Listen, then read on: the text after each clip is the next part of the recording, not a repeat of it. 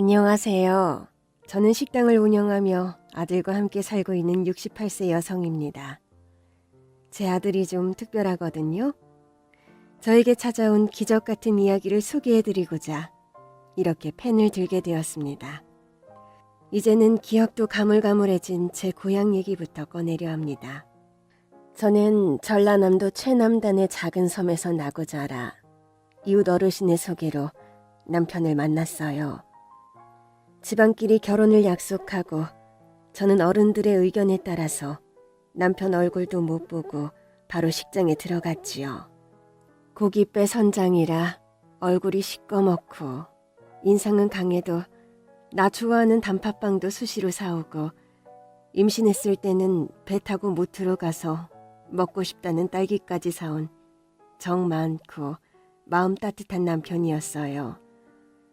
남편이 고기 잡으러 나가면 2에서 3일, 길게는 한 달 동안 집에 못 들어오는 일이 많아서 남편 오는 날엔 2살배기 아들을 포대에 업고 아침부터 선착장에 가서 오매불만 기다렸어요. 남편은 저의 유일한 가족이자 등불이었습니다. 제가 기댈 수 있고 같이 밥 먹고 같이 웃을 수 있는 저의 분신이었으니까요.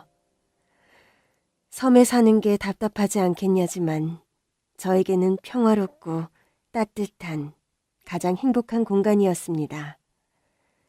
고기 잡는 일이 예전처럼 벌이가 좋지 않아 전 새벽부터 갯벌로 나가 바지락해서 생활비에 보탰어요. 추운 겨울에 손이 부르트고 발 동상에 힘들어도 아들 생각하며 힘든 줄도 모르고 더 열심히 일을 할 수 있었습니다. 남편도 아들 얼굴만 보면 몸 아픈 것도 있는다며 그렇게 아이를 이뻐라 했어요. 그러던 어느 날 아이의 5번째 생일날이었어요. 이날은 아침부터 파도가 평소보다 세서 조금 걱정이 되더라고요. 여보, 오늘 바람도 좀 불고 비도 한두 방울씩 오는데 아이 생일이니까 조업 쉬면 안 돼요? 아침에 수협에 전화해서 날씨 확인해봤는데 오후엔 갠다고 하더라고.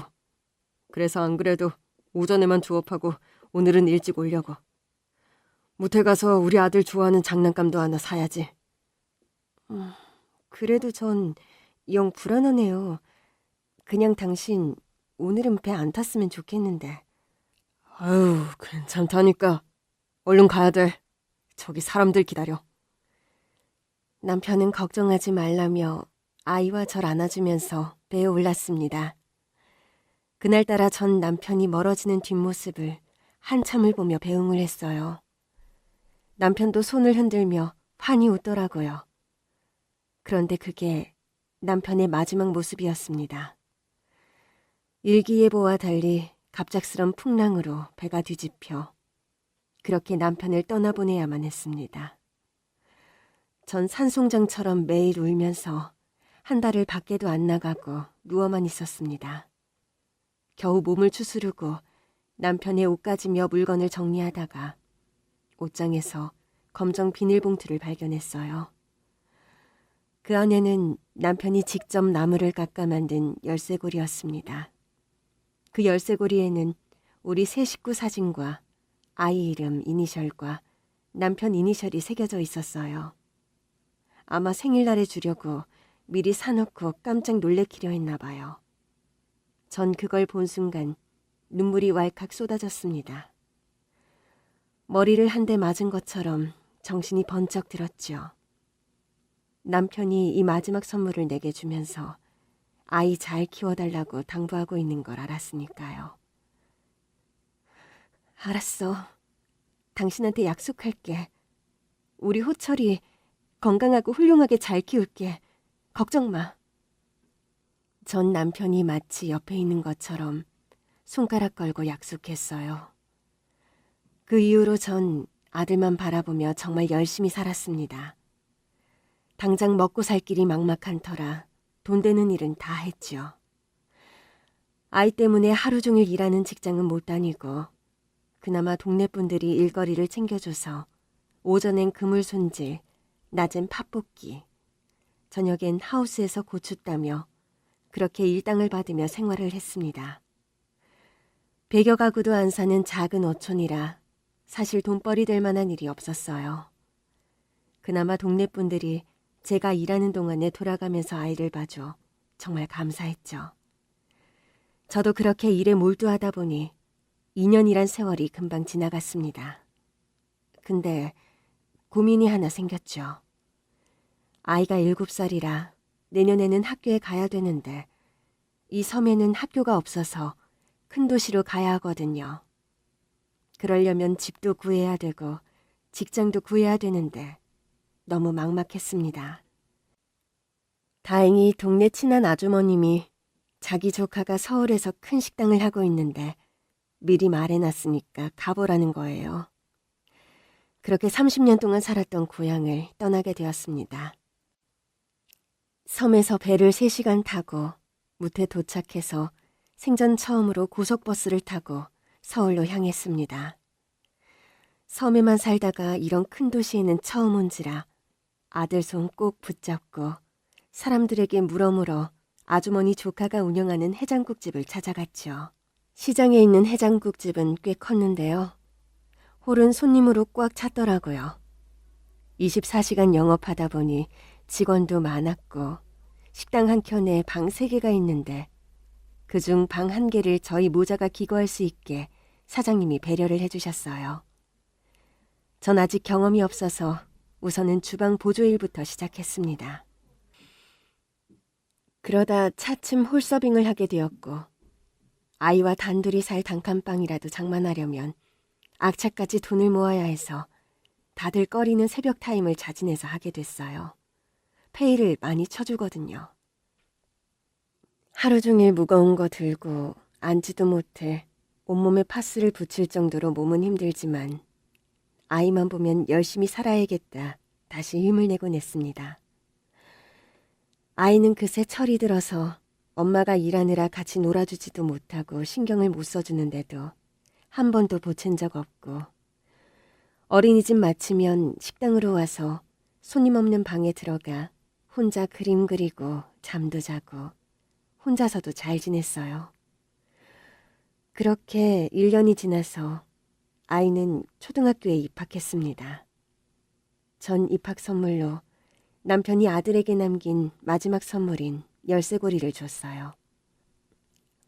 호철아, 이거 아빠가 직접 깎아서 만든 거야. 영어로 너 이름, 아빠 이름 있지? 아빠가 널 엄청 끔찍이 사랑했거든. 아빠한테 엄마가 호철이 공부 잘 시켜서 훌륭한 사람으로 키우겠다고 약속했어. 아빠 얼굴도 잘 모르는 터라 아이는 멀뚱히 열쇠고리만 만지작거렸어요. 그날부터 아들은 매일 열쇠고리를 주머니에 넣어 다니며 소중히 다루더라고요. 잘 때는 항상 책상 위에 두고 공부할 때도 책 옆에 두고 아들에게는 그 열쇠고리가 곧 아빠였나 봅니다. 식당 일을 하면서도 돈도 제법 모아서 우리 둘 식구 살 전셋집은 구할 수 있을 것 같았습니다. 아이도 컸고 공부방이 필요해서 식당 근처에 집을 계약했습니다. 빌라 2층인데 방 2개에 거실도 넓고 너무 좋더라고요. 사실 너무 싸서 처음엔 집이 아주 오래됐나 싶었는데 집도 깨끗하고 너무 마음에 들었어요. 그렇게 며칠 후에 집주인을 만나 잔금을 다 치르고 이사 오기 전에 청소라도 좀 해야겠다 싶어서 이사갈 집에 찾아갔습니다. 집주인은 빌라 4층에 살고 있어서 벨을 눌렀어요. 근데 아무도 없는지 인기척이 없더라고요. 이때 이 건물에 사는 사람인지 한 남자분이 오시더니 저기요, 혹시 집주인 보러 왔어요? 아, 네. 2층에 새로 이사 올 사람이거든요. 에휴, 여기도 당했네. 이 건물 곧 경매 넘어가요. 집주인이 온통 빚져서 빌라지어서 세입자들 등쳐먹고 도망갔어요. 완전 상습범이더라고. 네? 그럼 제 돈, 제 피 같은 돈 어떡해요? 전 재산인데. 말로만 듣던 전세 사기를 당할 줄이야. 정말 앞이 캄캄했습니다. 머리가 새하얘지고 아들이 눈앞에 아른거리기만 했습니다. 그 충격이 너무 커서 일하면서 멍하니 있는 일이 많아졌고 일이 손에 잘 잡히지도 않았습니다. 그러다가 어느 날 큰 사건이 터지고 말았습니다. 뚝배기를 손님상에 놓다가 그만 무릎에 엎어버리고 말았어요. 죄송합니다. 죄송합니다. 사장님은 얼굴이 사색이 되어서 뛰어왔고 손님은 심한 화상으로 구급차에 실려갔습니다. 이 일로 사장님은 그 손님에게 배상 소송을 당하고 법원을 들락날락거리며 어마어마한 소송 비용을 지불하면서 더 이상 식당을 꾸려가기 힘들어졌습니다. 소문이 나서 손님 발길이 뚝 끊겨 식당 문을 닫아야만 했습니다. 제 실수 하나 때문에 사장님에게 이런 엄청난 피해를 준 게 사실 너무 죄송했어요. 하지만 사장님은 저한테 아무 얘기도 안 하시며 되려 한 달치 월급을 미리 당겨서 주며 잘 살라고 웃음을 지어 보이시더라고요. 전 왈칵 눈물이 쏟아졌어요. 전세금으로 모아둔 돈 다 사기당하는 바람에 제 수중에 있는 돈이라곤 고작 한 달치 월급 200만 원이 전부였습니다. 일 구하기 전까지 우선 여관에서 지내야 했어요. 일은 잘 구해지지 않고 돈도 거의 바닥이 났죠. 매일 라면으로 끼니 때우고 아들은 학용품 살 돈이 없어서 달력을 잘라서 노트로 쓰면서도 공부를 곧잘 했습니다. 반 1등은 기본이고 전교 1등을 놓친 적이 없었으니까요. 전 우선 닥치는 대로 일을 알아봤고 그나마 일당 자리를 구할 수 있었습니다. 아파트 건설 현장에서 낮엔 일하고 밤엔 유흥가 쪽에서 전단지 아르바이트를 했어요. 비 오면 못하고 하는 일에 비해서 돈이 너무 적어서 근근히 끼니 해결할 정도로만 버티며 살았습니다. 조금 모은 돈으로 보증금 없는 단칸방 월세를 구했고 여관이 아닌 집에서 살 수 있다는 것만으로도 정말 행복했습니다. 어느새 아들은 17살이 되었고 아빠와 약속한 대로 훌륭한 사람인 의사가 되겠다고 합니다.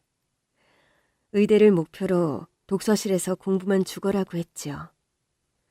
용돈 한 번 두둑이 못 주고 아들 좋아하는 햄버거 하나 못 사준 게 내내 마음이 걸려서 오늘 생각지도 못하게 일당을 두둑히 받아서 퇴근하는 길에 햄버거 사서 아들 공부하는 독서실 앞으로 갔어요.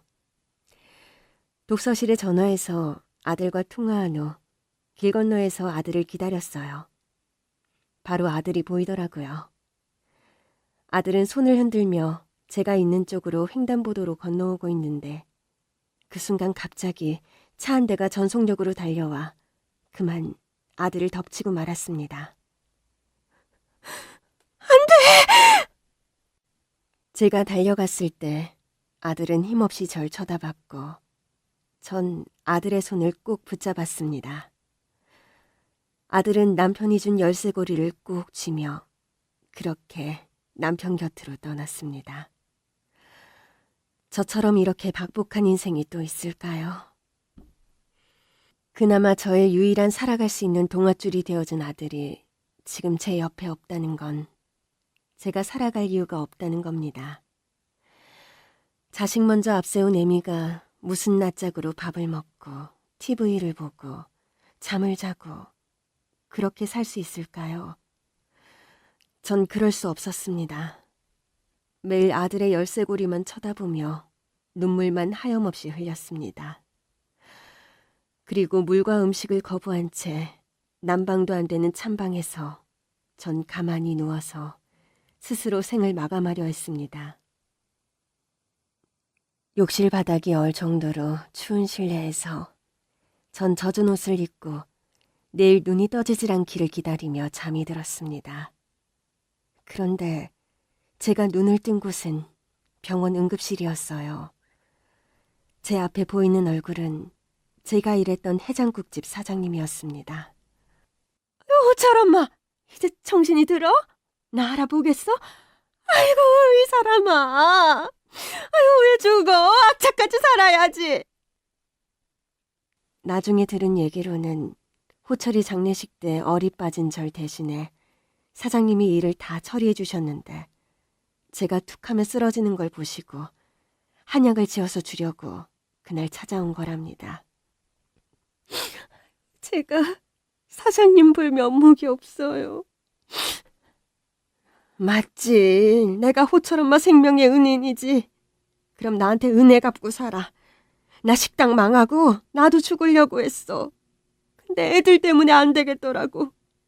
그래서 대출 받아서 공사장 한밭집 이번에 하게 됐어. 그거 힘들겠다는 거야. 호철 엄마가 나 도와줘. 우리 떼돈 벌어서 나 빚 갚고 호철 엄마 새 인생 사는 거야. 가족보다 더 깊은 사랑을 베풀어 주신 사장님을 위해서 제 모든 걸 바쳐서라도 은혜를 갚자고 다짐했습니다. 열심히 일해서 사장님 다시 재기할 수 있게 죽기 살기로 돈만 벌기로요. 아니, 죽어라 일만 했습니다.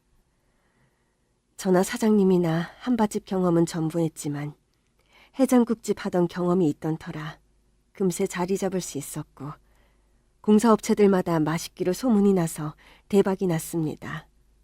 사장님은 빚을 다 갚았을 뿐 아니라 식당 2곳을 인수했어요.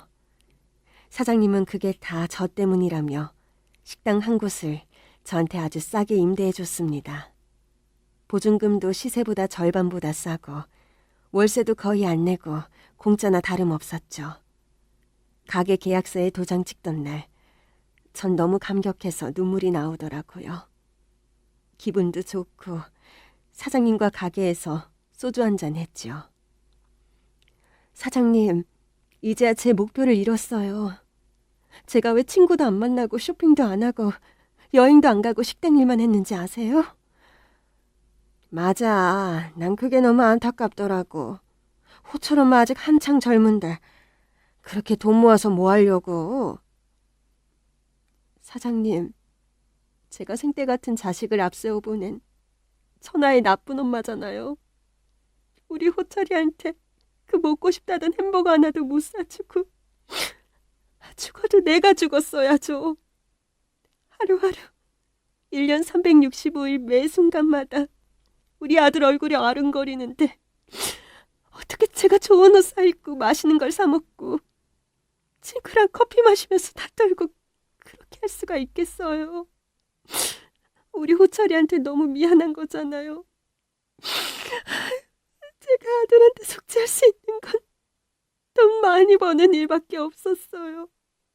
돈 때문에 우리 호철이 고생만 하다가 간 거잖아요.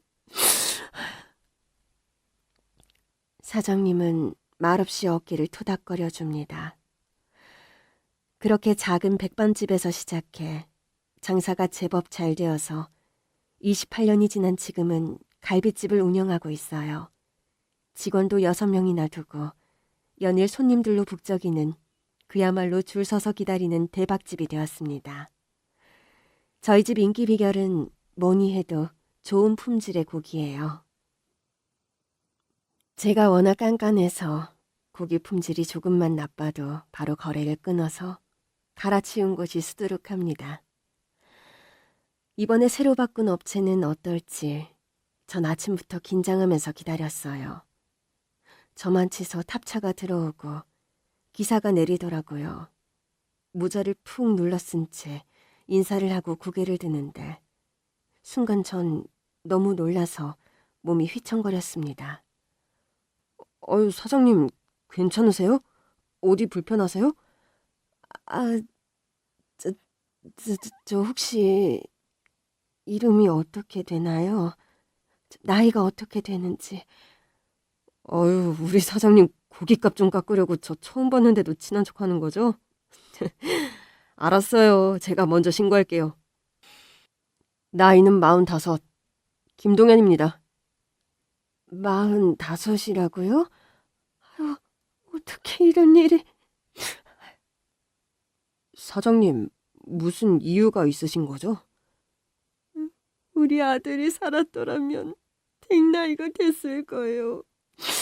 아유, 우리 아들과 너무 닮아서 저기서 걸어오는데 내 심장이 멎는 줄 알았어.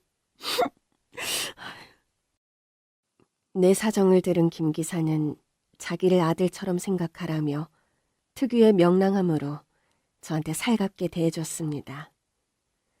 전 매일 오전 9시면 오는 김 기사를 기다리는 게 낙이 되었죠. 사는 재미를 잊은 지 오래였는데 마치 아들을 기다리는 듯이 설레고 늦으면 걱정되고 그렇게 제 인생에도 즐거움이 생겼습니다. 제가 너무 그런 티를 내면 김 기사가 부담스러워할까봐 그런 내색을 안 하고 겉으로는 사무적으로 대했죠. 하지만 어떻게든 챙겨주고 싶어서 괜히 말하면 부담스러워할까봐 고기 다 내리고 나오면 홀 탁자에 방금 끓인 갈비탕 한 그릇을 매일 탁자 위에 차려놓습니다. 그러면 김 기사도 내 마음을 알고 거절 안 하고 바닥까지 싹싹 긁으며 잘 먹더라고요. 전 먼 발치서 그 모습을 지켜보면서 그렇게 행복할 수 없었습니다. 아유, 우리 아들 잘 먹네. 내일은 전복죽 해줘야겠다. 먹는 모습도 우리 호철이 꼭 닮았어.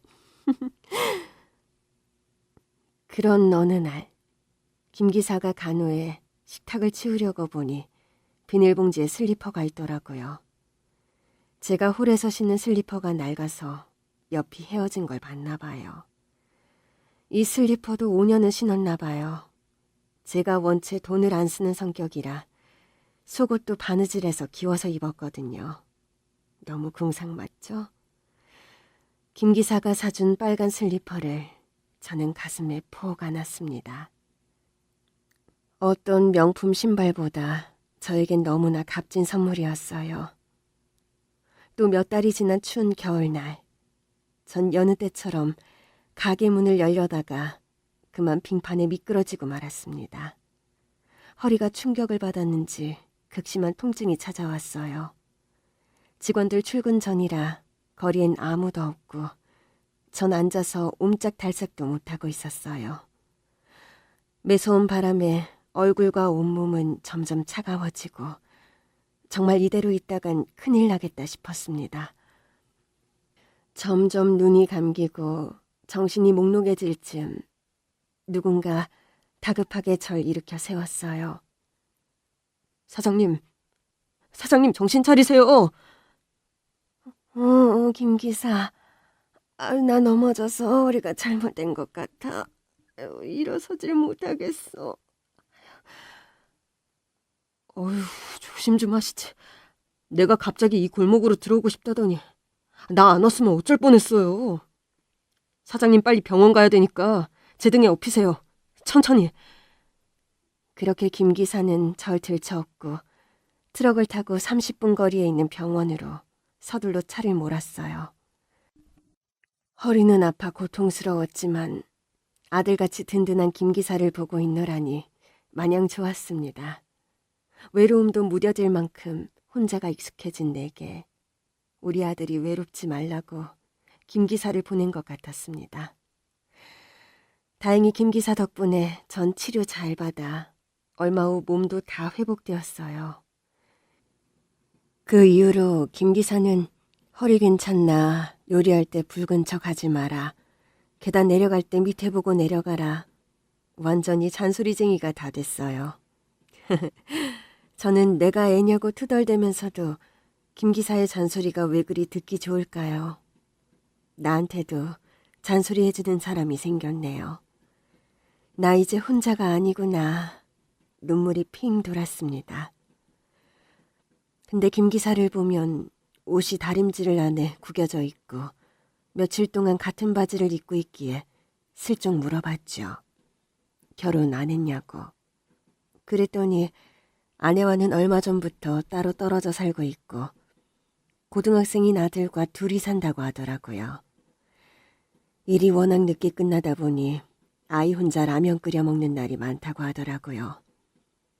남자 둘이 살다 보니 안 봐도 살림살이가 눈에 훤합니다. 그날 밤 식당 영업이 끝난 늦은 시간에 부엌에서 콩자반, 진미채 볶음, 장조림, 멸치볶음 5-6가지 밑반찬을 만들었어요. 그리고 다음 날 김 기사가 잠깐 화장실 간 사이에 트럭에 몰래 넣었어요. 먼 발치서 보니 김 기사가 반찬통을 한참을 보더니 눈물을 훔치더라고요. 그 모습을 보는 제 마음이 짠해서 저도 눈물이 주르륵 흘렀습니다. 그리고 김 기사가 잘 먹었다고 하면서 빈 반찬 그릇을 줄 때는 그 안에 항상 군것질거리가 들어있었어요. 어떤 날은 제가 좋아하는 단팥빵, 어떤 날은 약과, 알사탕 메뉴도 시시각각 바뀌었어요. 그러던 어느 날 아침, 변함없이 9시가 되고 저 멀리서 탑차가 옵니다. 그런데 김 기사가 아니었어요. 김 기사는 어디 갔냐고 물었더니 몸이 아프답니다. 걱정이 되어서 전화를 걸었는데 꺼져 있더라고요. 심각한 건가 응급실 간 건가 별의별 생각을 다 하며 식당 일도 손에 안 잡히고 미치겠더라고요. 3일 후 김 기사가 초췌한 얼굴로 왔어요. 전 얼른 고기죽을 끓여 한 술이라도 뜨라고 했어요. 천천히 죽을 먹는 김 기사의 표정이 너무 어둡더라고요. 김 기사, 무슨 일 있어? 얼굴이 너무 안 좋네. 이런 말까지 사장님께 안 하려고 했는데 그동안 저한테 너무 잘해주셔서 감사했어요. 저한테는 어머니 같았거든요. 저 다른 일 알아보려고요. 배송 일은 페이가 작아서 지방 같은데 공사 현장 일을 좀 해보려고요. 갑자기 돈 들어갈 일이라도 생긴 거야? 사실 저 애들 엄마랑 이혼 준비 중이었거든요. 와이프가 바람을 폈는데 홧김에 그놈을 때렸거든요. 바람은 그놈이 피워놓고 날 폭행죄로 콩밥 먹이겠다고 길길이 뛰더니 결국 3천만 원으로 합의 보기로 했거든요. 전 감옥 가는 거 겁 안 나지만 혼자 남을 아들을 생각해서 그럴 수가 없더라고요. 어떻게 해서든 돈 마련해 봐야죠. 그 돈이라면 내가 용통해 줄 수 있어. 그 돈 때문에 이 좋은 직장 잃으면 안 되지. 왜 안 돼요. 사장님한테 제가 도움 받은 게 얼마나 많은데 저도 염치가 있지. 사장님 도움 없이 제 힘으로 해결하고 싶어요. 정말 갈아먹어도 시원찮을 그 더러운 놈한테 사장님 돈 줄 수 없어요. 너무 완강하길래 저도 더 이상 말을 못했습니다. 그리고 다음 날 김 기사가 아니라 다른 젊은 청년이 왔어요. 곧바로 김 기사한테 전화를 했는데 전화를 안 받네요. 김 기사가 사표 냈냐고 청년한테 물어봤는데 다행히 그건 아니라고 합니다. 그럼 무슨 일일까? 순간 제 머리를 스치고 가는 불길한 생각. 안 돼. 전 정신없이 김 기사가 근무하는 회사에 뛰어갔고 지금 김 기사가 연락이 안 되니 집 주소 좀 알려달라고 사정을 했지요. 그런데 이 사정이 그건 개인 프라이버시라 절대 알려줄 수 없다는 겁니다. 그렇게 터벅터벅 회사를 나오는데 문득 생각나는 게 있었어요. 예전에 빙판에서 미끄러졌을 때 김 기사 집도 우리 가게 근처라면서 특이하게도 집 앞에 500년 넘은 은행나무가 있고 요즘 시대에 보기 드물게 삐그덕 소리 나는 오동나무 대문집이라고 말했던 기억이 납니다. 전 동네 사람들에게 물어물어 김 기사 집을 찾아갔어요. 그렇게 한참을 걷다가 은행나무가 눈에 띄고 그 앞에 나무 대문집이 보이더라고요. 배를 누르니 누구세요? 누군가 나와 현관문을 열었는데 저도 모르게 호철아! 아들 이름이 불쑥 나왔습니다. 그 이유는 문을 연 이 아이 얼굴이 제 죽은 아들과 똑 닮았기 때문이에요. 아들 누가 왔어? 뒤에서 김 기사 목소리가 들렸습니다. 이 아이가 아들이구나. 이름은 김준영. 17살로 고1이라고 하더라고요. 아들이 하늘나라로 간 게 17살. 마치 30년 전으로 되돌아간 것 같았습니다. 절 보며 환히 웃는 아이의 모습이 참 밝아서 좋더라고요. 김 기사는 상간남과 또 싸워서 허리가 삐끗해서 며칠 동안 누워 있었다는 겁니다. 전 다음 날 또 찾아갔어요. 사실 그 아이 얼굴이 아른거려서 보고 싶어서 갔어요. 갈비찜과 반찬들을 바리바리 싸왔죠. 할머니! 하며 절 잘 따르며 살갑게 구는 아이가 너무 이뻤어요. 맨손으로 갈비를 뜯으며 맛있다고 난리예요. 김 기사는 그런 아들 모습을 짠하게 쳐다보면서 말을 꺼내더라고요. 저 이 집 전세 보증금 빼서 와이프 위자료 주고 그놈 합의금도 해결하려고요. 그리고 전 지방에서 숙식하며 공사장에서 2년간 일해서 돈 악착같이 모아서 다시 집 구할 돈 벌려고요. 그러다 보니 아들 학교 졸업까지는 여기서 혼자 지내야 돼서 작은 원룸 월세라도 얻어줘야 할 것 같아요. 그럼 이렇게 하면 어떨까? 어차피 나 혼자 사니까 2년간 우리 집에서 내가 이 아이 돌봐주면 좋을 것 같은데.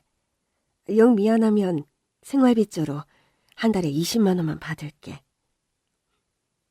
김 기사는 신세질 수 없다며 완강히 거절하다가 결국 감사하다며 저의 제안을 받아들였어요. 그렇게 며칠 후 김 기사는 아들과 제 집에 와서 아들 짐이 든 캐리어 2개를 건네주며 사장님, 우리 준영이 잘 부탁드려요. 애가 원래 순둥이고 착한 아이인데 요 며칠 새 저랑 말 한마디도 안 해요. 많이 화났나 봐요. 자기 버리고 자기와 상의도 없이 잘 모르는 할머니 집에 그냥 떠맡긴다면서 자기가 그렇게 짐덩어리냐고 밉냐고 어젯밤에도 울면서 저한테 고래고래 소리 지르더라고요.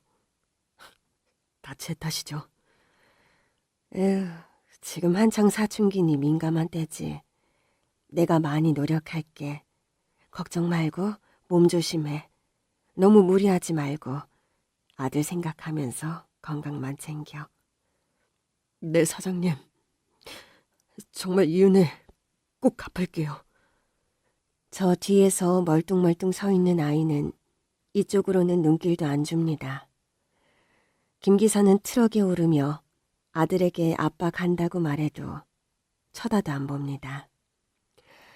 그렇게 트럭은 떠나고 아이와 저 둘만 남았습니다. 굳건히 닫힌 저 아이의 마음을 열 수 있을지 저도 사실 걱정이 되었어요. 처음엔 그렇게 살갑던 아이가 무슨 마음인지 우리 집에 들어와서는 청개구리처럼 못되게 구네요. 밥상 가득 차려놓으면 혼자서 라면 끓여 먹고 빨래 지금 하니까 빨랫감 달라고 하면 없다고 했다가 빨래 널고 나면 세탁기에 휙 속옷을 던져요. 야단치고 싶었지만 저 아이 마음이 오죽할까 싶어서 실컷 나한테 화풀이하라고. 전 그럴 때마다 아무 말 안 했어요. 밥을 안 먹으니 전 어떻게든 밥 먹이려고 맛있는 요리를 해서 부탁까지 했는데 전혀 먹히지 않더라고요. 삼겹살 구워서 냄새로 유혹해도 밥은 입에도 안 되는 거예요. 이래선 안 되겠다 싶어서 이제 작전을 바꿨죠. 그 다음 날부터는 밥상엔 제 것만 차리고 아이 앞에서 보란 듯이 엄청 맛있게 먹었어요. 아이는 배가 고팠던지 꼬르륵 소리가 나는데도 기싸움을 하느라 참더라고요.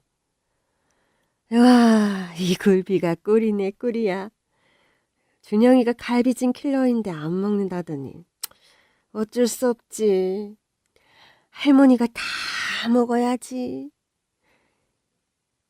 제가 먹는 걸 힐끔힐끔 보더니 공부하는 척 하더라고요.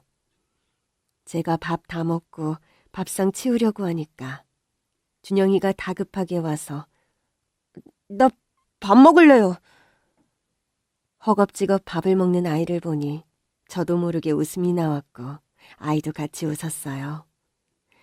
그렇게 조금씩 마음을 열어가고 있었어요.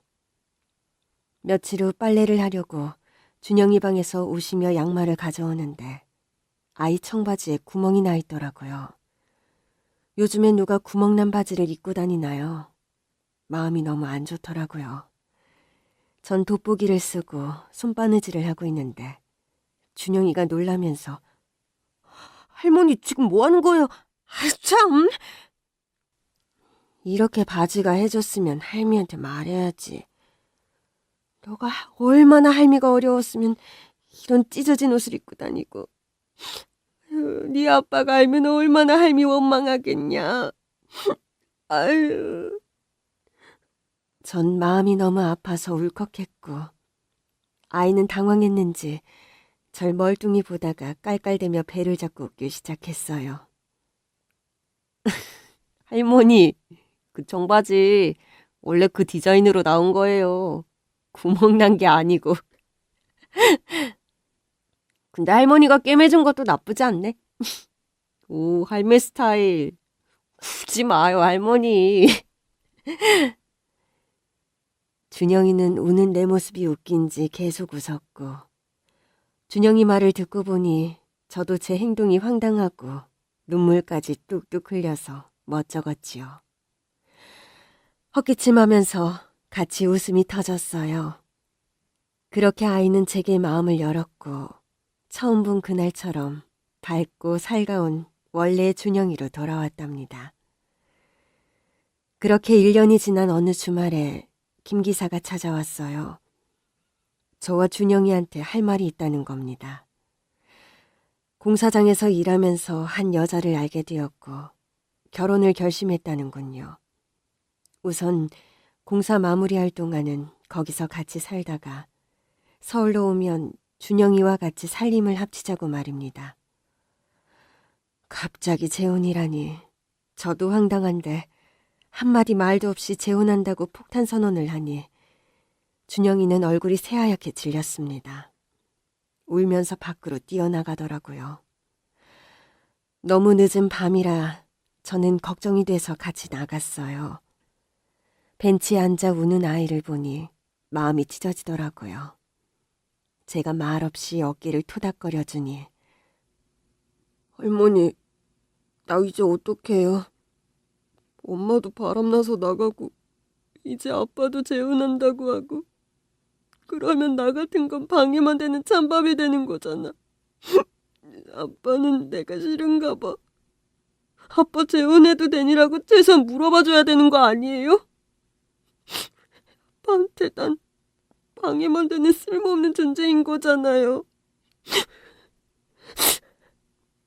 아니야. 아니, 무슨 그런 소리를 해.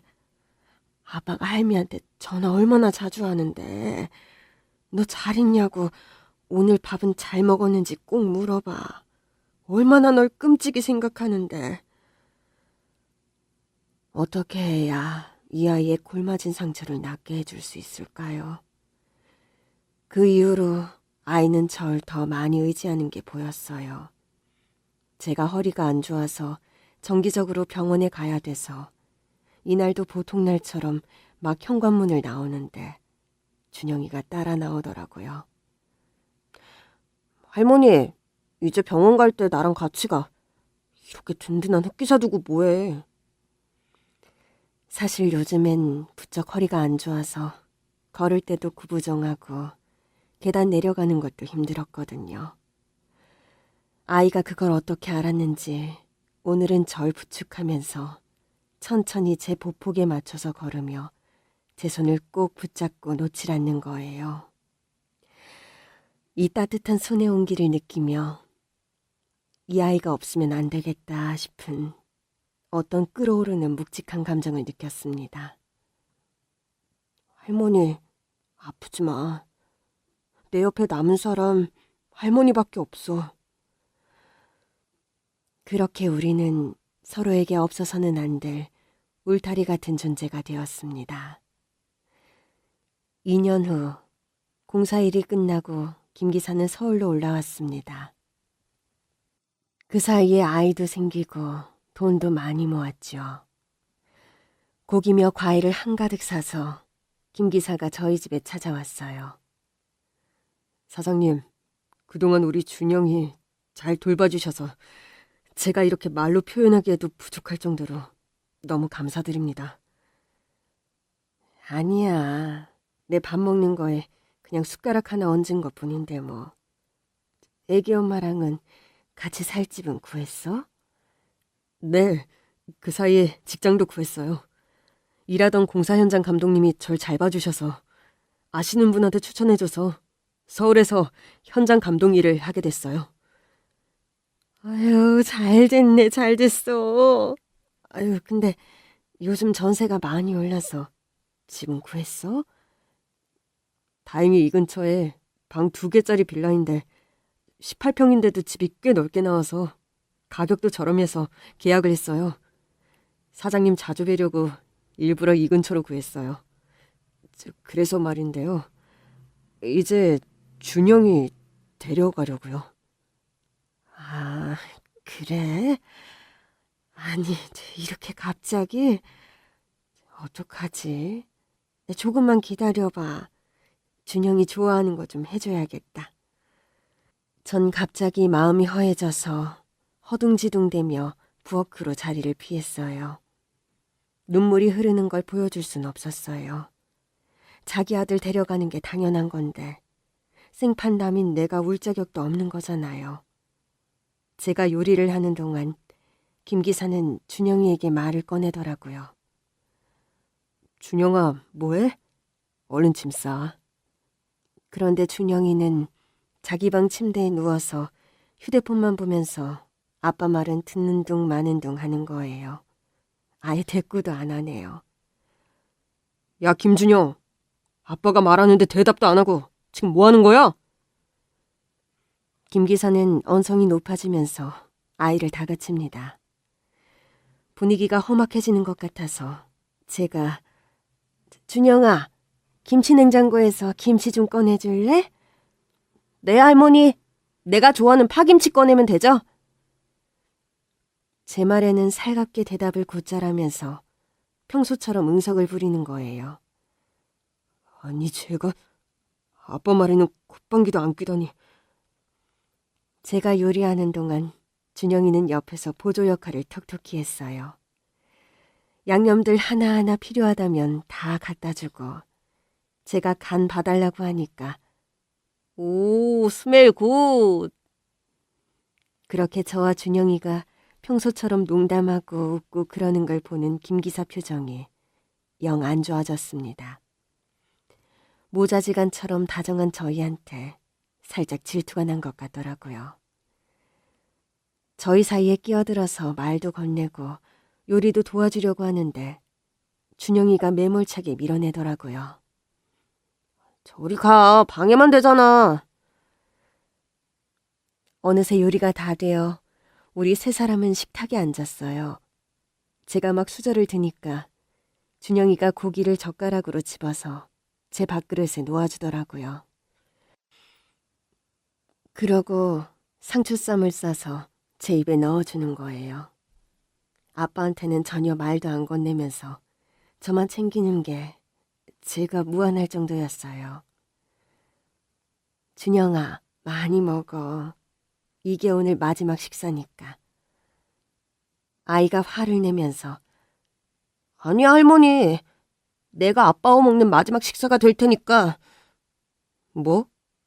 야, 김준영. 그래서 아빠와 안 갈 거라고? 맞아. 여기가 내 집이야.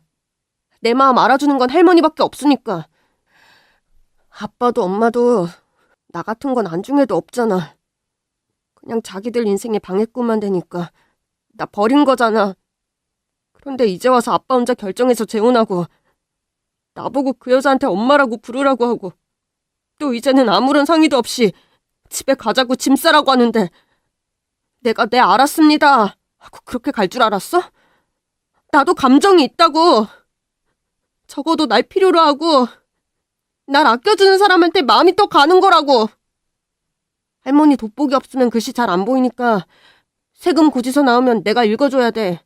정부도 갈아줘야 되고. 할머니 나 없으면 안 돼. 내가 할머니한테 필요한 존재라는 게 날 너무 행복하게 해. 아빠는 나 필요 없잖아. 아줌마도 있고 아이도 있고 나 없어도 잘 살 거잖아. 뭐야, 이 자식이. 아빠한테 무슨 말버릇이야?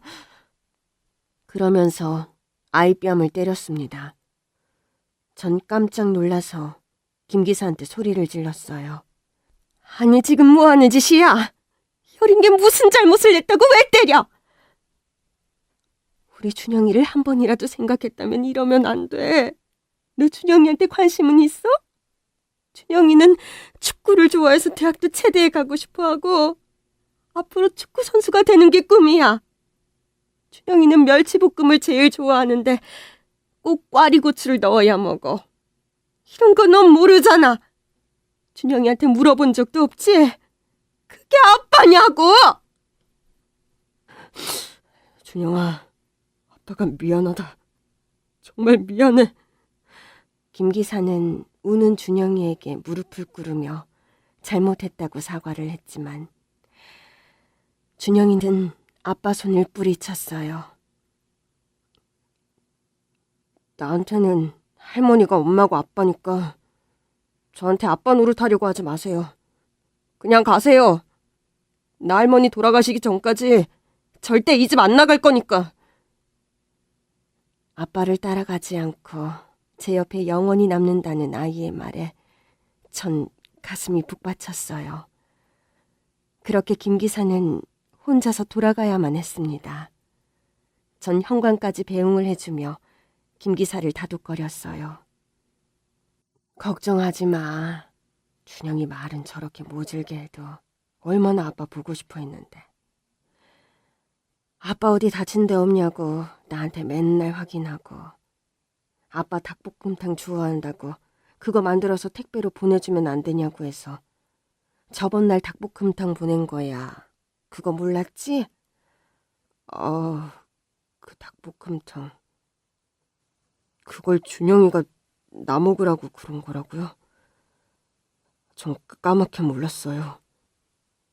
준영이가 절 한없이 미워만 하는 줄 알았죠.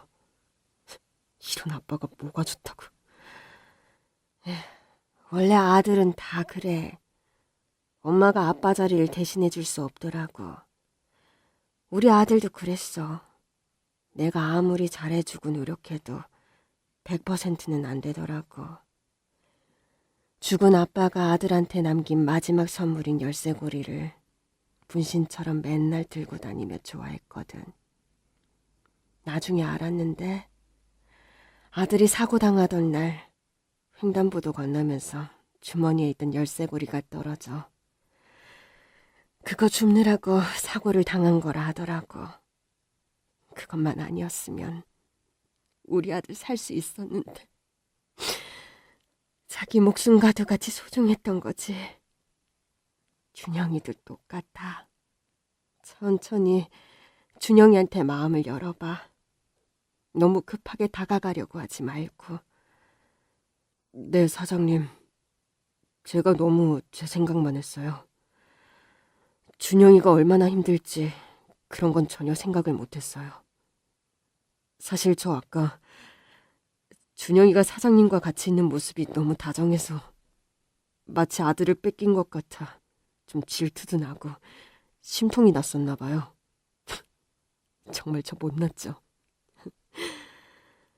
에휴, 못났다. 준영이보다 어리네, 애같이. 준영이 내 아들처럼 손자처럼 잘 돌봐줄 테니까 걱정 말고. 네, 집도 이 근처고 사장님한테 맡기니 저도 마음 푹 놓이고 감사하죠. 아니, 정말 염치 없고 죄송해요. 이에 정말 아이와 저 가족이 된 것 같았습니다. 그리고 며칠 후 전 준영이를 데리고 어디론가 갔어요. 배에 오르니 할머니 지금 어디 가는 거예요?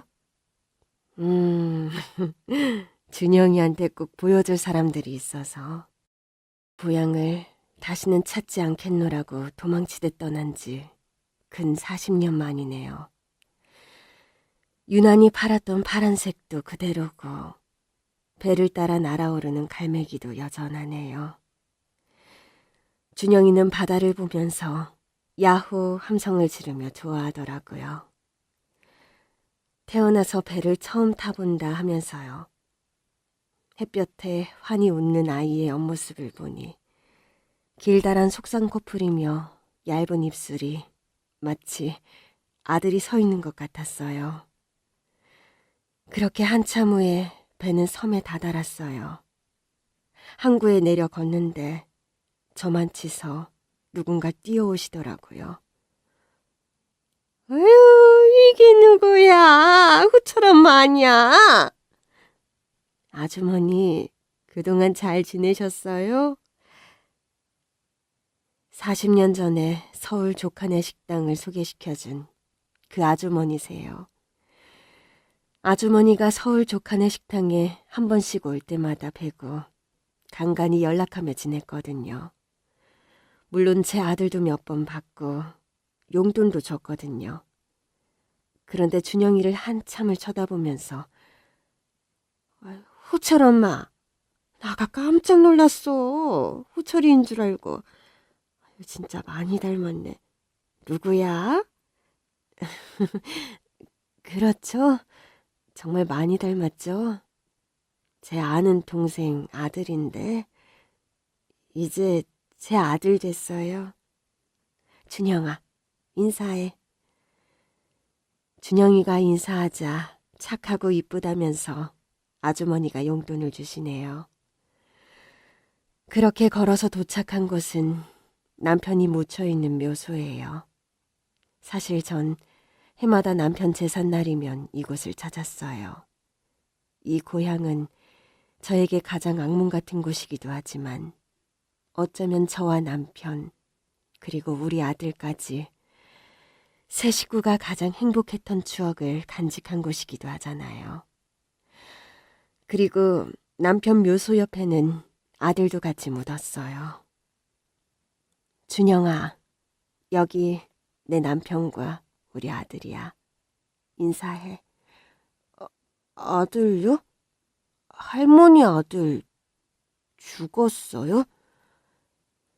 준영이한테 제 아들 얘기를 한 번도 한 적이 없었거든요. 우리 아들이 딱 준영이 또래일 때 17살에 하늘나라로 떠났어.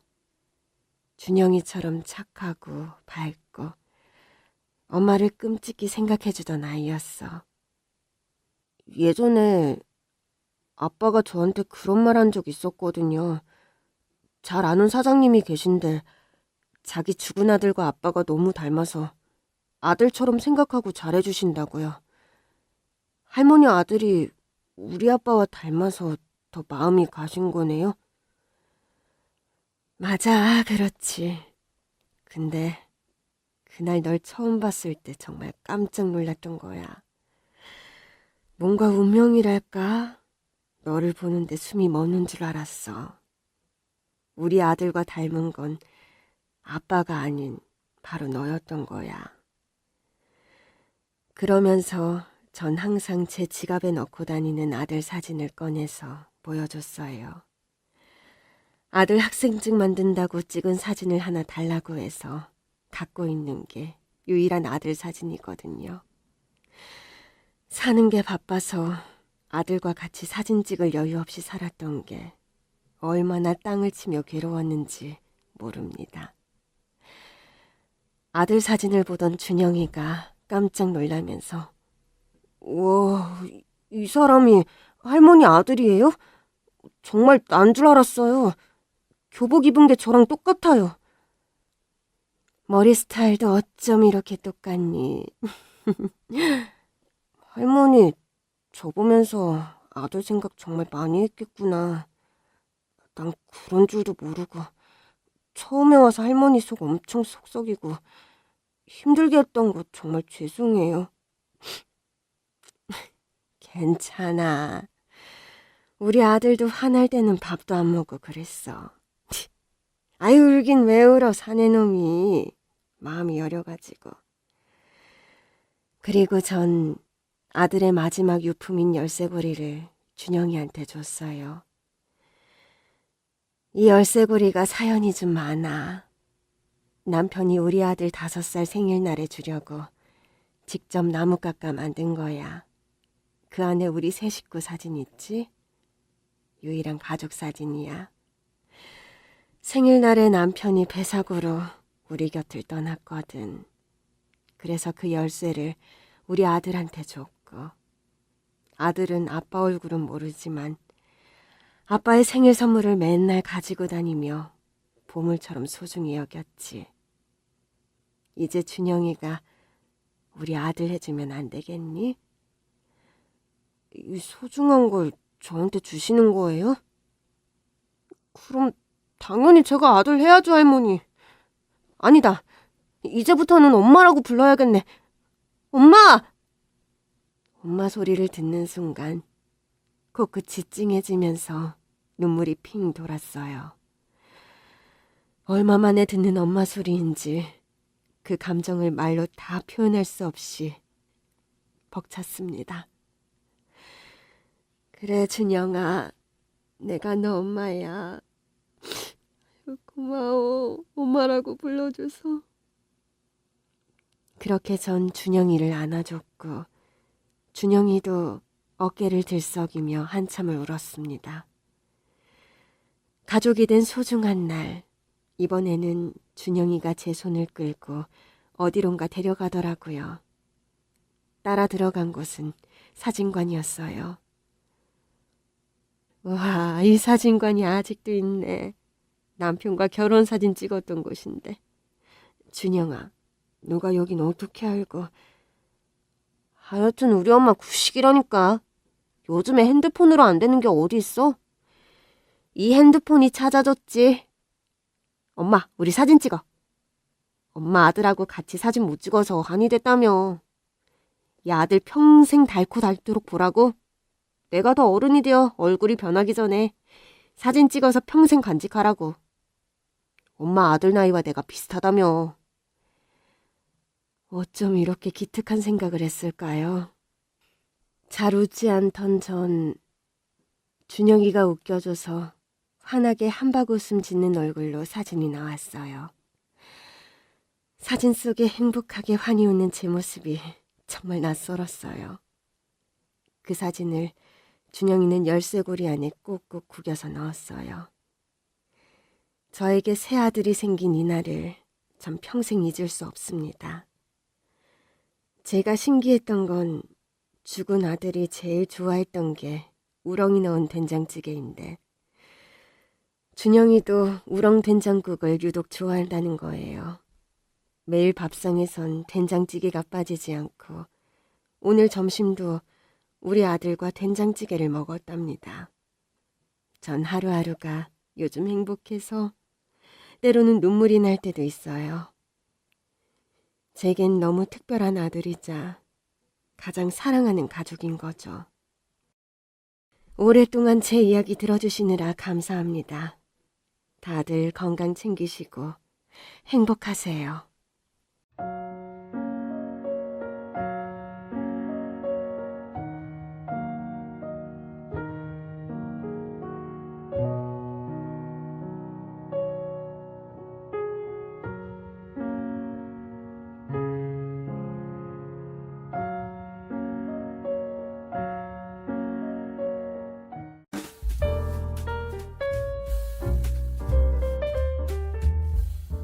안녕하세요. 저는 내일 모레 80을 바라보는 중풍 환자입니다. 몸이 이렇기 전만 해도 평범한 아내이자 엄마였습니다. 하지만 갑자기 찾아온 이 불행은 제 모든 것을 빼앗아 갔습니다. 남편 집안에서 대대로 물려받은 재산이 아무리 많아도 몸이 이러니 돈이고 뭐고 아무 소용이 없었습니다. 화장실도 스스로 못 가고 밥도 스스로 먹을 수 없는 이 몹쓸 몸뚱아리를 가지고 남은 여생을 살려니 막막했습니다.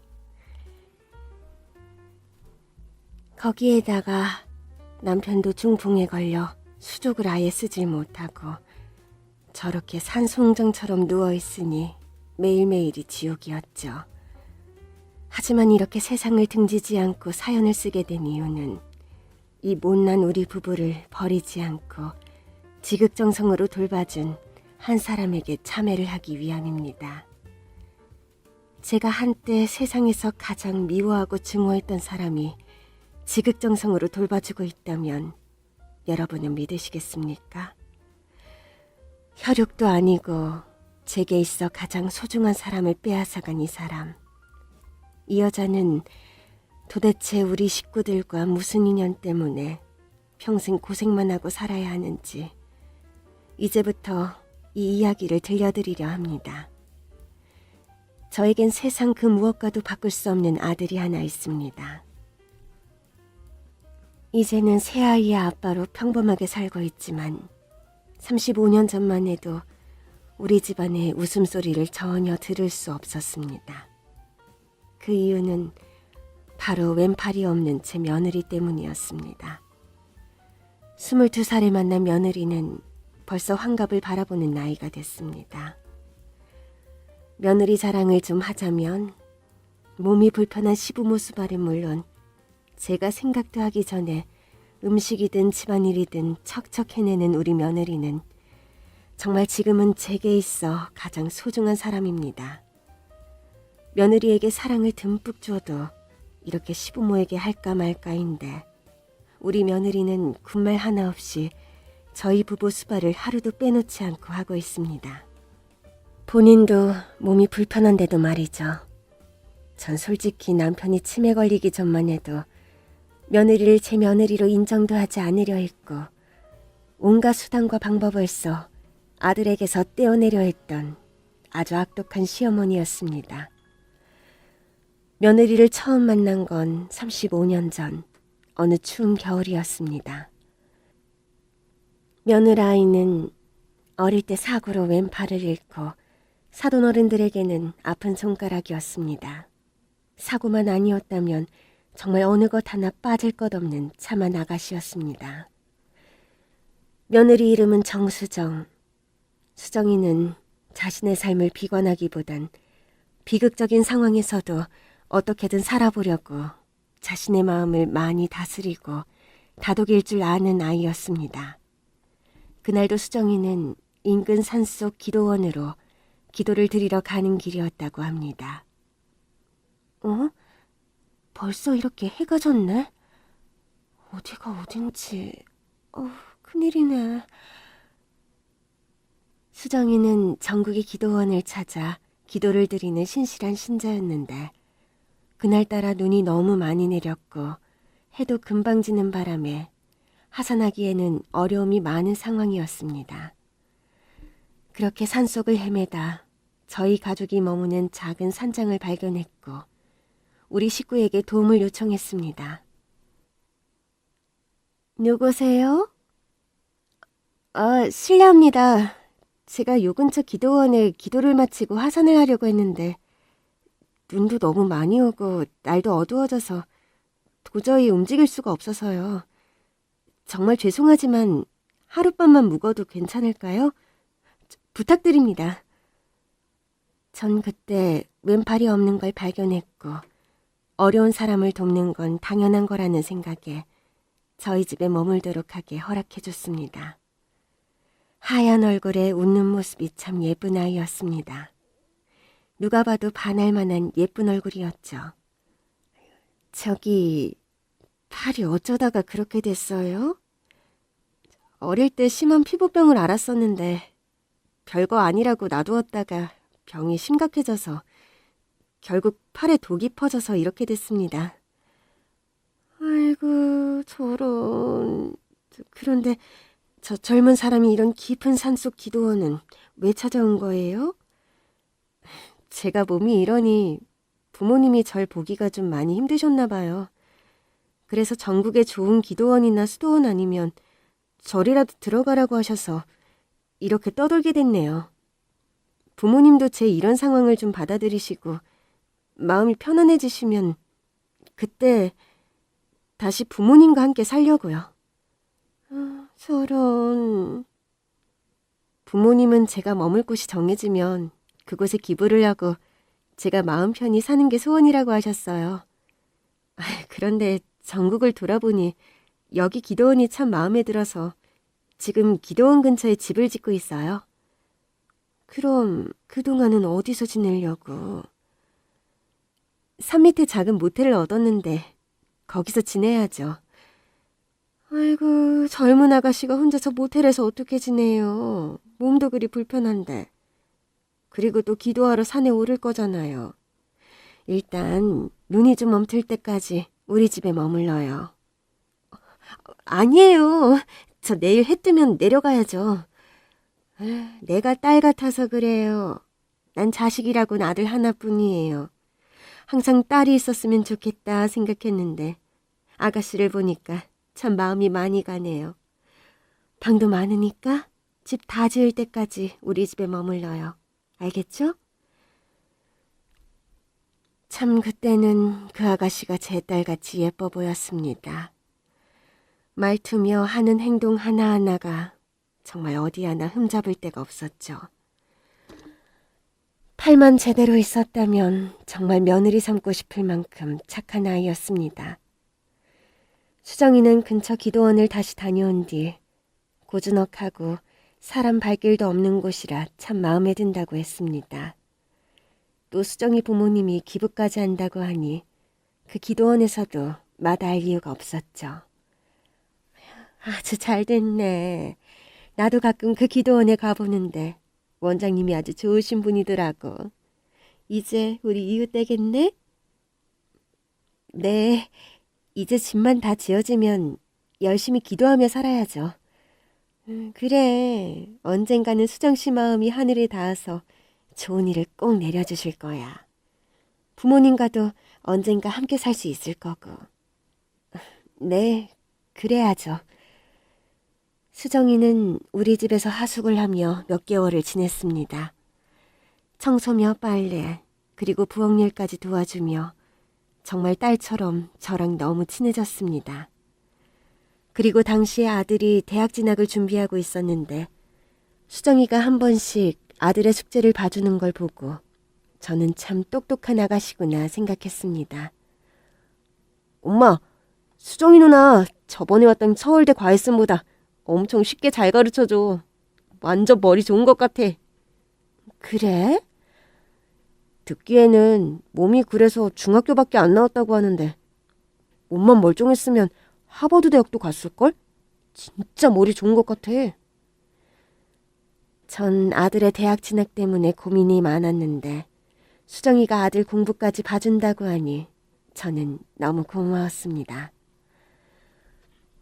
그냥 숙제 정도 봐준 것뿐인데 정우가 잘 따라오는 것 같아요. 내가 우리 아들 때문에 전국에 난다긴다는 선생들을 다 붙여서 가르쳤는데도 성이 안 차더라고. 그런데 수정씨 가르치는 게 정우 머리에 쏙쏙 들어온다고 하니 얼마나 고마운지. 하숙비 안 받을 테니까 우리 정우 공부만 좀 잘 봐줘요. 난 그거면 돼. 그래도 하숙비는 드려야 하는데. 아니, 이제 식구나 마찬가지인데 하숙비는 무슨 하숙비. 정우 좋은 대학만 가면 내가 이 은혜 꼭 갚을게. 알겠지? 영어면 영어, 수학이면 수학. 아들의 모의고사 성적은 쑥쑥 올랐고 저는 아들 성적이 오르는 걸 보면서 더할 나위 없이 기뻤습니다. 그런데 언젠가부터 아들과 수정이의 사이가 심상치가 않았습니다. 공부 끝나고 머리를 식히러 나간다며 밤늦게 집에 오는 일이 많아졌고 둘이 뭘 하다 왔는지 온몸에 풀이 다 묻어선 오는 일도 많았죠. 전 너무 둘이 친한 게 아닌가 걱정이 됐지만 설마 했습니다. 그런데 결국 제가 예상한 일이 벌어지고 말았습니다. 하루는 볼 일이 있어 읍내에 볼일을 보고 늦게 돌아왔는데 집에서 웃음소리가 들리는 것이었습니다. 전 아들 방에서 나는 소리 같아서 2층으로 조심스럽게 올라갔습니다. 아들 방 문은 반쯤 열려 있었고 전 아들이 뭐 하는지 보려고 안을 들여다봤더니 세상에, 수정이랑 아들이 서로 끌어안고 키스를 하고 있었습니다. 전 너무 놀라서 어찌해야 할 바를 몰랐고 순간 내 아들이랑 수정이는 절대 안 된다는 생각에 빗자루로 수정이를 마구 때렸습니다. 아니, 미성년자 데리고 지금 뭐 하는 짓이야? 불쌍해서 받아줬더니 어디 감히 내 아들을. 엄마, 지금 뭐 하시는 거예요? 뭐? 너 지금 엄마한테 그게 할 소리야? 너야말로 지금 뭐 하는 짓이야? 콩바라고 둘이 붙여줬더니 이런 짓이나 하고 있었던 거야? 야, 너 네가 말해봐. 이게 다 어떻게 된 거야? 죄송합니다. 죄송합니다. 내가 측은지심으로 받아줬더니 은혜를 이런 식으로 갚아. 네 주제에 어디 감히 내 아들을 넘봐. 네 부모도 네 꾸라지 보기 싫어서 쫓아냈는데 지금 너 나한테 뭘 바라는 거니? 난 네 부모보다 널 더 아끼고 사랑해줬다. 그런데 이딴 식으로 날 조롱해? 팔병신 이게 무슨 무기야? 이게 보니까 완전 사기꾼이네. 팔병신인 걸로 사람 꼬드기고 너 같은 년은 천벌받아야 해, 이 나쁜 년. 엄마, 언제는 수정이 딸같이 예쁘다고 좋아하셨잖아요. 그런데 왜 이러시는 거예요? 그건 딸 같다는 이야기지. 네 배필이 되라는 말이 아니잖아. 아니지, 몸뚱아리가 저러면 정상적인 사람은 감히 넘보면 안 되지. 그것도 내 아들은 더욱더. 죄송합니다. 제가 잠시 미쳤었나 봅니다. 제 주제도 모르고. 당장 짐 싸서 나가겠습니다. 안 돼, 가긴 어딜 가. 너 가만히 안 있어? 당장 나가. 지금 안 나가면 정말 내가 어떻게 돌아버릴지 모르겠으니까 이 몸 보존하려면 당장 나가라고. 그렇게 저는 온갖 욕설과 저주를 퍼붓고 수정이를 내쫓아 버렸습니다. 수정이가 나가는 걸 보고 아들은 따라가려고 했습니다. 저는 온 힘을 주어 아들 바지가랑이를 붙잡고 절대 가면 안 된다고 발악을 했습니다. 너 나가고 싶으면 엄마 죽이고 가. 제발 정신 좀 차려. 저 팔병신이 뭐가 좋다고 이러는 거야? 저 팔병신이 엄마보다 더 중요하니? 어?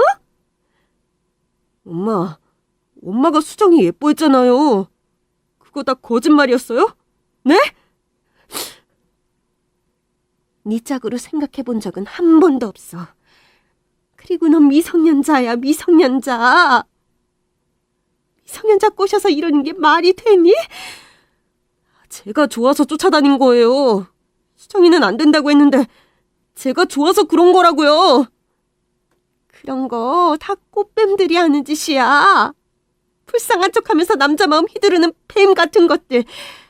너 당장 네 방에 올라가. 당장! 얼마나 악을 썼던지 저는 아들이 방에 들어가고 나서야 온몸에 힘이 풀려 주저앉아 버렸습니다. 어떻게 내가 수정이를 얼마나 예뻐했는데 내 아들을 너무 못하니. 정말 쥐어뜯어놔도 속이 편하지 않을 것 같았습니다. 정말이요? 미친년이었어요. 머리 검은 짐승은 거두는 게 아니라고 했는데 그 말이 딱이에요. 완전히 내 아들 꼬시려고 들어온 년 같았어요. 병신 주제에 어디 감히. 정우 마음 좀 잡을 수 있게 당신이 좀 더 신경 써줘요. 지금 완전히 그년한테 빠져서 제정신이 아니에요. 알았어. 으휴, 좋은 대학 가고 좋은 데 취직하면 널리고 널린 게 여잔데 뭐가 아쉬워서 그 팔병신이 좋다는 건지. 그러게 말이에요. 어렵게 얻은 아들이고 하나밖에 없는 자식이라 저는 그년이 더 미웠습니다. 내가 아들을 어떻게 키웠는데. 전 아들이 빨리 마음을 잡을 수 있도록 노력했습니다. 그런데 여보세요? 정호 어머님 되시죠? 저 정호 담임입니다. 네, 선생님. 어쩐 일이세요? 아, 저 정호가 오늘 학교를 안 나와서요. 무슨 일 있나요? 정호가요? 정호 학교 갔는데? 아니요, 오늘 학교 안 나왔어요. 오늘 마지막 모의고사인데 학교도 안 오고. 걱정돼서요. 전 순간 큰일이 벌어졌다는 걸 직감했습니다. 남편에게 연락해 아이가 없어졌다고 말을 했죠. 그리고 남편은 당장 경찰서로 가자며 저를 데리고 경찰서로 갔습니다. 무슨 일로 오셨어요? 저희 아들이 오늘 갑자기 사라졌어요. 저희 생각엔 유괴당한 것 같아요. 유괴요? 아드님 나이가 어떻게 되는데요? 만 17세입니다. 왜 유괴를 당했다고 생각하시죠? 그게 말이죠. 얼마 전에 우리 집에 어떤 여자가 여보, 정호 어디 있는지 알 것 같아요. 우리 그만 가요. 뭐? 얼른 나가자고요. 전 남편을 경찰서에서 끌고 나왔습니다. 남편은 절 보고 어이가 없다는 듯 왜 신고를 하지 않느냐고 다그쳤죠. 그년이 데리고 간 거라고. 당신도 그랬잖아. 이 동네 좁아요.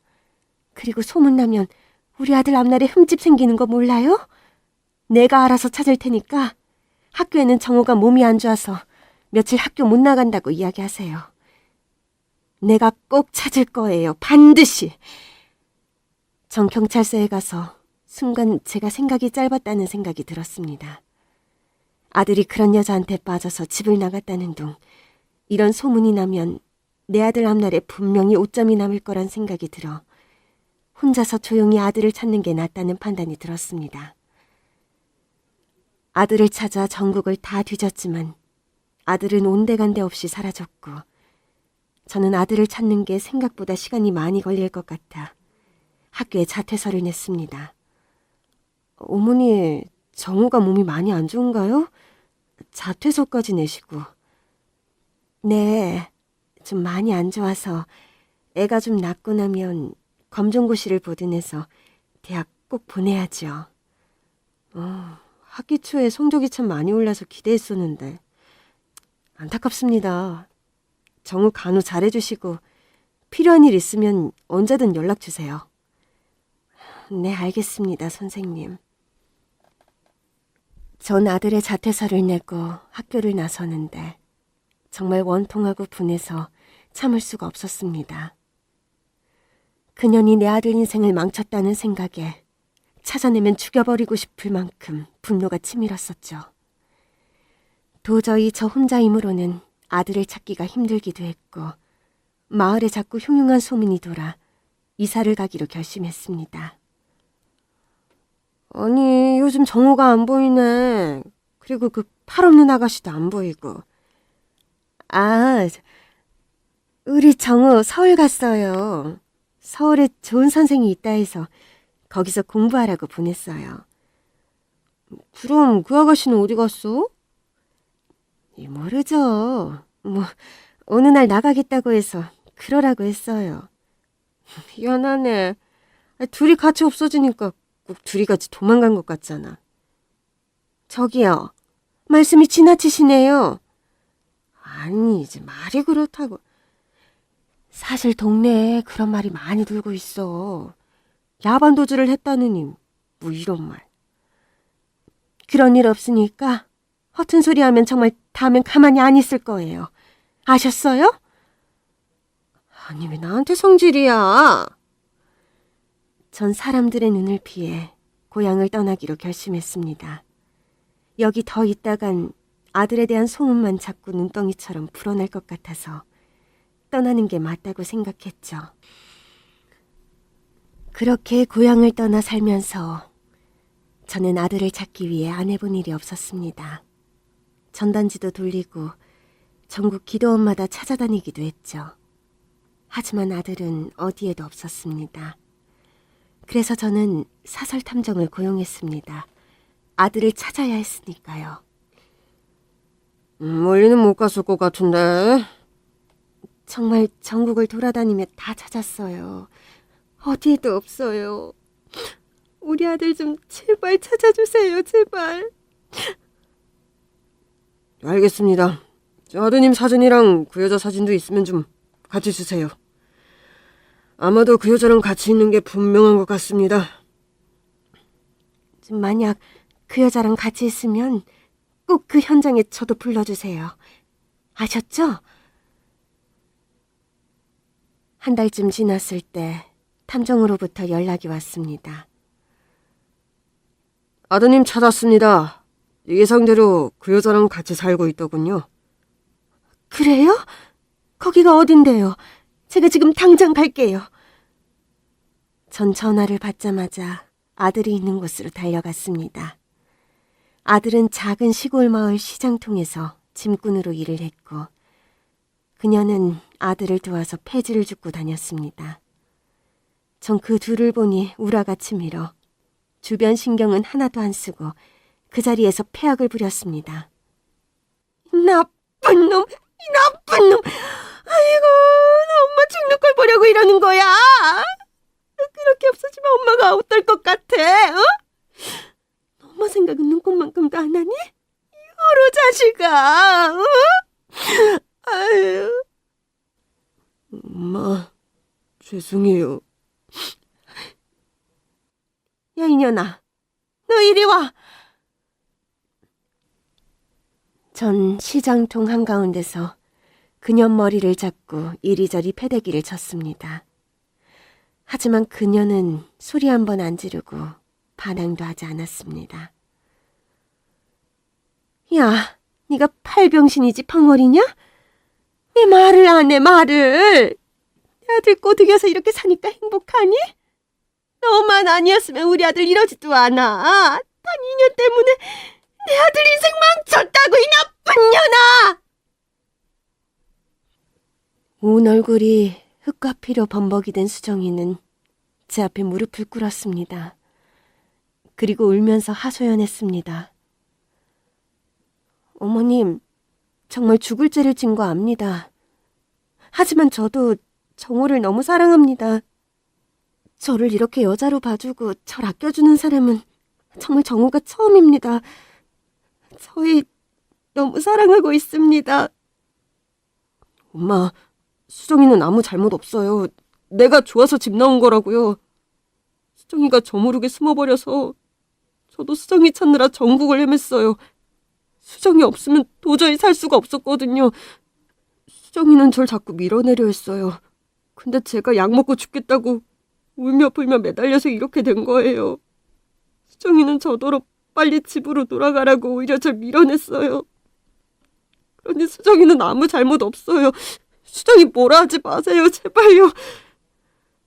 차라리 수정이가 내 아들 꼬셔서 이렇게 됐다면 욕이라도 더 퍼부었을 텐데. 아들이 하는 말을 들으니 어이가 없었습니다. 지가 좋아서 집을 나가고 지가 좋아서 수정이랑 살림을 차리고 살고 있으니 저런 걸 낳고 미역국을 먹은 게 후회됐고 다 토해내고 싶었습니다. 아유, 이 자식아. 차라리 접신물에 코 맞고 죽으라고. 너 엄마 죽는 걸 보기 싫으면 당장 짐 싸서 나와. 2번 말 안 해. 당장 싸서 나와. 싫어요. 싫다고요. 저 수정이 없이는 못 살아요. 차라리 정말 죽는 게 나아요. 전 정말 아들을 어떻게 해야 할지 몰랐습니다. 그런데 수정이가 아들의 짐가방을 싸서 제게 건넸습니다. 아무도 모르는 대로 숨어 있을게요. 그러니 너무 노여워 마시고 정호 데리고 가셔요. 안 돼. 싫어, 수정아. 수정아. 너 안 가면 내가 죽어버릴 거야. 그러니까 얼른 어머니 모시고 가. 너 나 사랑하잖아. 사랑한다고 했잖아. 수정아. 수정아. 저는 뒤도 돌아보지 않고 아들을 데리고 집으로 왔습니다.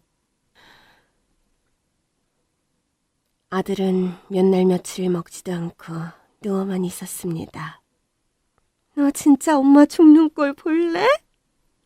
한 술이라도 제발 떠, 제발. 엄마 소원이다. 응? 안 먹어요. 아휴, 나 지금 엄마 마음이 어떤지 아니? 갈기갈기 찢어져서 완전히 속이 말이 아니야. 넌 어떻게 엄마 마음을 이렇게 모르니? 아들이 도망갈까봐 저는 밖에 자물쇠를 채울 수밖에 없었습니다. 아들을 그렇게 방에 가둬놓은 게 마음 아팠지만 어쩔 수가 없었죠. 전 어떻게 해서든 아들을 먹이려고 아들이 좋아하는 전복죽을 사러 시장에 갔습니다. 그리고 아들이 좋아하는 음식들을 한가득 사왔죠. 그런데 정말 잠시 집을 비웠는데 아들은 방에 없었고 이불을 줄삼아 창문 밖으로 도망쳤습니다. 그리고 아들이 없는 침대에는 종이 한 장이 덩그러니 올려져 있었습니다.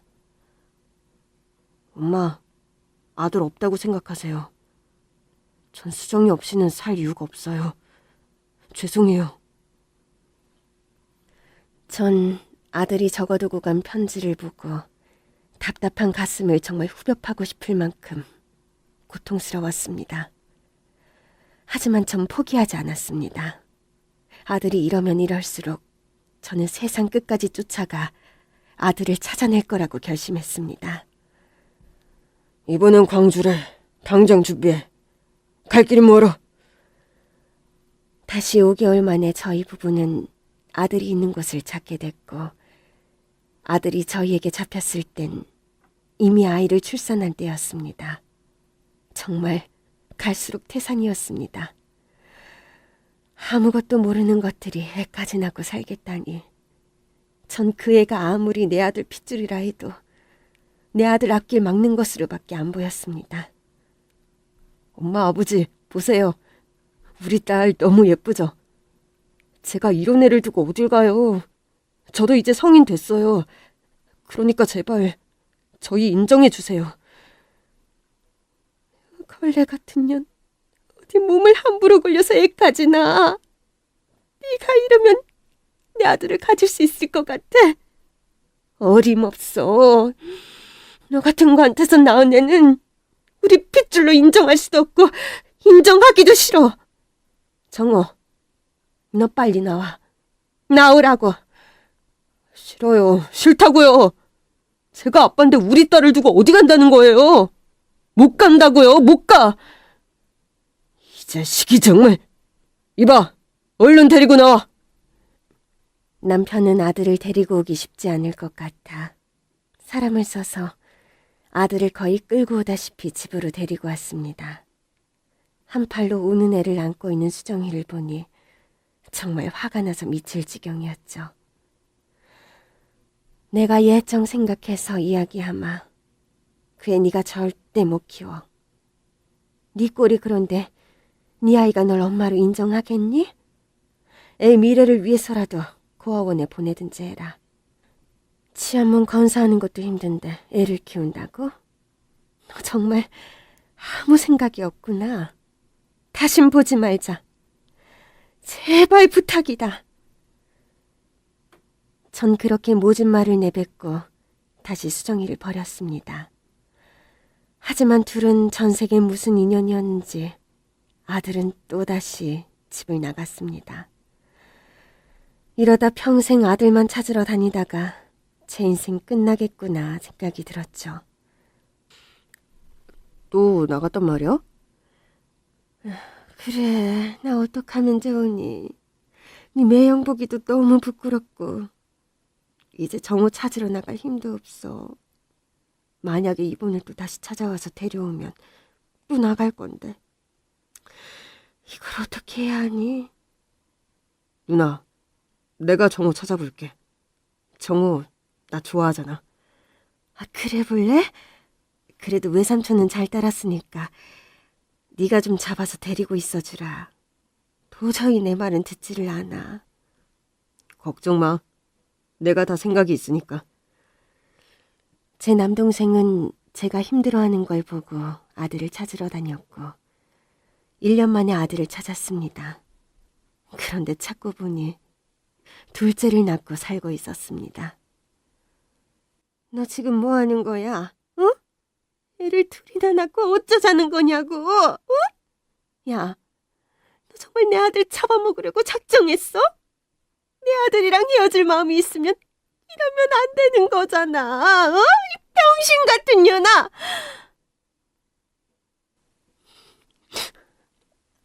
하느님께 기도했어요. 제발 정호 씨와 어머님이 편안해질 수 있도록 기도하고 또 기도했는데 그게 마음대로 잘 안 됐어요. 너무 죄송합니다. 그럼 애를 치웠어야지. 그럴 마음도 없었잖아. 애 낳아서 지금 은근슬쩍 정우랑 살려고 네가 작정한 거잖아. 어? 아니에요. 절대 아니에요, 어머님. 병신 같은 게 어떻게 애는 저렇게 잘났는지. 내가 예전에도 말했지만 네가 낳은 애들 난 인정 못한다. 네가 알아서 키우든 버리든 마음대로 해. 정우는 집 외삼촌이 이미 데리고 떠났을 거다. 챙겨갈 짐이라도 있나 해서 왔더니 이 꼬라지를 보려고 내가 온 거였어. 아유, 제발 내가 이렇게 빌자. 어? 너도 우리 정우 인생에서 제발 사라져줘. 너랑 어울리는 사람 만나서 살아. 너도 알잖아. 네가 정우 짝이 될 수 없다는 거. 제발 부탁이다. 알겠니?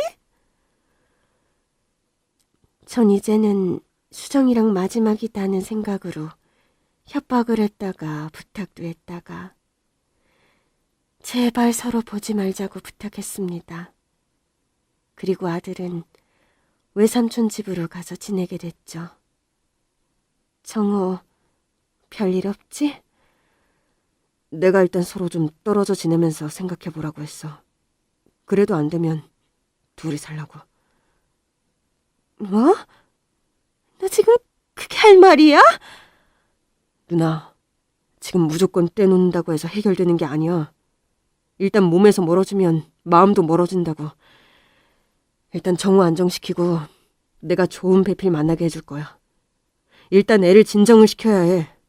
정우 지금 제정신이 아니라고. 동생 말을 들으니 더 이상 채찍은 통하지 않는다는 생각이 들었습니다. 채찍과 당근을 적절히 사용했어야 했는데 저는 너무 속상한 나머지 둘을 어떻게 해서든 떼어놓으려고만 했었죠. 아들의 3번 가출과 이름도 모르는 인정 못할 손자 둘이 크는 동안 아들은 30대에 접어들었고 남동생은 아들에게 사별한 여자를 짝지어주고 결혼을 시키려 했습니다. 야, 너 제정신이야? 우리 정우가 왜 그런 여자랑 결혼을 해야 되는데? 왜? 누나, 솔직히 정우 사실혼에 애까지 둘이 있는 남자야. 처음짜리 알아보는 건 솔직히 양심이 찔리지 않아? 만약에 들키기라도 하면 우리 진짜 할 말도 없어. 그나마 사별했고 아이도 없으니 정우랑 짝지어주면 딱이겠다 생각했는데 누나가 싫으면 싫다고 할게. 그래도 우리 정우 내가 어떻게 키웠는데? 아유. 발병신보단 낫잖아. 안 그래? 동생 말을 들으니 그런 것도 같았습니다. 수정이랑 사느니 멀쩡한 여자랑 사는 게 훨씬 낫다고 생각했죠. 전 아들이 결혼을 해서도 또 마음을 잡지 못할까봐 수정이를 찾아가 이 악연을 정말 확실하게 끊어야겠다고 생각했습니다. 어떻게 지냈니? 그냥 애들 키우며 살고 있습니다. 이거 애들 분유라도 사줘라. 그리고 우리 정우 곧 결혼할 거야. 네? 법적으로 아무 문제 없는 남잔데 결혼하는 건 당연한 거 아니니? 네. 노파심에 하는 말인데 우리 정호 결혼하고 나서 네가 정호를 찾아간다거나 정호가 널 찾아오는 일은 절대 없게 해라. 알겠니? 네가 정말 정호를 사랑한다면 정호가 잘 되길 바라는 게 좋잖아. 거머리처럼 들러붙어서 우리 아들 괴롭히는 일 이제 제발 끝내자. 알겠니? 전 그렇게 마지막으로 확실하게 수정이에게 못을 받고 이제는 절대 볼 일이 없다고 생각하며 서울로 올라갔습니다. 지금 생각해보면 정말 인간으로서 천벌받을 짓을 제가 하고 만 것입니다.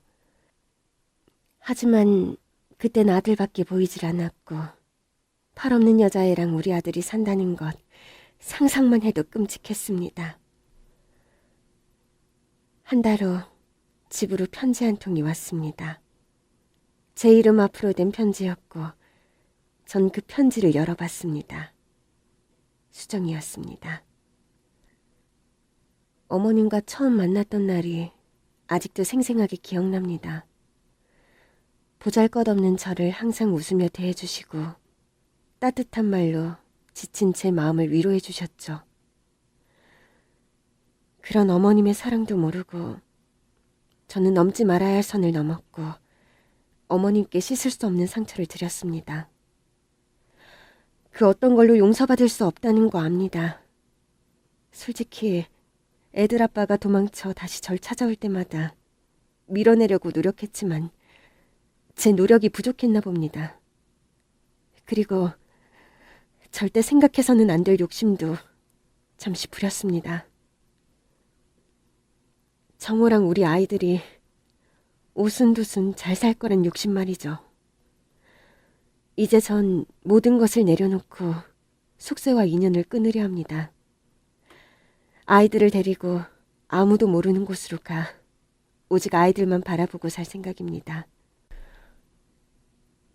절대 정호 씨 핏줄이라고 내세울 일도 없을 것이며 어머님께 제 소식이 들릴 일은 만들지 않겠습니다.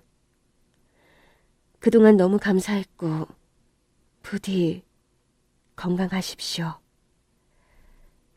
전 편지를 읽고 나서 눈물이 멈추지 않았습니다. 도대체 내가 왜 수정이랑 인연이 돼서 이렇게 서로를 아프게 하는지. 원망과 안타까움이 동시에 밀려와 저는 말할 수 없는 슬픔에 빠지게 됐습니다. 결혼을 앞두고 결국 아들은 서울에서 사라져버렸습니다. 전 아들이 없어졌다는 이야기에 이제 놀라지도 않았습니다. 누나, 지금 사돈집에서 난리 났어. 도대체 어떻게 된 일이냐고. 또 그년 찾아갔겠지. 아니 도대체 그 여자가 뭐가 좋다고 이러는 거야? 이 자식 정말 묶어서 집에 가둬놓을 수도 없고 미치겠다 정말. 피해 보상해준다 그래. 이제 정호 내 아들 아닌 것 같다.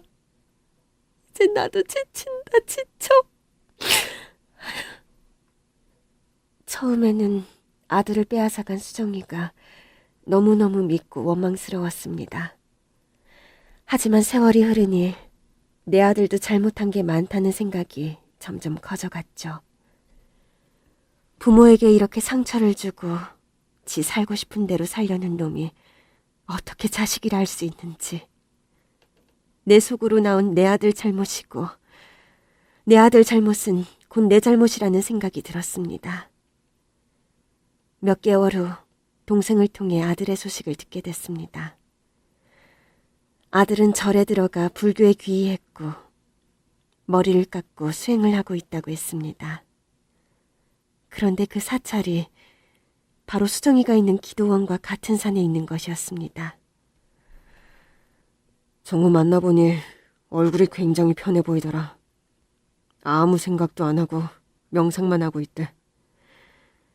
그리고 그 여자한테 미안해서 그 여자가 있는 기도원을 알아내서 곁에서 그 여자랑 아이들을 위해 기도하면서 평생 살 거래. 둘이 만난 적은 없는 것 같아. 도대체 무슨 생각으로 저러는지. 스님이 됐다고? 부모는 아예 생각도 안 하고 사는구나. 부모 마음은 이렇게 찢어져서 너덜너덜해졌는데. 나도 더 이상 뭐라 할 수가 없더라. 너무 단호했고 눈빛이 완전히 달라져 있었어. 정호도 많은 걸 포기한 것 같아. 죽어서라도 같이 있고 싶다면서 서로 만나지 못한 채 그냥 그리워하며 평생 살겠다니. 둘 다 정말 바보 천치가 따로 없었습니다. 하지만 사람 인연이 어찌 그리 쉽게 끊어지나요? 아들은 산에서 우연히 수정이를 만났고 아이들을 보자마자 또다시 마음이 무너졌다고 합니다. 수정아, 정우... 엄마, 저 아저씨 누구야? 스님이야? 근데 엄마 이름을 어떻게 알아? 아이고, 우리 예슬이 이렇게 많이 컸어? 우리 예준이도 키가 이만큼 컸네? 아빠가 매일매일 너희들 생각하며 기도하며 살았어. 너무 보고 싶어서, 너무 보고 싶은데 갈 수가 없었어. 그만해. 당신 애들 아니야. 다시 돌아가. 못하겠어. 못하겠다고. 당신이랑 애들 없이 정말 못 살겠어. 이대로 돌아가면 진짜 나 세상 떠날 것 같아. 수정아, 제발 나 좀 살려줘. 나 좀 살게 해줘. 둘은 그렇게 다시 만나 함께 살게 됐습니다. 둘은 워낙 눈에 띄는 커플이었기에 주변에서도 유명한 부부로 알려졌죠. 곰배파리 기도원 집사랑 스님이 같이 산다고 하니 사람들 입방아에 오르는 건 피할 수도 없었고, 이 둘의 사연은 방송까지 타서 TV에 출연도 하게 됐습니다. 전 그렇게 아이들을 TV에서 보게 됐습니다. 둘은 기도원에 있는 작은 방에 거주하면서 딸 하나, 아들 하나를 두고 살고 있었습니다. 아이들은 정말 아들을 많이 닮았고 천사같이 예뻤죠. 저는 하나는 스님이 되고 하나는 속세를 떠나 아이만 바라보고 살면 사는 게 아닐 거라 생각했는데, 그들은 함께일 때 가장 행복하다고 이야기를 했습니다. 잠은 사찰에서 잡니다. 낮에는 다른 아빠들과 마찬가지로 아이들과 놀아주기도 하고요.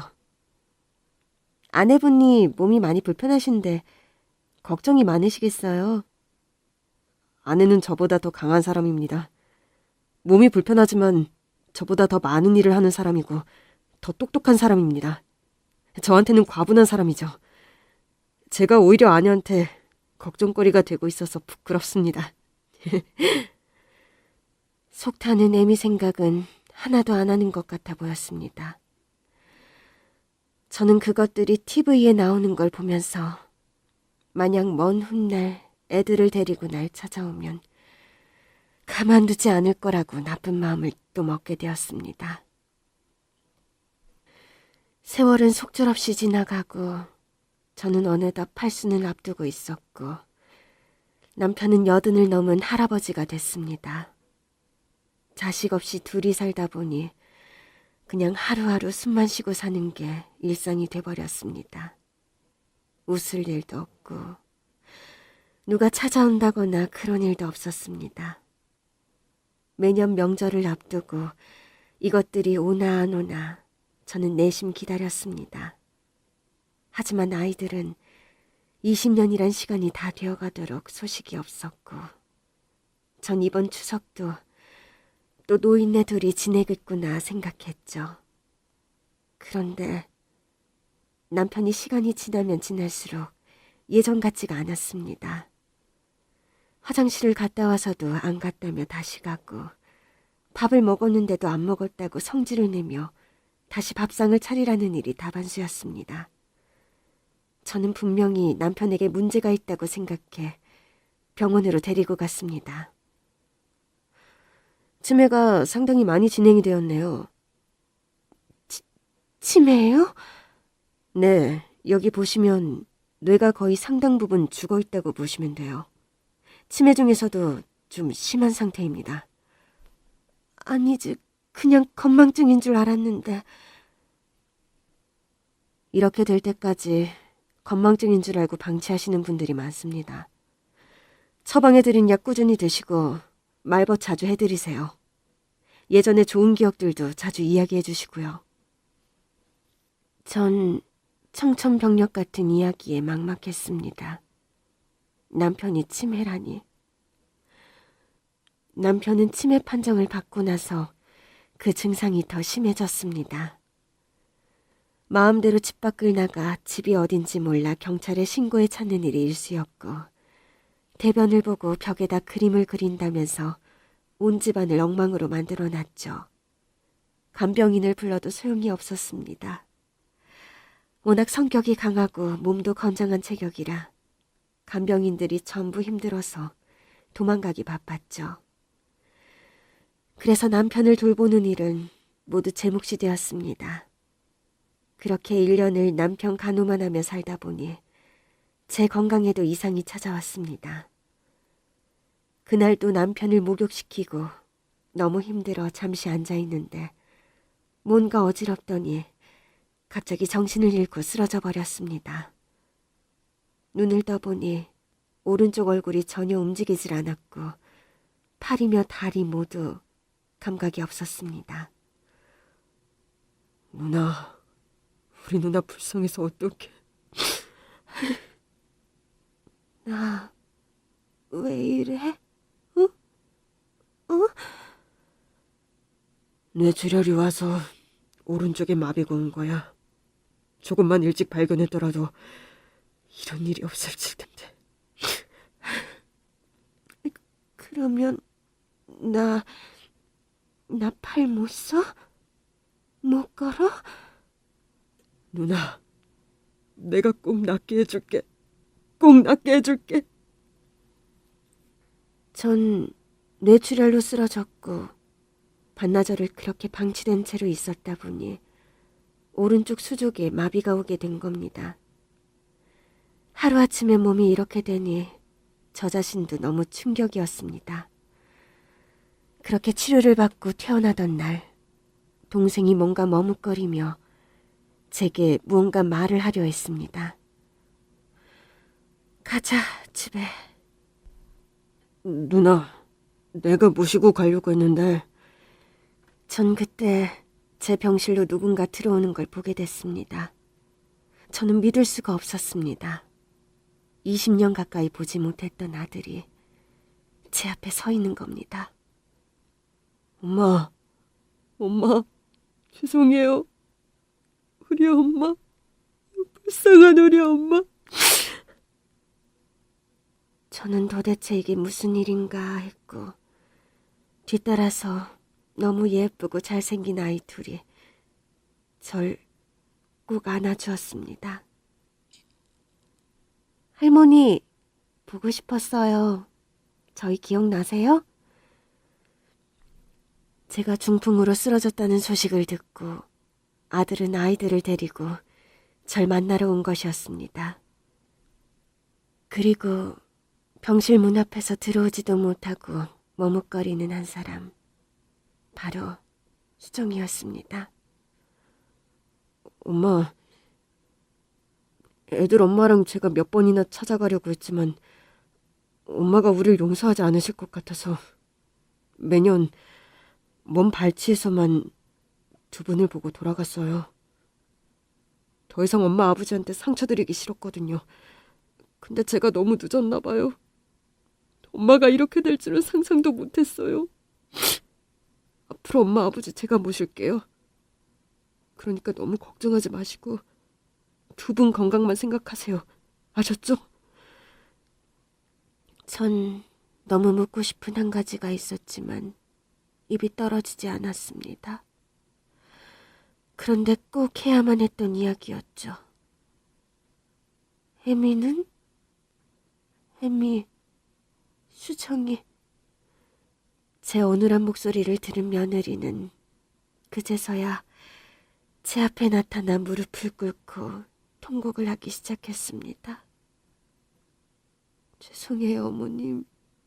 어머님을 잘 모셨어야 했는데 제가 어머님을 잘 돌봐드리지 못해 이런 일이 생긴 건가 봐요.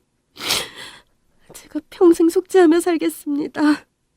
어머님 제가 꼭 낫게 해드릴게요.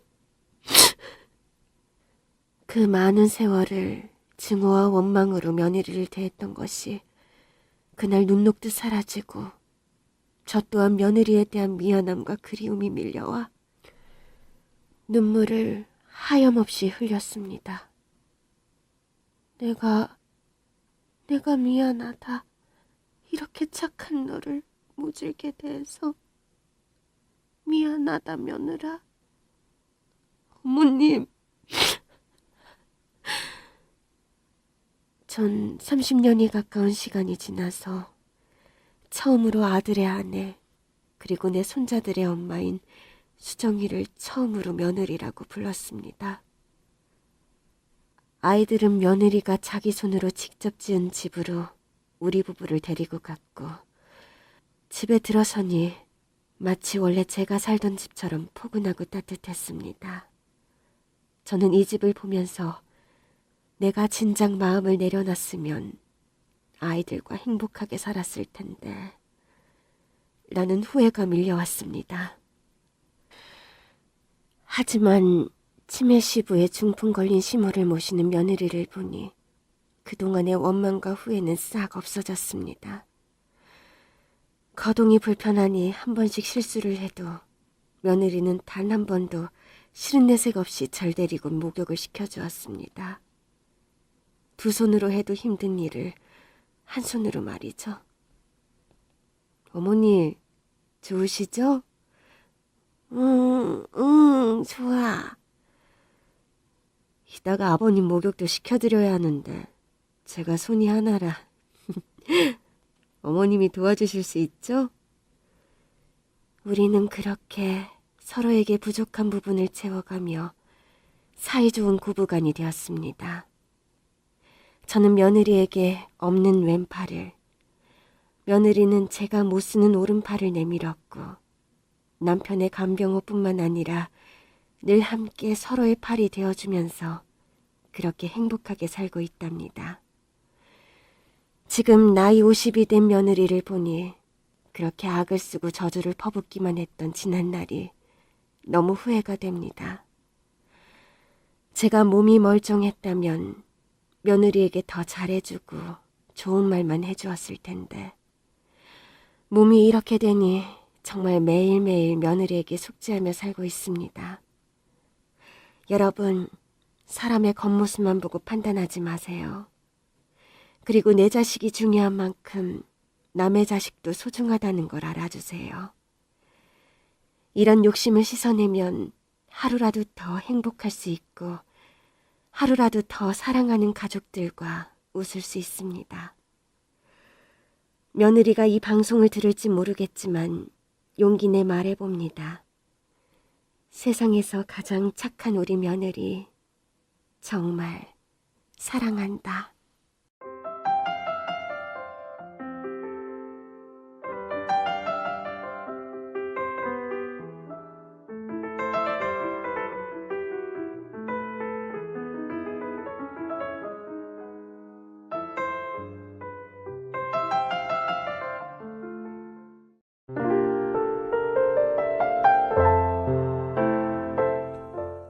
안녕하세요.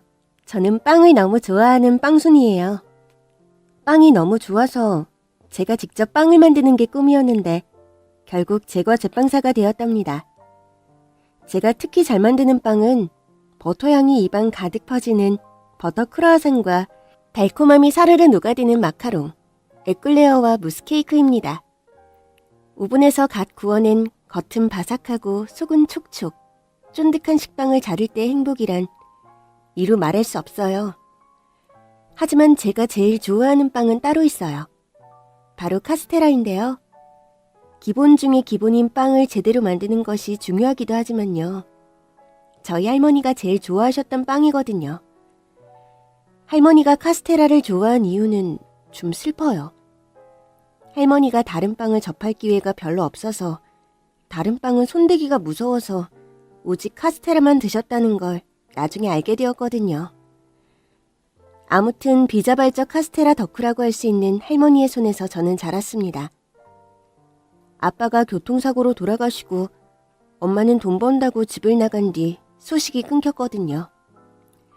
저는 5살 때부터 시골 친할머니 댁에 맡겨졌어요. 당연히 엄마 아빠 얼굴은 기억나지 않아요. 다만 두 분의 결혼 사진을 보면서 나를 이 세상에 태어나게 하신 분들이구나 하는 거죠. 제가 기억할 수 있는 가장 어린 시절의 풍경은 6살 무렵입니다. 내 생의 첫 기억인데 몹시 슬프고 아픈 기억입니다. 그날 낮잠을 자던 저는 할머니와 친척들이 싸우는 소리에 놀라서 잠을 깼어요.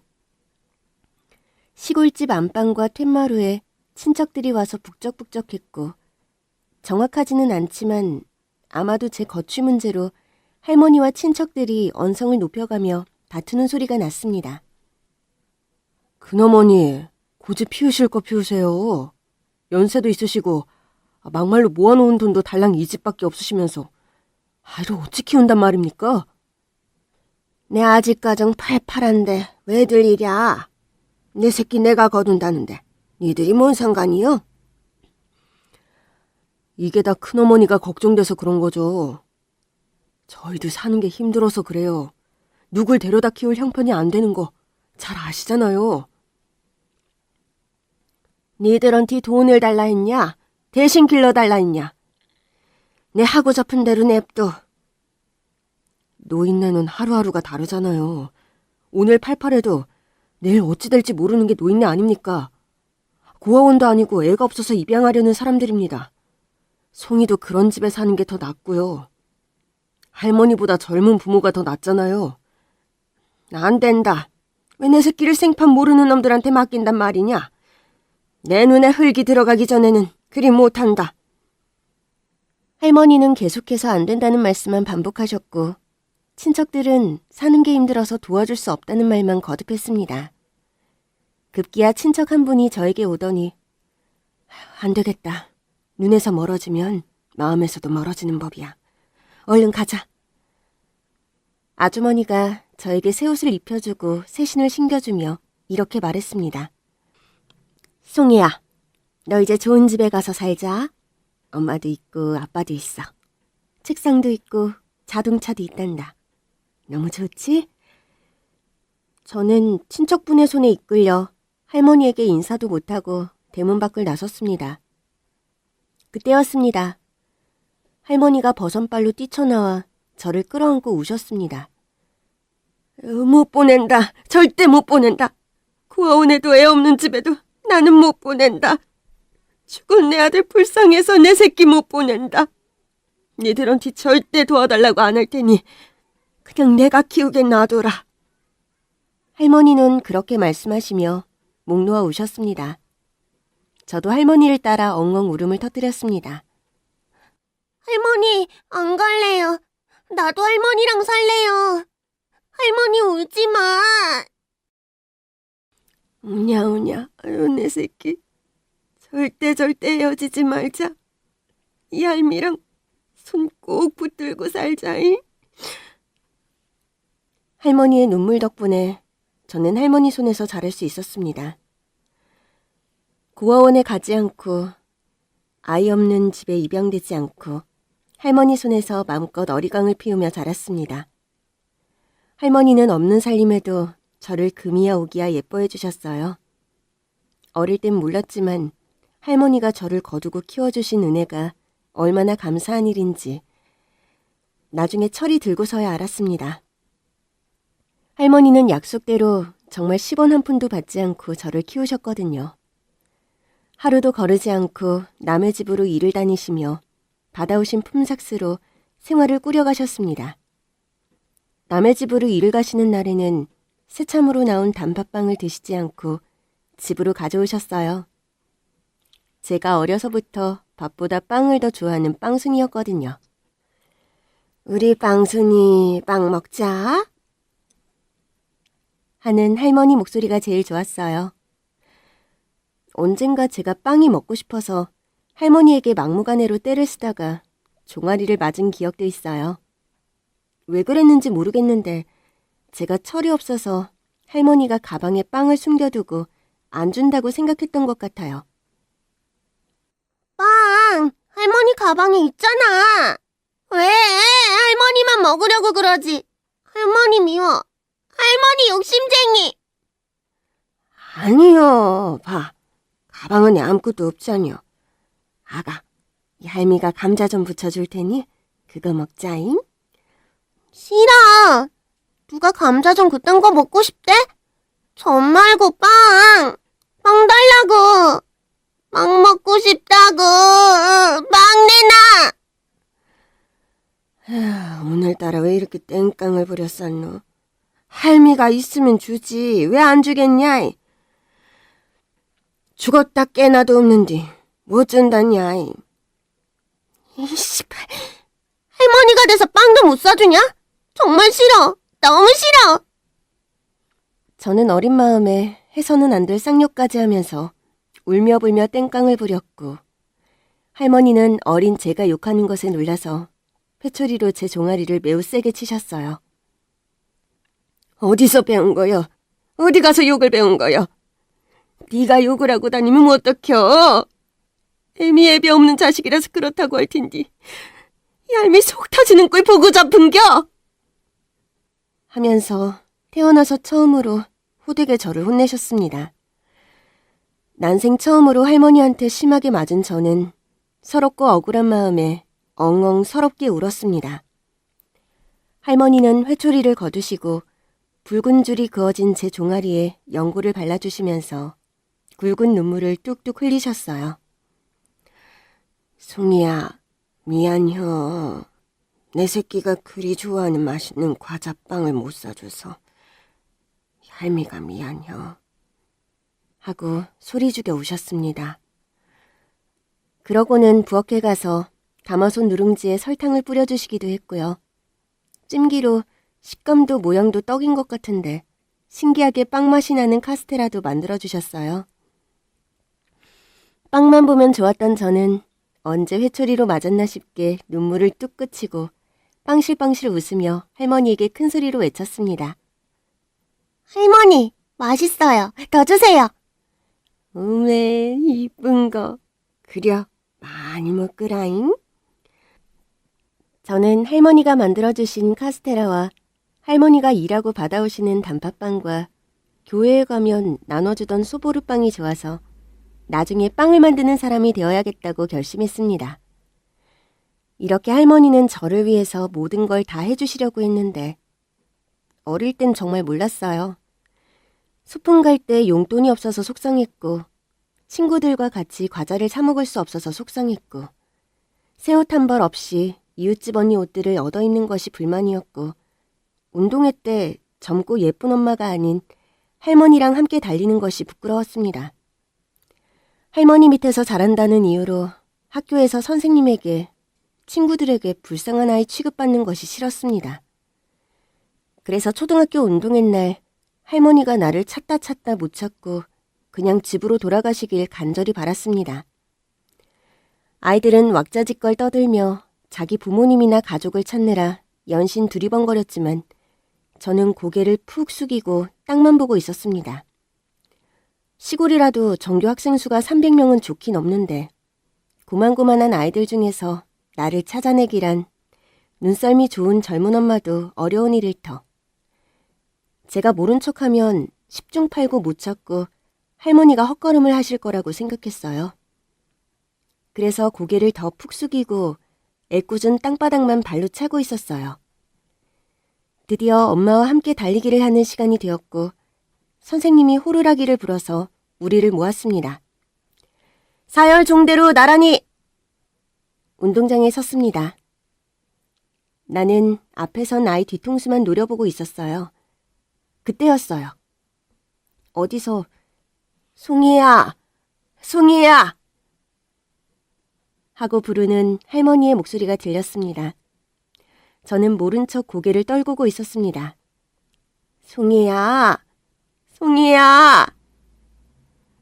어딘가 구슬프고 서러운 듯한 할머니의 목소리에 왈칵 눈물이 날 것 같았어요. 할머니는 눈치도 없이 저를 찾아와서 아이고 내 새끼, 할미가 안 늦었자? 하셨습니다. 저는 가슴이 울렁거리고 얼굴이 홍당무가 됐습니다. 할머니는 제 마음도 모르고 제 손을 덥석 잡으셨어요. 아이고 내 새끼, 우리 쌩하게 다녀오자잉. 그렇게 할머니랑 저는 손을 잡고 달리기를 했고 맨 꼴찌로 들어왔어요. 숨이 차서 헉헉대는 할머니가 저는 왠지 부끄러워서 어디론가 숨고 싶었습니다. 그렇게 점심시간이 되었고 할머니는 김밥도 아니고 배보자기에 찐 카스테라를 꺼내주셨어요. 저는 입이 대빠른 나와서 마지못해 카스테라를 먹었습니다. 그때는 그게 행복이라는 걸 몰라서 할머니 가슴을 많이도 아프게 했죠. 그때는 정말 몰랐습니다. 소풍 간다고 김밥 한 번 싸주지 못하고 용돈 한 푼 주지 못하는 그 마음이 어땠을지. 다른 아이들은 운동회 때 엄마와 함께하는 것을 나이 드신 당신 몸으로 달리느라 얼마나 진땀을 빼셨을지.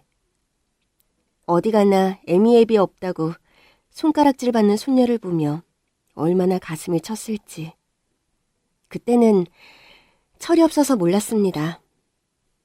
그저 아득바득 억척스럽게 돈을 아끼고 모으는 할머니 모습이 싫고 창피하고 부끄러웠습니다.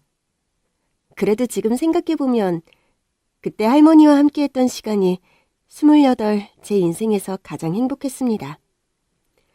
저는 시골에서 중학교를 마치고 제과제빵을 배울 수 있는 특성화 고등학교에 들어가면서 서울로 올라와 자취생활을 했습니다.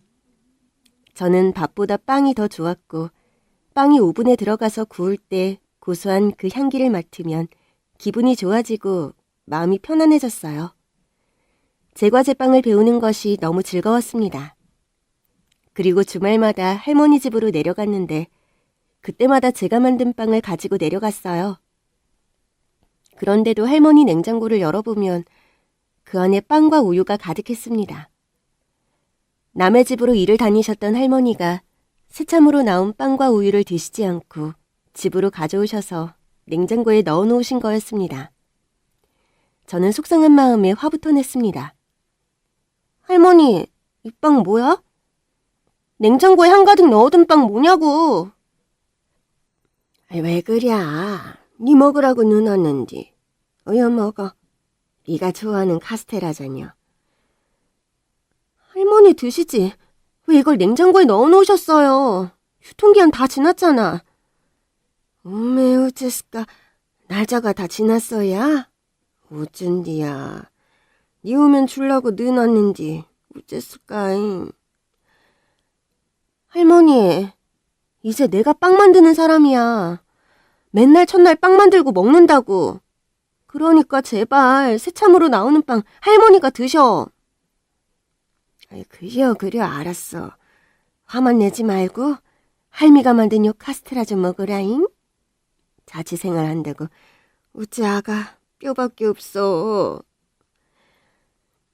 저는 냉장고에 유통기한이 지난 빵과 우유를 내다 버리면서 하염없이 눈물을 쏟았습니다.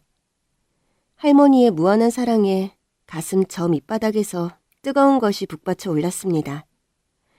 할머니는 저에게 아낌없이 주는 나무였어요. 제가 아무리 빵을 만든다고 해도 여전히 저를 위해 냉장고에 빵을 넣어두시는 그런 분이셨습니다. 제과제빵을 배우면서 단팥빵과 카스테라 말고도 타르트나 케이크를 만들어서 할머니에게 갖다 드리곤 했어요. 어떤 날은 고소한 마요네즈와 야채를 듬뿍 넣은 감자 사라다빵을 만들어 드리기도 했고 달콤하고 입에 사르르 녹는 에그타르트도 맛보여드렸어요. 할머니는 이 쬐끄만한 것이 어쩜 요렇게로 맛있냐며 폭풍 칭찬을 해주셨습니다. 오메, 이걸 내 새끼가 만든겨? 세상에. 요즘 이렇게로 만날까이. 할머니는 단팥빵, 카스테라만 있는 줄 알았는데 어째 이런 빵들이 다 있디야. 맛있지, 할머니? 나는 세상에서 제일 멋진 파티셰가 될 거야. 내가 빵집을 차리면 세상의 모든 빵과 과자를 맛보여드릴게. 엄마야, 세상에. 내 손주가 만든 빵 다 먹으려면 오래오래 살아야겠구먼. 응. 진짜 예쁘게도 생겼다. 솔직히 말해서 읍내 제과점에도 요런 게 들어왔는데 내가 한 번도 먹어보들 못해서 손이 안 가더라고요. 겁나들 않게. 그랬습니다. 할머니가 가까이 하기엔 너무 낯설고 고급스러워 보였던 거예요. 그래서 지금까지 드셨던 평범한 빵만 주구장창 사드셨다는 걸 알게 된 저는 또 눈시울이 뜨거워졌습니다. 이게 뭐라고? 이제서야 드시게 만들었을까? 비단 이것만이 아니었습니다. 저를 위해서 할머니가 포기하고 사셨을 그 많은 것들이 떠올라 눈이 아리고 가슴이 미어졌습니다.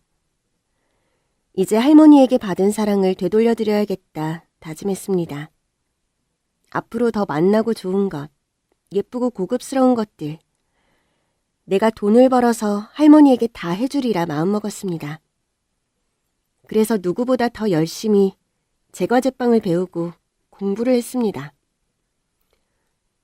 고등학교를 졸업할 무렵 저는 빵과 과자류에 있어서는 전문가라 자부할 정도로 자신이 있었고 실력도 인정받았습니다. 유명 호텔이나 제과점에서도 여러 스카우트제의가 들어왔어요. 일단 경험이 중요한 것 같아서 대형 제과점에 취직을 했습니다. 그렇게 돈을 벌게 되면서 할머니를 서울로 모시고 오고 싶었지만 할머니는 시골집을 떠날 수 없다고 하셨어요. 성충이는 솔잎을 먹어야 해요. 애는 싫다. 도시는 답답해서 싫어. 할머니 걱정돼서 그래.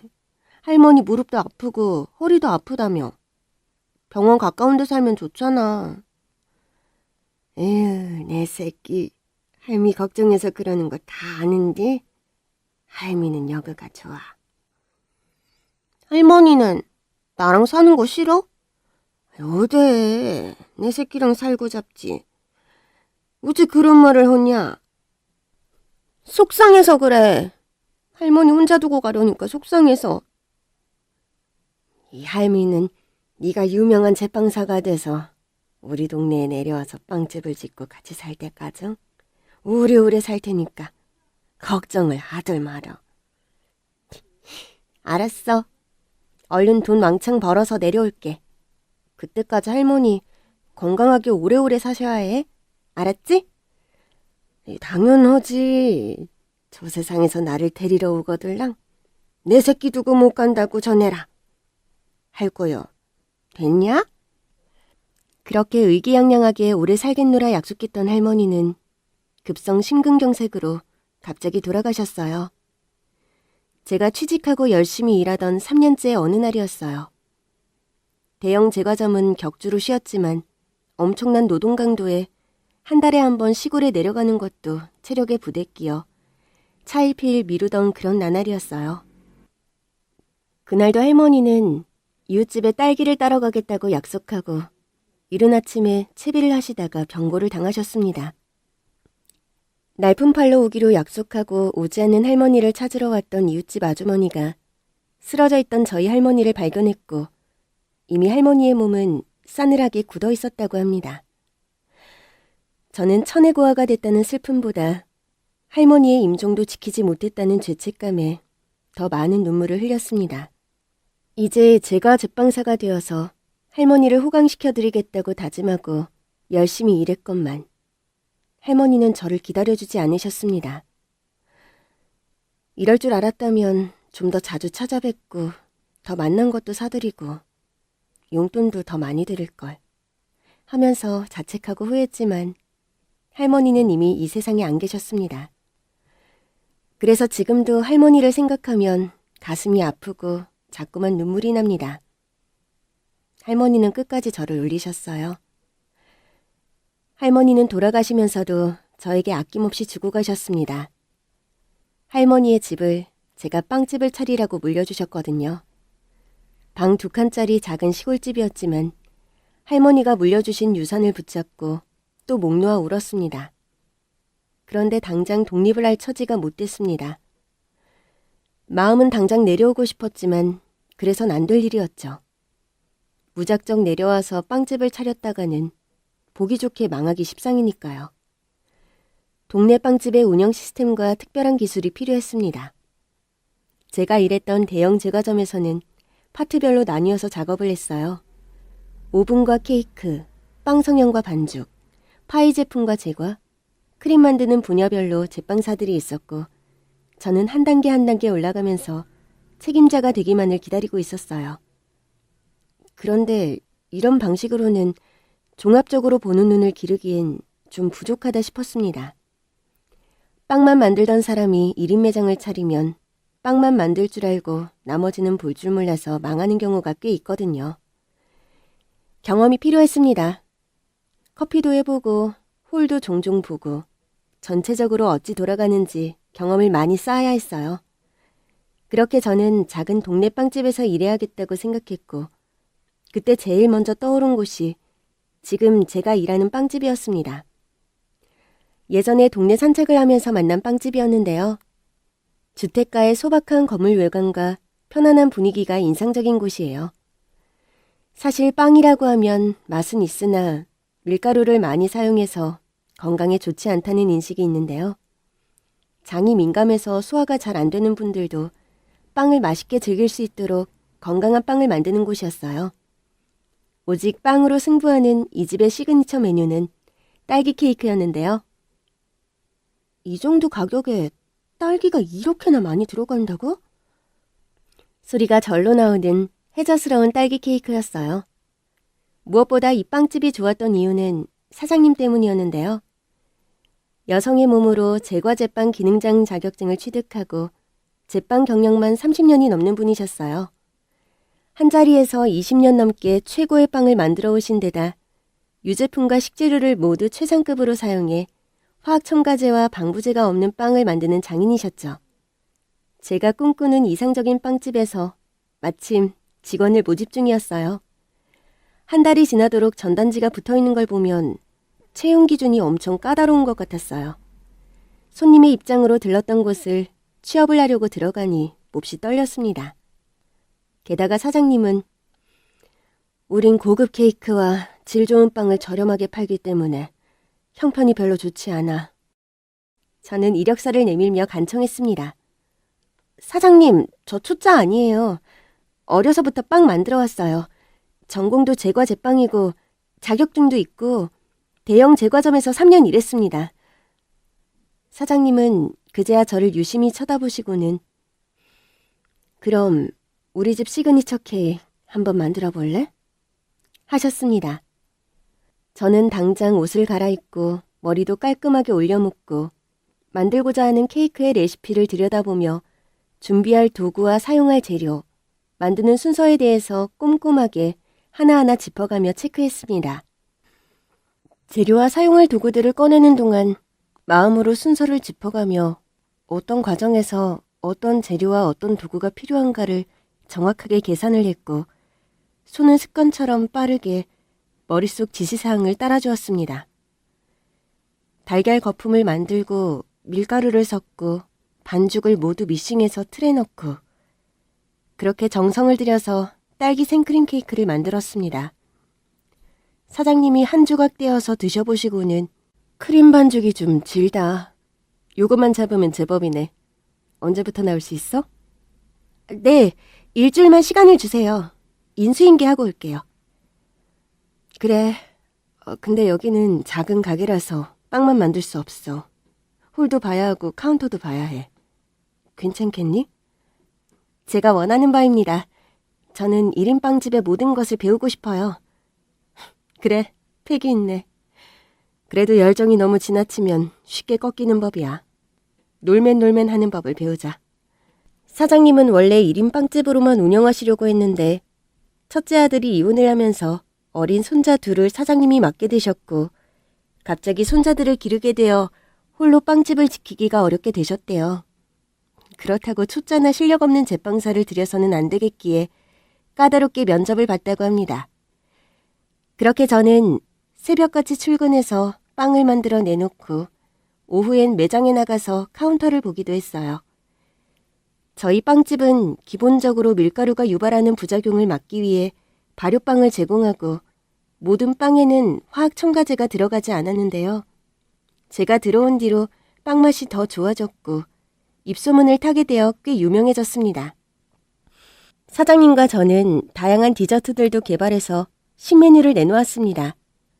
그리고 좋은 일도 많이 했어요.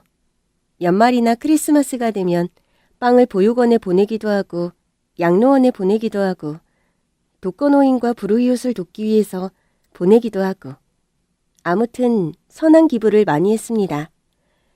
이런 곳에서 일을 배우는 것에 감사했어요. 노력은 절대 배반하지 않았고 저는 나날이 발전했습니다. 고되지만 달콤한 하루가 지나고 가게 문을 닫을 때마다 저 스스로를 칭찬해 주었습니다. 충분히 잘했어. 오늘의 나를 칭찬해. 이제 슬픔은 끝났고 나아지는 길만 남았어. 그러던 어느 겨울, 사장님이 일찍 퇴근하시고 저 혼자 가게를 지키고 있었어요. 그날은 겨울인데도 포근해서 겨울비가 주룩주룩 내리던 날이었어요.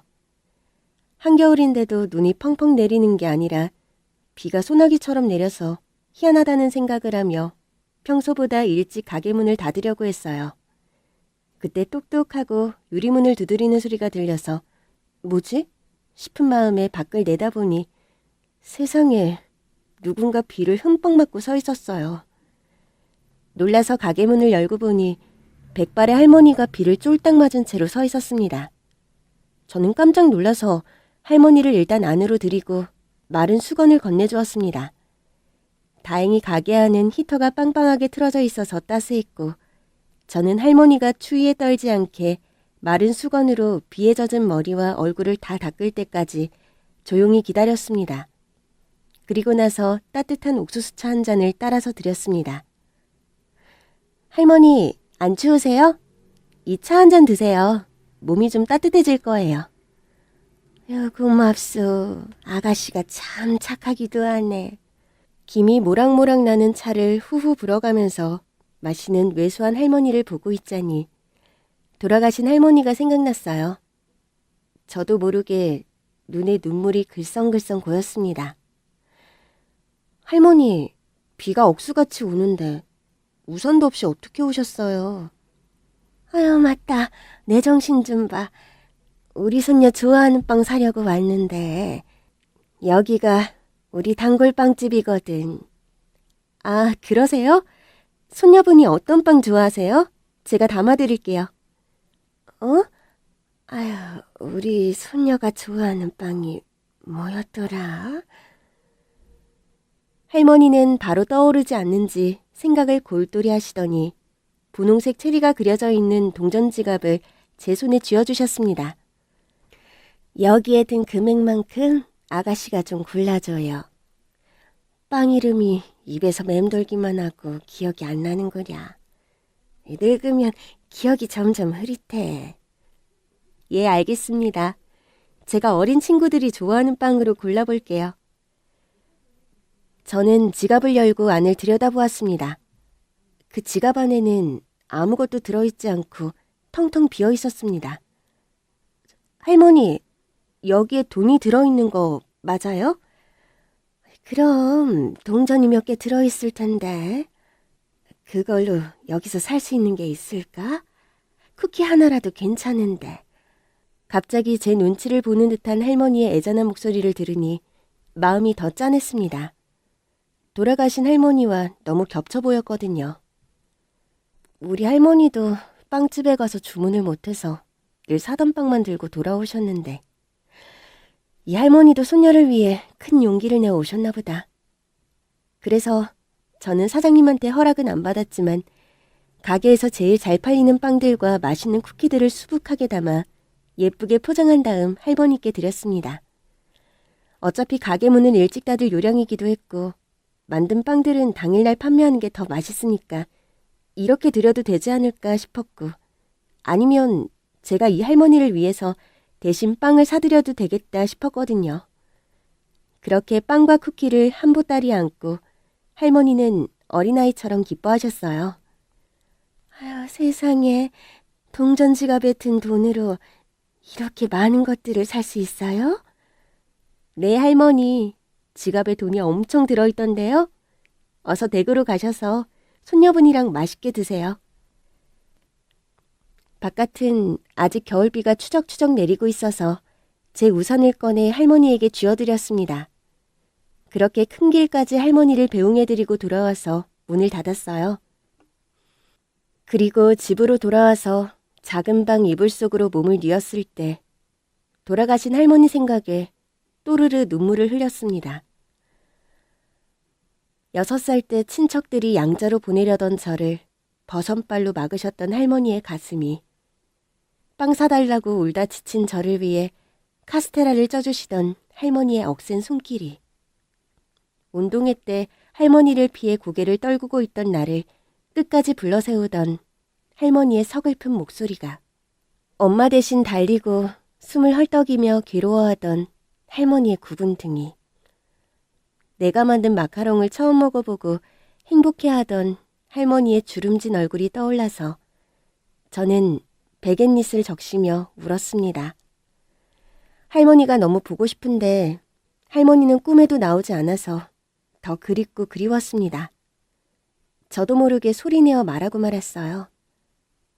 할머니, 보고 싶어. 할머니, 소녀가 돈 차곡차곡 모아서 내 빵집 차리려고 공부하고 있는데 할머니는 어디 계신 건가요? 동네방네 자랑하고 다니셔야죠. 보고 싶어요, 할머니. 꿈속이라도 좋으니까 제발 한번 다녀가요. 지금도 할머니가 너무 보고 싶습니다. 할머니도 이런 제 마음을 아실까요? 다음날 저는 눈이 퉁퉁 부은 채로 출근을 했습니다. 사장님은 저를 보고 놀라서 물으셨어요. 숭이 씨, 무슨 일이야? 벌에 쏘인 것처럼 얼굴이 퉁퉁 부었어? 별일 아니에요. 참, 어제 가게 문을 닫으려는데 단골 손님이라고 할머니가 오셨던데요. 할머니? 네, 백발에 몸집은 요만하시고 엄청 곱게 생기셨던데요. 아, 글쎄 잘 모르겠는데. 그래서 어제 할머니한테 판매한 금액을 제 돈으로 메꾸길 잘했다 싶었어요. 저는 아무 일 없는 듯 가게를 청소하고 평소와 다름없이 작업을 시작하려고 하는데 검은 양복을 입은 남자 2명이 가게 안으로 성큼성큼 들어왔습니다. 마치 맨인블랙 요원같이 저와 사장님을 번갈아 가면서 살펴보더니 마침내 입을 뗐습니다. 어제 저녁에 가게에 계셨던 분이 누구십니까? 양복을 입은 남자가 기계처럼 말하는 모습에 제가 뭔 잘못을 저질렀나? 괜스레 긴장이 되었지만 제가 앞으로 나가서 저라고 알렸습니다. 전데요. 무슨 일이시죠? 남자가 양복 안주머니에 손을 넣더니 무언가를 꺼내 보여주었어요. 그건 어제 할머니가 주셨던 체리 그림이 있는 동전 지갑이었어요. 아, 이 지갑 주인 할머니 알아요. 어제 오셨는데요. 할머니를 아세요? 아, 네. 회장님께서 이 집 빵을 가져오셔서 그 값을 지불하러 왔습니다. 아니에요. 제가 어제 계산을 했는데요. 그냥 드시면 돼요. 손녀분이 계시다고 하던데 손녀분도 빵을 드셨을까요? 아니요. 그분은 이 세상에 안 계십니다. 네? 손녀분이 안 계신다고요? 네. 5살 때 유괴를 당해서 그만. 그런데 할머니는 어제 손녀분 드린다고 빵을 사가셨어요. 실은 회장님이 치매이십니다. 손녀분을 잃어버리기 전 시간대에 머물러 계십니다. 아, 치매라고요? 전혀 그렇게 안 보이셨는데 어떻게 그런 일이... 알고 보니 어제 그 할머니는 대기업인 땡땡제과 명예회장님이셨고 지금은 건강상의 이유로 은퇴를 하셨다고 합니다. 그 건강상의 이유가 바로 치매였던 거죠. 손녀가 7살 무렵 몹쓸 악당에게 유괴를 당해 다시는 할머니의 품으로 돌아오지 못했고요. 동전지갑은 회장님이 손녀에게 선물했던 지갑이었는데 하늘나라로 간 손녀가 보고 싶을 때마다 동전지갑을 꺼내서 보곤 하셨다고 하네요. 손녀의 부모님은 할머니의 막내 아들 부부였는데 그들 역시 비운의 교통사고로 유명을 달리했다고 했어요. 모질게도 생때 같은 자식 부부와 손녀를 가슴에 묻어야 했던 한많은 회장님은 지금 치매에 걸려 그때 기억에 머물러 있다고 합니다. 그 정신에도 이 빵집에서 소녀에게 빵과 쿠키를 사줬던 행복했던 시절을 잊지 못해 그 기억 속에 머물러 계신 거였어요. 저는 어제 너무 멀쩡해 보이던 할머니의 표정과 웃음을 떠올리고 있는데 양복을 입은 남자가 금일봉 봉투를 내밀었습니다. 보기에도 어딘가 두툼해 보이는 것이 꽤 많은 액수인 것 같았어요. 회장님께서 전해달라고 하셨습니다. 이거 받으십시오. 아니에요. 얼마 되지도 않아서 괜찮아요. 저는 손사래를 치면서 한사코 사양을 했고 그러자 남자가 같이 온 남자와 속닥속닥 의논을 하더니 이번에는 명함을 건네주었습니다. 할머니가 명예회장으로 있다던 그 기업의 명함이었어요. 그분은 명예회장님의 비서실장님이라고 하셨어요. 혹시 저희 회사에 면접 보러 올 생각 있으면 오세요. 당연히 합격인 거 아시죠? 너무 멋진 제의였지만 저는 대기업 제과회사에서 일할 생각은 조금도 없었습니다. 저는 여기서 얼른 일을 배우고 시골로 돌아가서 1인 빵집을 차리는 게 꿈이었거든요. 말씀은 고맙지만 저는 여기서 일하는 게 너무 재미있고 즐거워요. 그리고 제 꿈을 위해서 여기서 배우는 것이 엄청나게 많거든요. 아무튼 마음만 감사히 받겠습니다. 오호, 이렇게 빈손으로 돌아가면 저희가 곤란한데 말입니다. 어떡하죠? 죄송해요. 정말 저는 봉투를 받을 만큼의 일을 했다고 생각하지 않아요. 그저 돌아가신 할머니가 생각나서 그랬던 거예요.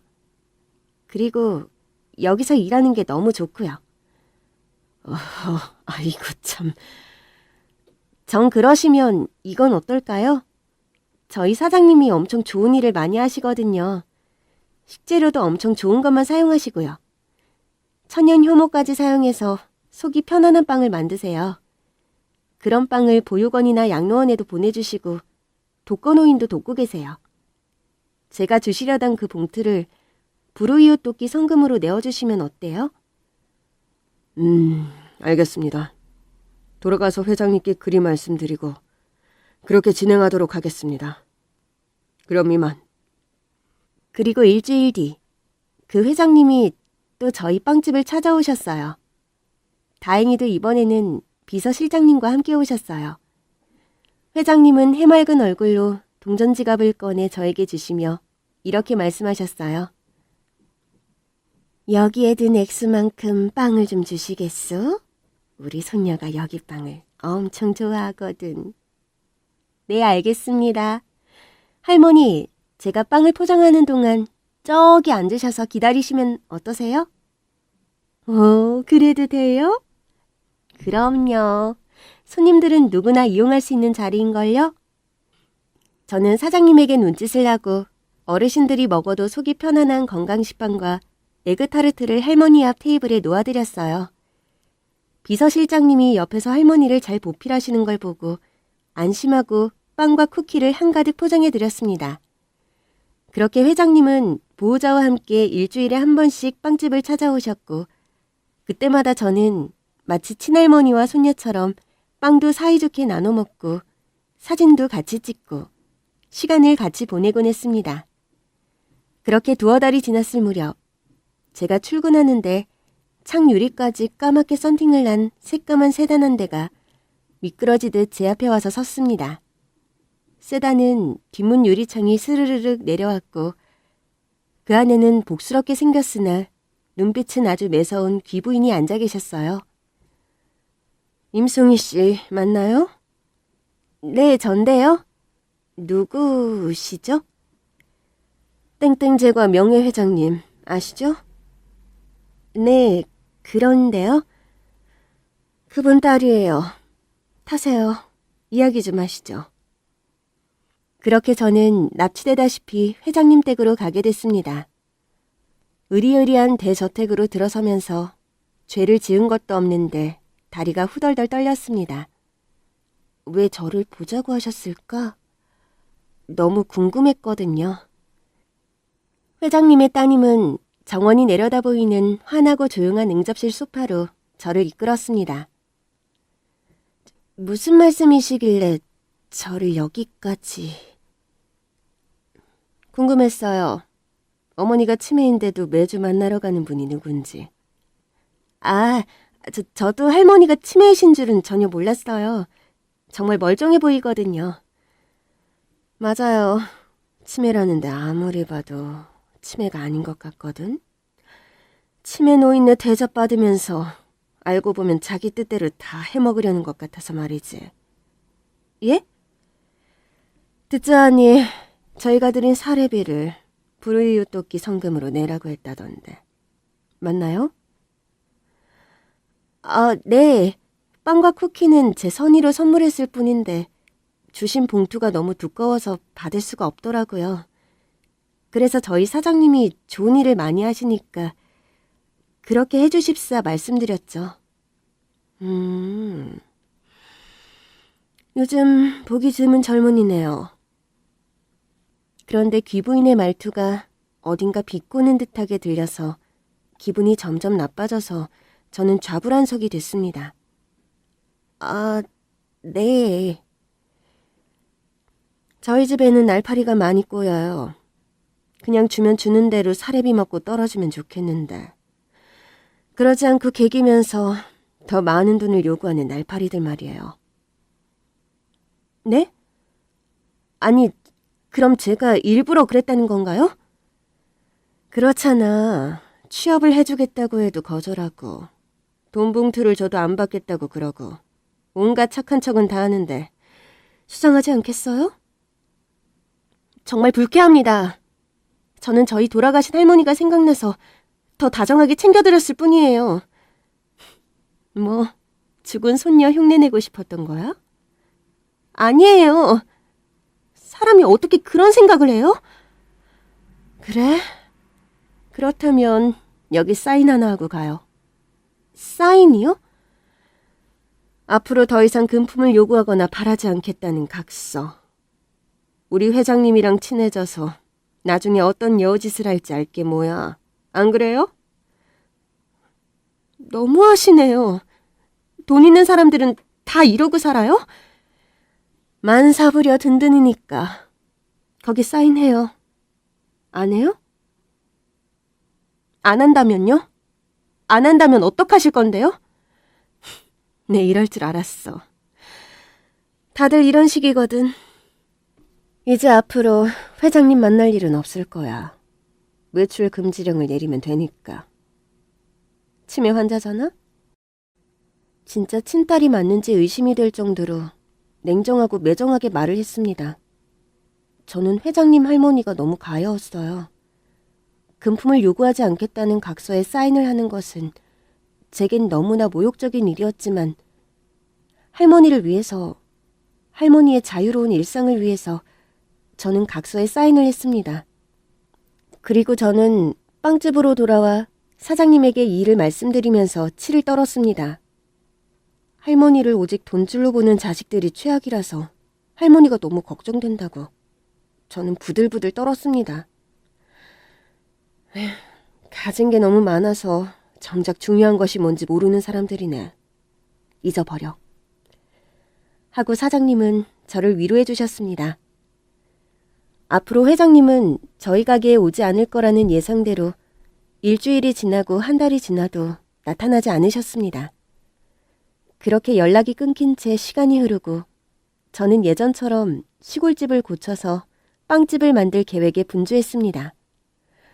생각보다 자금을 마련하는 일이 쉽지 않았어요. 할머니가 살던 집은 낡았지만 어릴 적 추억이 남아있는 곳이라 친근했고 의미도 남달라서 리모델링을 하려면 비용이 꽤 많이 들었습니다. 1인 빵집 운영에 관한 경험을 얻었으니 월급이 좀 더 많은 곳으로 이직을 할까 고민하고 있을 때 사장님이 저를 부르셨어요. 송이 씨, 시골 빵집 준비는 잘 돼가? 사장님, 힘들어요. 할머니 집이 있으니까 자금이 조금만 있어도 될 줄 알았는데 비용이 만만찮네요. 그지? 그럼 이거 어때? 우리 가게를 본점으로 체인점을 내는 거야. 네? 시골 빵집이 우리 가게 체인인 거지. 설계와 설비 관련 비용은 내가 지불할게. 사장님이 그런 돈이 어디 있어서요. 실은 비서실장님이 체인점 하나를 내어주겠다고 하셨어. 송이 씨가 다른 곳에 취업할 생각이 없다고 하니까 다른 보답으로 독립할 때 지원을 해주시겠다고 하셨거든. 네? 지원이요? 안 돼요. 저는 이미 각서에 사인을 했는걸요. 어떤 금품도 받지 않겠다고요. 이를 어길 경우 책임을 져야 해요. 그러니까 내가 체인점을 낸다고 하는 거야. 송이 씨가 지원금을 받는 게 아니라 내가 지원금을 받아서 체인점을 내는 거라고. 그렇다면 법적으로도 아무런 문제가 없지? 어때? 저희 가게의 체인점을 운영해 주시겠습니까, 임 사장님? 그렇군요. 네, 좋아요. 사장님 가게의 체인이라면 저 자신 있어요. 너무 좋아요. 그랬습니다. 사장님은 저의 베이킹 실력을 인정하시고 독립을 지원하고자 이런 묘수를 쓰셨어요. 저는 그렇게 할머니랑 살던 시골집을 개조해서 빵집을 열었습니다. 말이 체인점이지 오롯이 제가 운영하는 가게나 다름없었어요. 빵집을 오픈하는 날 가슴이 뛰었고 얼굴은 상기되었습니다. 드디어 꿈은 이루어지는구나. 하늘에 계신 할머니에게 자랑하고 싶었어요. 할머니, 드디어 빵집 개업했어. 하고요. 그때였어요. 화환과 화분을 실은 트럭이 가게 앞에 도착했고 화 안에는 땡땡제과 회장님의 이름이 적혀 있었습니다. 이건 회장 할머니 이름인데? 어떻게 된 걸까? 궁금해하는데 까만색 캐딜락이 한 대 제 앞으로 와서 섰습니다. 그리고 문이 열리더니 회장 할머니가 비서실장님의 부축을 받고 걸어 나오셨어요. 할머니! 송이 양. 할머니, 여기까지 어떻게 오신 거예요? 이 차 타고 왔어. 비서실장이 데려다 줬지. 아니, 아프셔서 못 뵐 줄 알았거든요. 그랬어. 그래도 이 좋은 날 어떻게 내가 안 와볼 수가 있겠어? 회장 할머니는 정말 놀랍고도 반가운 이야기를 들려주셨어요. 가족들은 할머니의 병이 치매라고 알았지만 사실은 선망이었다는 겁니다. 선망은 일시적인 뇌기능 저하로 치매와 증상이 아주 유사하지만 원인 질환이 치료되면 대부분 정상으로 회복된다고 해요. 회장 할머니의 경우는 약물에 의한 선망으로 그 약을 끊고 치료를 한 덕분에 예전의 모습으로 돌아오시게 된 거래요. 할머니는 제 손을 꼭 부여잡고 미안하다고 하셨어요. 송이 양, 많이 놀랬죠? 우리 딸년이 송이 양을 집으로 초대해서 몹쓸 짓을 했다고 들었어요. 내가 딸년을 잘못 키웠어. 대신 사죄할 테니 용서해 주구랴. 이미 지난 일인데요, 뭐. 내 딸년한테는 이런 식으로 굴면 유사는 꿈도 꾸지 말라고 으름장을 놓고 내가 아주 홍군형을 냈으니 마음 풀어요. 네, 알겠습니다. 저 괜찮아요. 회장 할머니는 호주머니에서 종이 쪽지를 꺼냈습니다. 제가 전에 사인을 했던 제게 모멸감을 안겨주었던 그 각서였어요. 이런 기분 나쁜 종이는 얼른 없애야지. 안 그래요? 하면서 제가 보는 앞에서 그 각서를 북북 찢어버리셨습니다. 송이야, 이제 이 시골 빵집 구경 좀 시켜줘요. 송이 양이 자는 방도 구경시켜주고, 응? 네, 할머니. 저는 회장 할머니의 손을 잡고 새로 개업한 빵집을 친절하게 안내해드렸습니다. 회장 할머니는 그날 이후로도 계절이 바뀔 때마다 한 번씩 저희 가게를 방문해주세요. 비록 친소녀는 아니지만 잃어버린 소녀를 만나는 마음이 드신다고 해요. 저도 돌아가신 할머니에게 못다한 은혜를 할머니에게 전할 수 있어서 좋아요. 저는 새소리에 잠을 깨고 마당에 나가 날씨를 살피고 과자를 굽고 빵을 팝니다. 할머니와 살았던 눈물나게 아름다웠던 유년의 추억이 담긴 그 집에서 살기에 의미가 남달랐어요.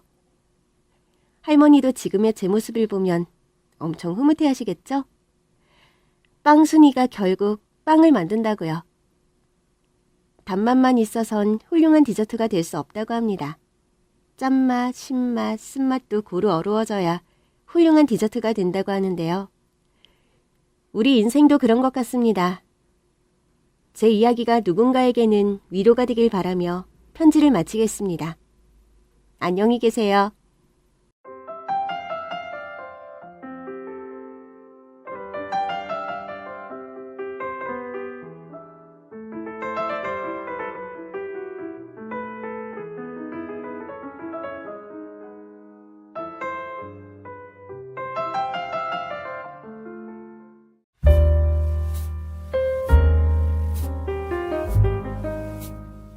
안녕하세요, 구독자 여러분. 날씨가 참 따뜻하고 좋은 요즘 시어머니는 지금 어머님 방에서 새근새근 주무십니다. 우리 시어머니 깊게 주무시는 숨소리만 들어도 전 평온한 기분입니다. 우리 어머니는 귀가 안 들리세요. 귀가 안 들리셔서 목소리도 크시고 그래서 주무실 때 내는 숨소리도 크시죠. 오늘은 유독 날씨도 좋고 왠지 일을 하기 싫어서 컴퓨터를 켜고 제 이야기를 적고 있습니다. 전 가내숭어업을 해요. 핸드메이드 귀걸이, 목걸이를 서울에 있는 대학가, 신촌에 있는 매장에서 파는 선배 가게 일을 집에서 하고 있는 겁니다. 시어머님 보살피며 하는 거라 큰 돈은 못 되고 그냥 반찬값하고 공과금 내는 건 나와요. 남편 혼자 벌고 아이 하나, 시어머니까지 4명 살림인데 한 푼이라도 보태주고 싶어서요. 우리 집은 넉넉하진 않아요. 그러나 전 시어머니를 모실 수 있는 우리 집을 가지게 되었다는 것만으로도 행복합니다. 와, 효부시네 라고 하실지 모르겠지만 그걸 생색내려고 적는 건 아닙니다. 전 시어머님이 저희랑 같이 사시기 그 전 해 겨울의 한날을 절대 잊지 못하겠습니다. 그날은 겨울이었고 눈이 정말 많이 내렸었거든요. 그때 전 막 아기가 생겨서 입덧이 심했었고요. 시어머님이 잘 해놓으시는 된장에 박았던 깻잎이 너무 먹고 싶은 거예요. 시모님은 그걸 깻잎철에 해놓고 1년 내내 잡수시거든요. 남편은 김치공장 일을 하던 때였고 그날은 마지막 김장 담그기 난리통이라 거의 밤샘 야근이 이어져서 남편에게 시댁에 다녀오라고 못하겠어서 직접 갔죠. 시댁은 시골주택이라 마당에서 들여다보면 창문 안에 사람 움직임이 보이거든요. 방 불투명 창통에서 2사람의 그림자가 어른거리는데 둘이서 마구 수화로 대화를 나누고 있는 게 보였어요. 한 사람은 남편이었어요. 아마 남편이 야근이 일찍 끝나고 자기 엄마 집에 들러오느라고 거기 있었던 거겠죠. 그런데 2사람 팔 동작이 어찌나 활발한지 그 활발한 팔 움직임이 팔 4개가 춤추듯이 움직이는데 그게 그렇게 서럽고 슬프더군요. 그날 시댁마당에 주저앉아 울던 일이 정말 어제와 같습니다. 내 부모도 아닌데 뭐가 그렇게 서러워서 울었을까요? 시아버님은 매일 밖으로 돌고 2 모자만이 저렇게 다정해서 울었을까요? 자기 아버지인데도 생전 자기 아버지 앞에서 기 한 번 못 피고 사는 내 남편이 불쌍해서 울었을까요? 제가 고등학교뿐이 못 나왔어도 시집이나 소설을 즐겨 읽고 또 말이 없고 수더분하니까 시어머님이 절 좋아하셨거든요. 말씀도 많이 하시고 필담으로요. 아가, 너랑 이야기하니까 난 꼭 옛날에 내 친구 경순이나 서울공장 친구 김또니하고 이야기하면서 놀던 때 같구나. 그러다가 어머님이 너무 힘들 것 같으니까 아예 제가 수화를 배웠어요. 어머님과 대화하기 위해서요. 제가 수화를 배우고 어머님이 자신의 살아온 내력을 이야기해 주셨습니다. 시어머님 친정은 정말 아무리 시골에서도 배추 하나 갈아먹을 땅 한 떼기 없는 집이었대요. 왜냐하면 타지에서 흘러들어와 품팔이로 살던 집이었으니까요. 너무 가난해서 겨울에 밤에 밤참으로 무, 생무라도 실컷 먹어보는 게 소원이셨다고 합니다. 시어머니께서 제게 내력을 말씀해 주실 때 처음 한 말이 내 인생은 거의 다가 안 좋았고 잠깐씩만 좋았다라고 하셨습니다. 옛날에 보면 일이 잘 안 풀리고 분란만 생기면 집에서 화풀이하는 가장들이 꽤 있었잖아요. 가정폭력이요. 집에서 마누라 때리고 자식들도 때리는 그런 집에서 자랐다고 합니다. 아이, 이놈의 세상 참 돈 벌어먹기 힘드네. 그만 하늘하고 땅하고 딱 붙어버렸으면 좋겠네. 자식 새끼하고 옆편내 버려먹여 살리느라 뼈골 빠지는 것도 징그러 죽겠어. 노름을 하는 아버지가 그것도 날품팔이로 겨우겨우 벌어온 돈을 지전 한 장만 생겼다 하면 바로 노름방으로 달려가는 아버지. 사실 그분도 나름 살아보려고 노름방으로 간 거겠죠. 하루 날품팔이로 번 돈을 주렁주렁 딸린 자식 새끼들하고 먹고 살자니 어떻게든 횡재수를 노리게 되는 거죠. 그러나 족족이 노름판에서 날리고 우라로 술을 드시고 들어오면 또 마누라랑 자식들을 때리고 특히 우리 시어머님을 그렇게 때리셨다고 합니다. 에휴, 저 상든식년. 저게 내 왼수야. 재수없는 년이 태어난 후로 더 재수가 없어졌단게. 아휴, 뭐가 되는 일이 있어야 움치고 뛰어보자. 아유, 속 터져. 아유. 그래도 큰딸로 태어나서 동생들도 챙겨야 했기 때문에 학교 들어간 8살부터는 일하러 나가시는 부모님 대신에 집안 살림을 다 하셨다고 합니다. 집에서 귀한 대접 받는 사람은 밖에 나가서 귀한 대접을 받지만 집에서 험한 대접 받는 사람은 밖에 나가서도 험한 대접 받는 법. 집에서 구박받고 월사금 안 낸다고 학교 가서 구박받고 월사금을 2번 밀리고 학교에서 쫓겨나와 집으로 돌아온 그 오후를 끝으로 공부는 끝이셨다고 합니다. 사실 학교라고 가봤자 청각장애인인 어머님이 알아들을 수 있는 말은 없었지만 너무 착한 짝꿍 경순이 덕으로 겨우겨우 겨는 떼었다고 합니다.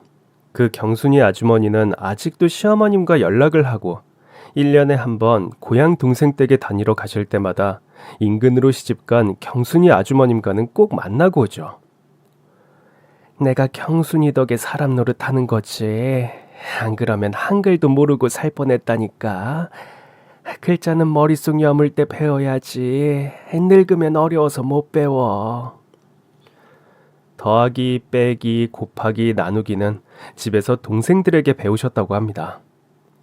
학교를 때려치우고 집에서 살림을 하는데 가정폭력이 일상화된 아버지 덕분에 우리 시어머니는 싸움닭이 되신 거예요. 어린 동생들을 때리는 아버지로부터 동생들을 보호하기 위해서요. 처음엔 방어적인 싸움이었다고 합니다. 아버지가 술 드시고 오는 걸음소리는 그것부터 틀렸으니까요. 그래서 휘청거리는 발소리만 들으면 동생들을 광으로 숨겼다고 합니다. 그리고 아침에 아버지가 깨실 때까지 그 추운 광에서 숨어 있는 거죠. 그러다가 아버지가 광까지 뒤적여 자신들을 찾아내 때리기 시작하자 부엌에 부지깽이 맞섰다고 해요. 동생들 앞을 가로막고요. 술 취하신 와중에도 장애를 가진 딸의 그 행동이 하도 기가 막히셨는지 저거 저 몸도 불편한 놈도 사람이라고. 에휴, 사람 노릇 큰 누나 노릇한다고 동생들을 가로막고 저러네. 에휴. 하시다가 결국 자신도 울음을 터뜨리셨다고요. 사는 게 왜 안 힘들겠습니까? 되는 일은 없고 자식들은 주렁주렁해. 그렇지만 그 우라를 자식들에게 푸는 건 아니라고 생각합니다. 우리 시어머니의 전사 같은 기질은 아마도 그때 어린 시절부터 길러지지 않았을까요? 시어머님이 14살이 되고 바로 밑에 여동생이 대신 밥을 할 수 있게 되자 시어머님은 서울 부잣집에 식모살이로 팔려갔다고 해요. 고향의 아버지가 노름판에서 진 빚을 갚기 위해 골머리를 앓으면서 여기저기 피해 다닐 때 동네 이장님이 슬며시 말씀해 주시더랍니다. 우리 동생이 13년째 입주 식모를 하고 있는 집에서 돈을 꽤 모았거든. 근데 이제 돈을 좀 모아가지고 백반을 주로 하는 식당을 차리려고 나올 모양이요. 근데 그 집에서 이제 며느리를 들이니까 어른 식모는 필요 없고 이 소녀 식모를 하나 구해달라는구만. 응? 보조로 써먹게. 그래서 미리 선 월급을 3년치 받아서 큰딸을 넘겨준 겁니다. 말 못하는 청각장애인이고 어리다는 이유로 남들의 50%만 받는 월급으로요. 그렇게 우리 시어머니는 서울 땅을 처음 밟으셨고 시어머니가 보조를 할 그 집 세댁은 정말 앙칼지고 야박하고 못되기가 콩쥐 팥쥐에 계모 찜쪄 먹었다고 해요. 우리 시어머니는 곱상하십니다. 예쁘니까 더 미워했던 것 같아요. 18살 때 처음 들어간 공장에서 찍은 사진을 보니 정말 그땐 꽃같이 예쁘시더군요. 그러나 세댁은 고운 한복이 어울리지 않게 못생겼는데 어느 정도냐면 한 푼 주고 보라면 2푼 던져주고 도망가게 생겼고 못생긴 얼굴에 심보까지 못됐으니 시댁이나 신랑이 좋아할 리가 없죠. 그 집 새신랑이란 사람은 종로에서 보석상을 운영하는 가업을 이어받아서 보석을 취급했고 세댁은 늘 치렁치렁 온갖 폐물을 달고 끼기를 좋아했다고 합니다. 남편에게 잘 보이기 위해서 집에서도 화장을 떡칠을 하고 있었는데 돼지목에 진주 먹거리도 아니고 그거 웬만하면 좀 집에서 빼고 있지 말이야. 못생긴 각시 하는 꼬라지가 미운 새신랑은 집에 재미를 못 붙이고 늘 밖으로 돌았다고 합니다. 그러던 중 새각시가 임신이 되고 미운 게 미운지 더하느라 그랬던지 입덧이 유난히 허들어져서 시댁에서 한 1주간 친정에 다녀오라고 했던 모양입니다. 마침 시부모님이 경주로 여행이 잡혀 있어서 그때 맞추어 며느리도 휴가를 준 거죠. 그래서 집엔 우리 시어머니뿐이 안 남았던 모양이에요. 아니 정확히는 그 집 새신랑하고요. 안채의 본체하고 시어머님이 거주하는 뒷채는 멀리 떨어져서 신경을 안 썼던 게 화근이었나 봐요. 덜거덕 잡아 열면 열리게 되어 있는 방에 그 새신랑이 몰래 들어왔고 시어머니는 방에 있던 과일 깎는 도구로 상대를 위협하는 게 아니라 자신의 목을 긋는 신용을 했답니다. 보아하니 진짜 기고 끝을 자기 자신의 목에 누르는 품새가 진짜인 것 같아서 그 새신랑은 아유 독한 년! 이라고 내뱉고 방에서 뛰쳐나갔다고요. 그러나 이 새신랑이란 사람도 인간이 악종인지 그 이루지 못한 욕망을 우리 시어머니께 뒤집어 씌우는 것으로 분풀이했다고 합니다. 온 식구들이 다 돌아오고 나서 이틀인가 지나서 며느리가 난리를 피우는 거예요. 집에 두었던 폐물들이 없어졌다고요. 알고 보니 그 새신랑이 자기 와이프에게 저거 전현 저거 식모년 당신 없고 부모님 안 계시던 때 뒷채 광에서 목욕을 하고 맨몸으로 집 방으로 들어가더라고. 같은 집에 젊은 남자가 있는데 그게 무슨 해괴하고 칠칠치 못한 짓인지 원. 이렇게 헛소리를 내뱉었대요. 아니 가만히 있으면 중간이 나가고 아무도 모르게 지나칠 일을 아마도 우리 시어머니가 그 새색시에게 이를까봐 미리 선수를 친 거 아닐까요? 그 시절 새색시 입장에선 그렇다고 무턱대고 쫓아내진 못하고 가뜩이나 자기에 비해 예쁘게 생겨서 미웠는데 그걸 기화로 속임수를 쓴 거죠. 목걸이 중 일부를 우리 시어머님 방에 가져다 놓고 훔쳤다고 덤탱이를 씌워서 쫓아낸 겁니다. 나머지 한 달 월급도 안 챙겨주고요. 시어머니는 1년 3개월 일하고 나머지 1년 7개월치 성금 받은 거는 벌어서 갚기로 하고 그대 그나마 그 집 식구 중에서 마음씨 후덕한 주인 할머니의 주선으로 인근에 국수 제조하는 국수 공장으로 취업이 되었다고 합니다. 우리 시어머니 인생에서 그때가 처음으로 행복하던 때라고 합니다. 국수 공장 5년 차에 들어가면서부턴 돈을 벌면 자기를 위해 썼으니까요. 아버지가 병을 얻어 돌아가시고 나자 노름빚이 생길 리가 없고, 고향의 어머님은 여전히 나품팔이, 그리고 동생들도 돈을 버니 자기도 이제 월급 받으면 40%만 붙여드리고 60%는 자기 자신을 위해 썼으니까요. 방 하나를 얻어서 같이 쓰는 공장 친구들 셋이서 같이 모아 방세도 내고 생활비도 내고, 그리고 구두도 사고 옷도 사고 화장품도 사고 머리핀도 샀으니까요. 국수 공장 5년을 다니고 그 다음엔 양말 공장으로 옮기셨다고 합니다. 거기서 같은 청각장애인인 평생의 지인을 만나게 되신 겁니다. 바로 지금까지 수감 생활 중인 김도녀 여사님을요. 김도녀 여사님은 우리 시어머님보다 3살 위인데, 시골 가난한 농사꾼 집의 5녀 중에서 4녀로 서울 국수공장에서 일을 하신 겁니다. 국수공장은 월급을 조금 더 받을 수 있었는데 양말 소재에서 나오는 먼지로 건강이 안 좋아지셨다고 해요. 그러나 그런 괴로움보다는 퇴근할 때 당하는 몸수색이 제일 괴로웠다고 합니다. 양말을 숨겨나가서 모아서 팔아먹는 공원들이 있다는 거죠.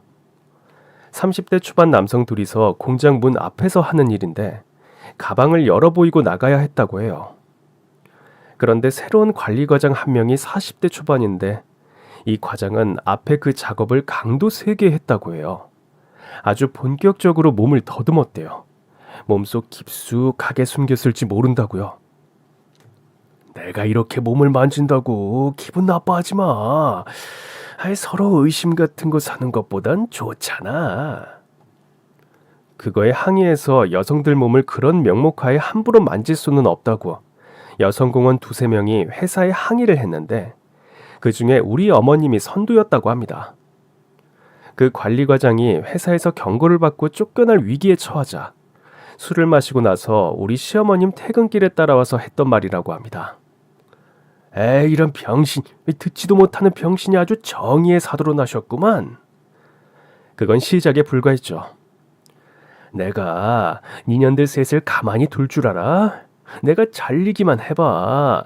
니들 죽고 나 죽고야. 관리과장의 위협은 날이 갈수록 심해졌고, 어느 날은 어머님이 김도녀 여사와 둘이 자취하는 방으로 쳐들어와 마구 폭력을 휘두른 겁니다.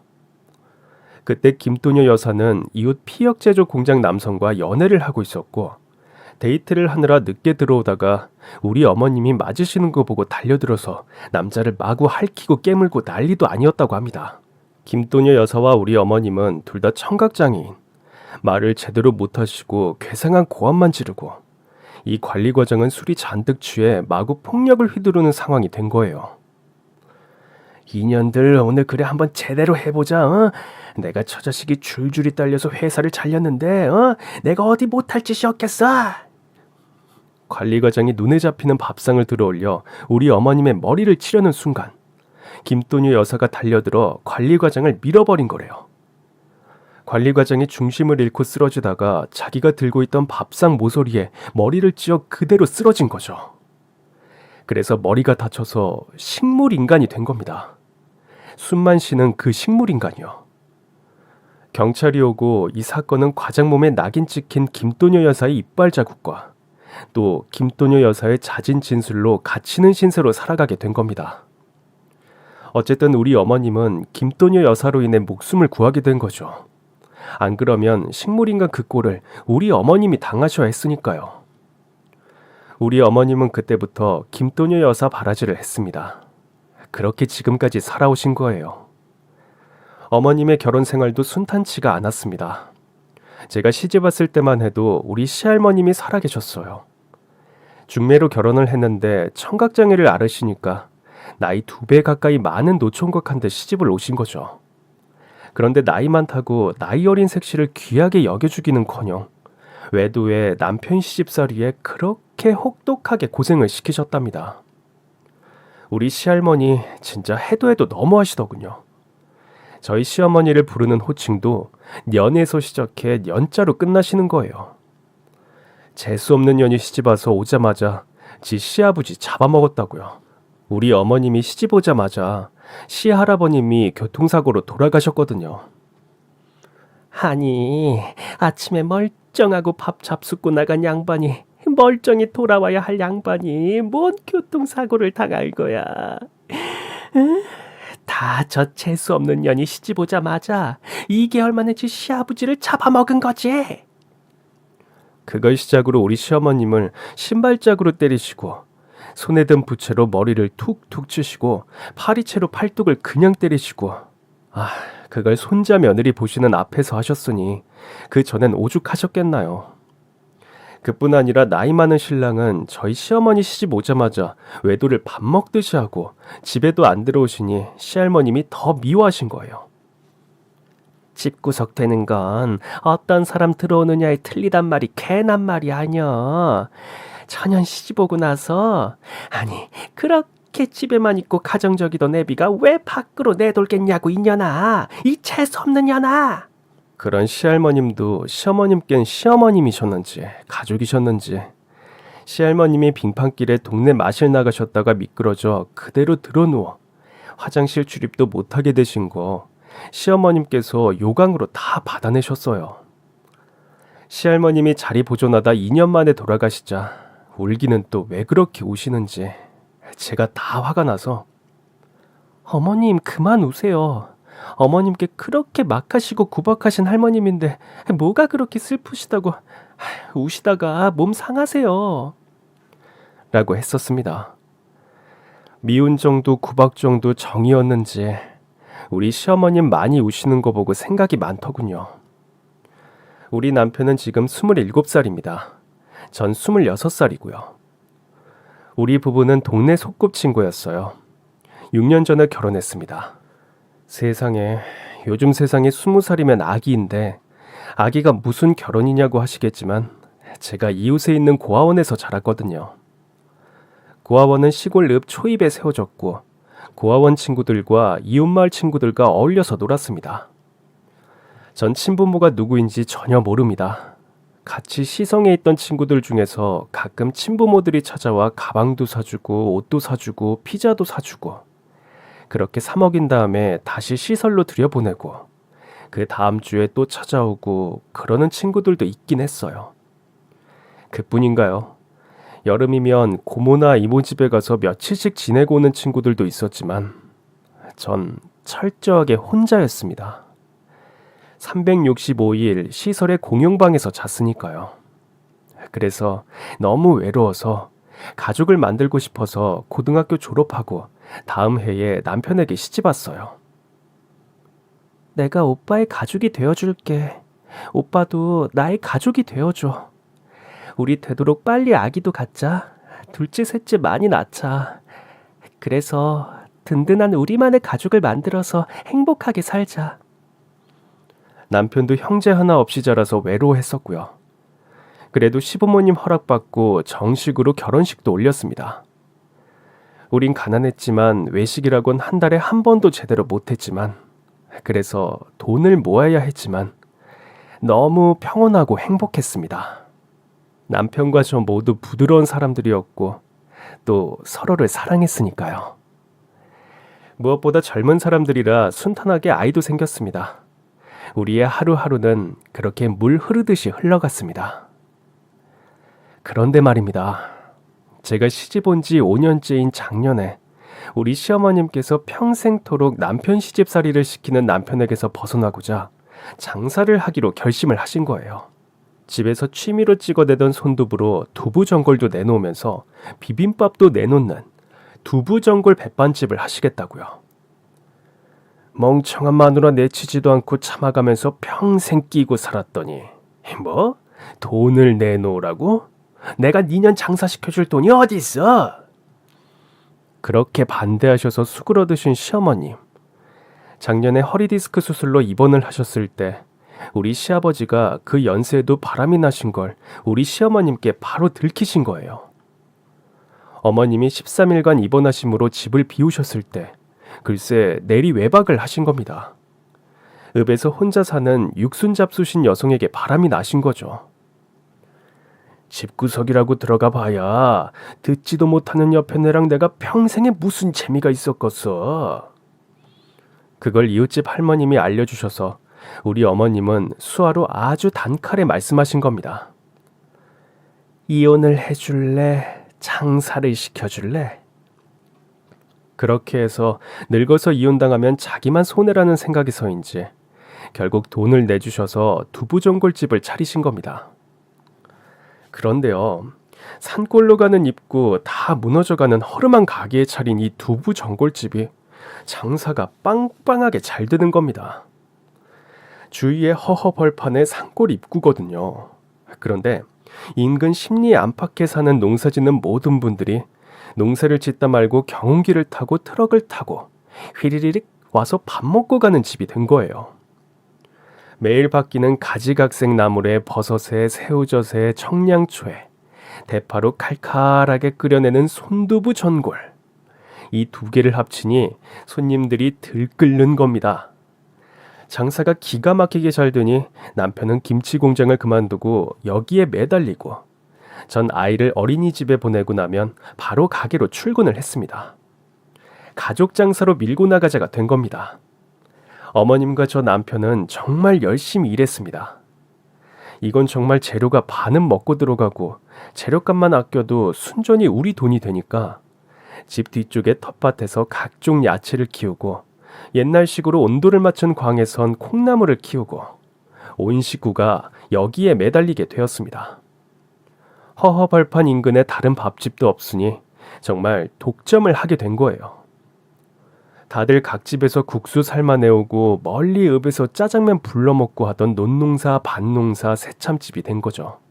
밥도 푸짐하고 여름엔 열무며 보리밥도 테이블 모인 식당 정중앙에 놓고 마음껏 퍼다 잡숫게 했으니까요. 인심을 후하게 한 거예요. 당연히 소문은 멀리 퍼져서 인근 다른 읍에서도 우리 집까지 원정 식사를 왔습니다. 식당이 잘 되니 두개조로 밤에도 했습니다. 술도 파는 곳으로요. 그런데 어느 날부터 우리 시아버지가 가게에 오셔서 행패를 부리는 겁니다. 가게를 내놓으라고요. 이 가게를 권리금까지 주고 사겠다는 사람이 있으니 팔아서 돈을 다시 돌려달라는 거예요. 하지만 시어머님께선 절대 그렇게 못하겠다고 못을 박으셨죠. 그러니 더 안달이 나신 시아버지는 손님들 오시는 시간에 맞춰 와서 앉아 계시면서 내가 평생토록 벌은 돈을 누구 줘라고, 어? 누구 밑구녕에 다 쳐넣게 되는 게야. 이거, 이 장사 내 돈 아니었으면 언감생심, 가능했을 것 같아? 아버님, 입은 삐뚤어졌어도 말씀은 바로 하세요. 아버님이 평생 벌은 돈이라고요? 그거 다 우리 어머님이 평생 뼈 빠지게 농사지은 돈이잖아요. 아버님은 1년에 반은 집 밖에 나가서 안 들어오신 분이잖아요. 그에 맞서 싸울 사람은 저 하나였어요. 남편이요. 우리 남편은 왜 그렇게도 자기 아버지에게 늘 꼼짝을 못하는지 전 그 이유를 알다가도 모르겠습니다. 좀 대들라고 해도 자기 의견을 뚝 부러지게 전달하라고 해도 늘 자기 아버지가 나타나면 뒤로 슬금슬금 물러나고 눈치를 보고 남편 이야기론 어릴 때부터 아버지 눈치를 보게 된 게 지금까지 이렇게 된 것 같다고 합니다.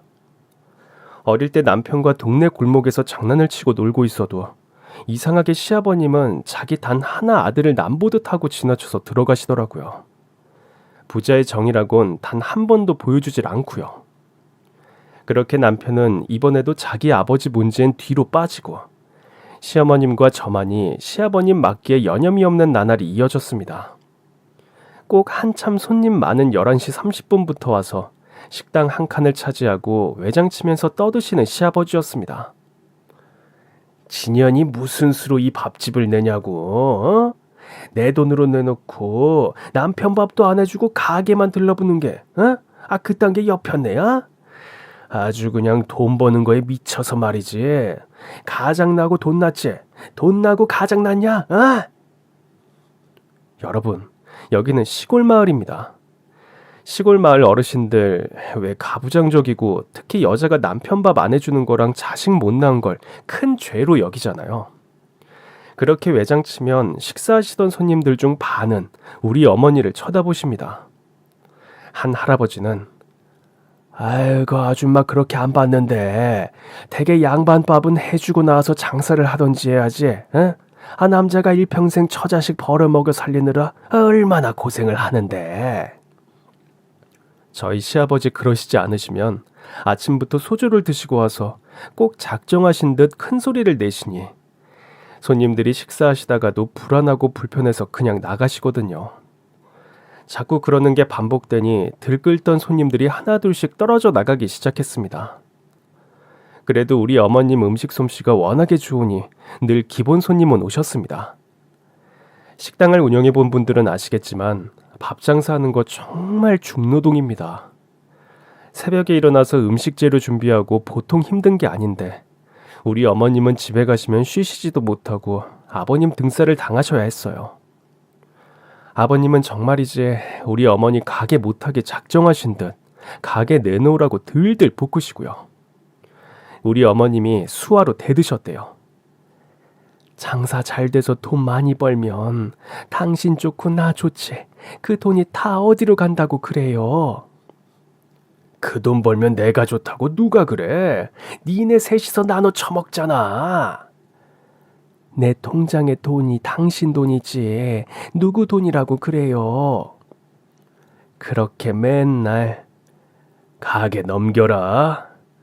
그러면 어머니는 수화로 누구 마음대로 이렇게 줄다리기로 씨름하시다가 사건이 터졌습니다. 시아버지께서 혼자 계신 낮에 뭘 찾으려고 한진 몰라도 장롱을 뒤적이시다가 밑에 칸 가장 깊숙한 곳에서 작은 상자를 발견하신 거예요. 그 안에서 통장 하나를 발견하셨는데 큰 돈이 들어있던 건 아니고 25년 전부터 김세녀라는 이름을 가진 여성에게 매달 꼬박꼬박 10만 원, 20만 원, 5만 원 이런 식으로 돈을 송금한 내역이 보이는 거예요. 통장엔 일주일에 한 번, 2주에 한 번, 혹은 사나흘에 한 번 5천 원, 만 원, 2만 원, 3만 원 이런 식으로 입금된 금액이 보이고요. 이게 무슨 돈인가 황당하고 기가 막히고 아무튼 아내의 돈이 주기적으로 모르는 여자에게 25년간 한 달도 안 빠지고 꼬박꼬박 나간 거는 맞잖아요.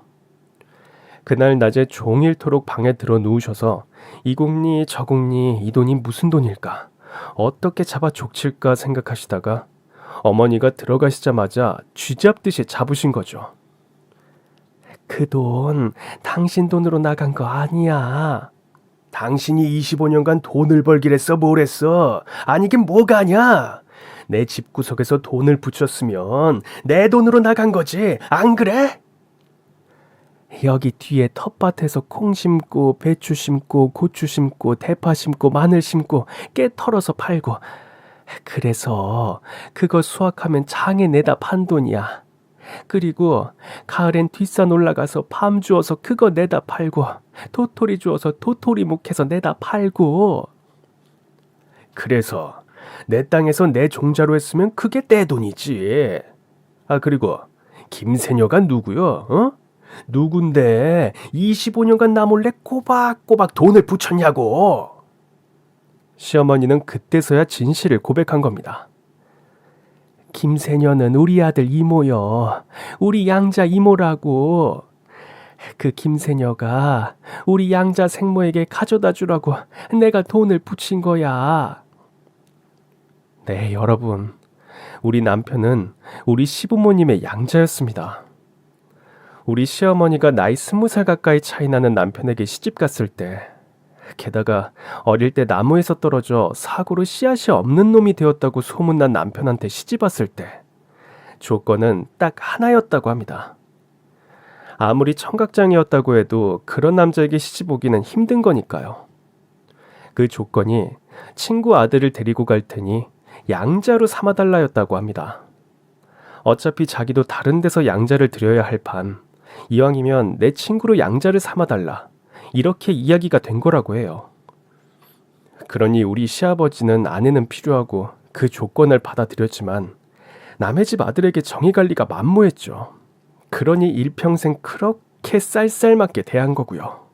그래서 아니 정태 생모면 생모지 당신이 돈을 붙여줄 일이 뭐야? 어?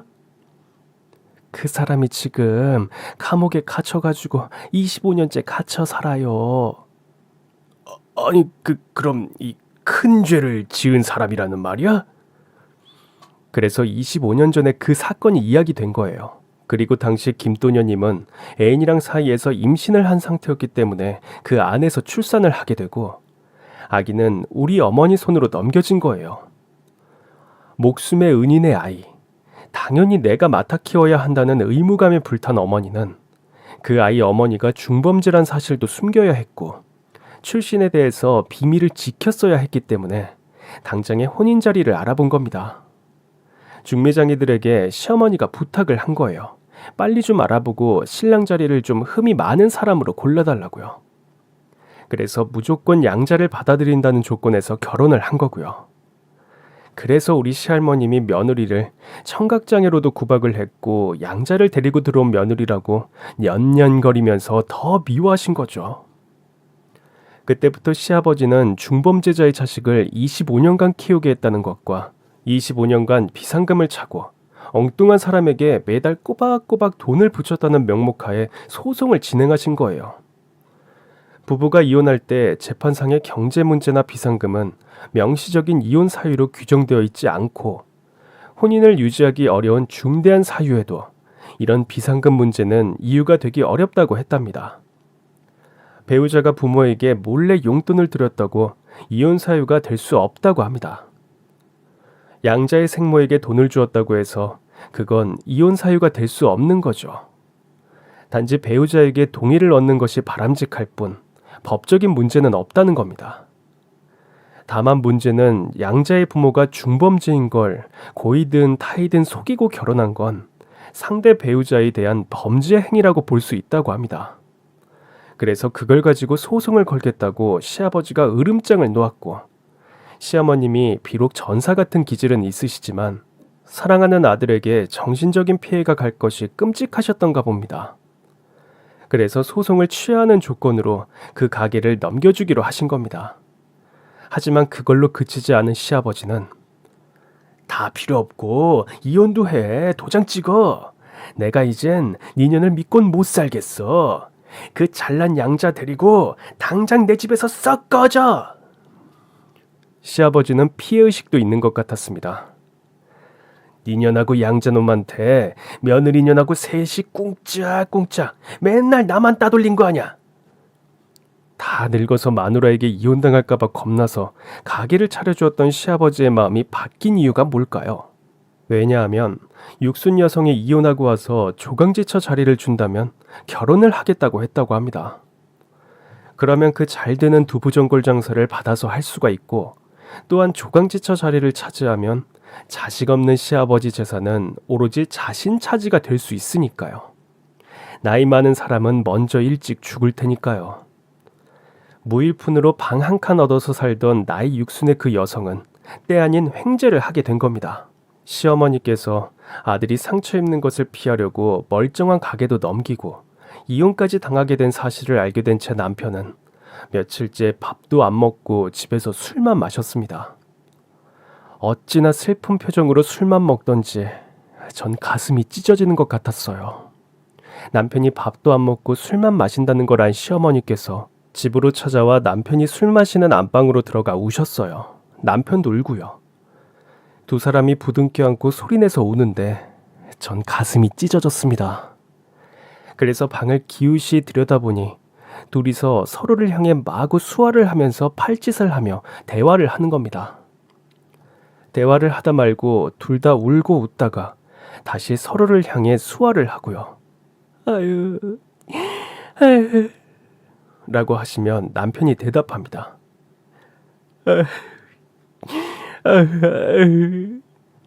남편이 가슴을 치며 내는 소리입니다.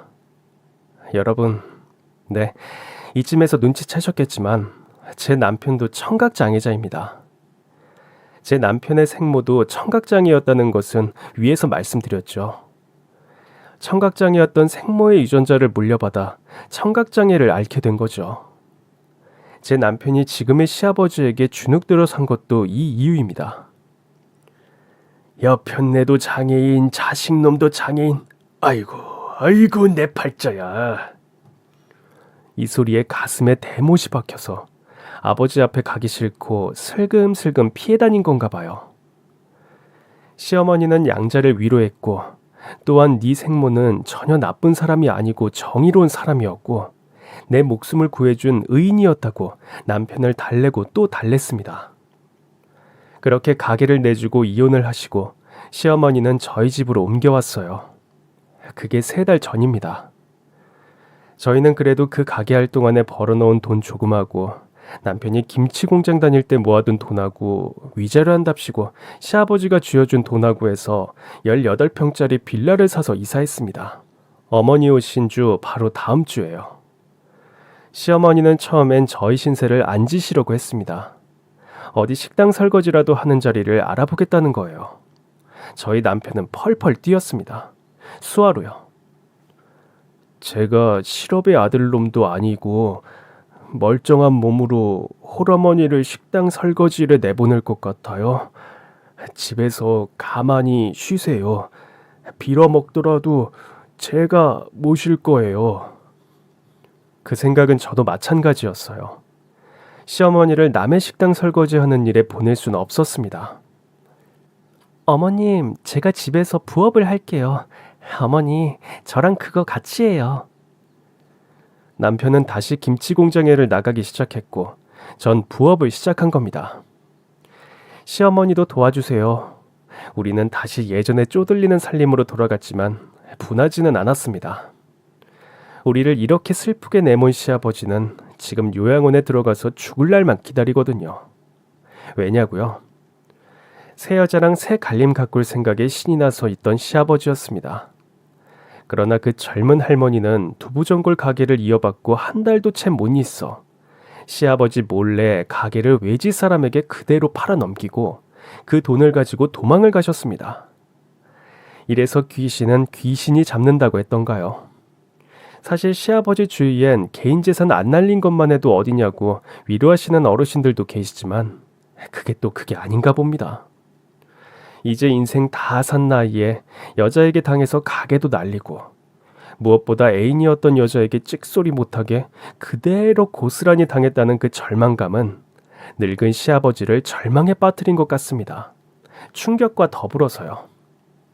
시아버지는 실어증에 걸렸습니다. 청각장애라고 그렇게 일평생 자기 아내와 양자를 사람 취급 안 하던 분이 실어증에 걸린 거예요.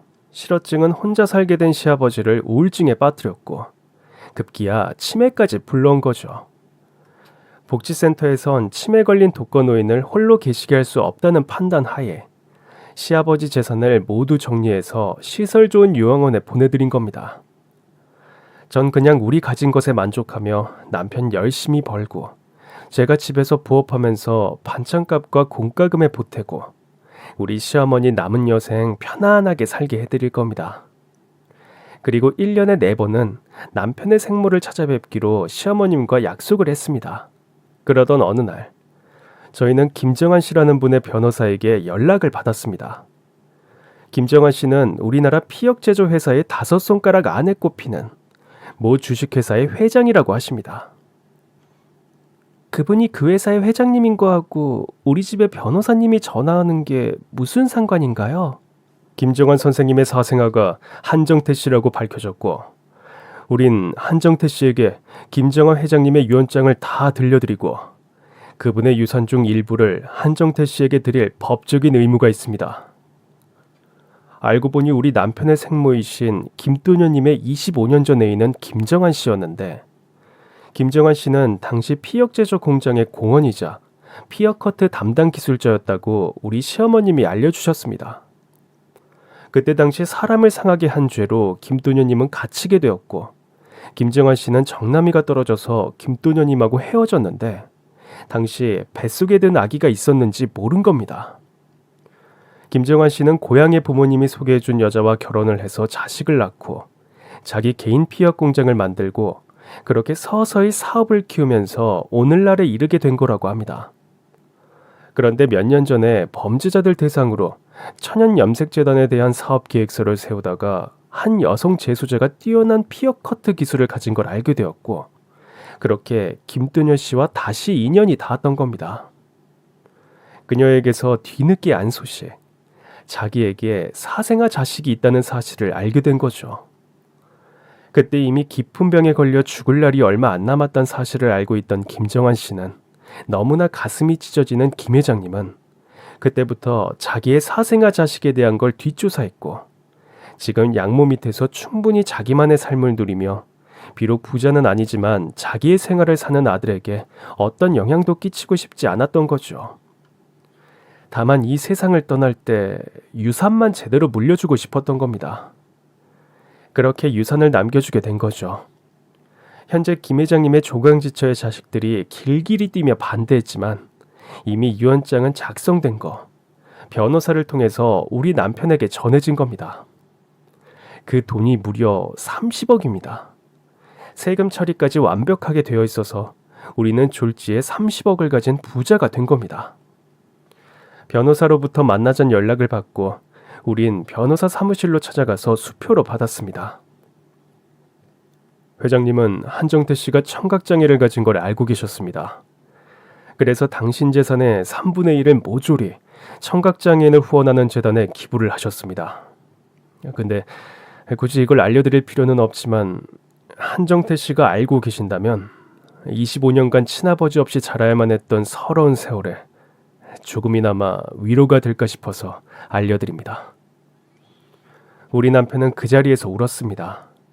저도 같이 울었어요. 전 우리 남편을 사랑합니다. 남편과 처음 만나던 때가 기억나네요. 제가 남편이 살고 있던 동네로 이사를 간 건 6살 때입니다. 남편은 청각장애를 앓는다는 이유로 술래잡기에서 번번이 술래를 맡아 했어요. 친구들은 꼭 그를 술래를 시키며 자기들끼리 숨고 장난치고 놀았죠. 전 제 남편의 손을 잡고 같이 술래를 섰습니다.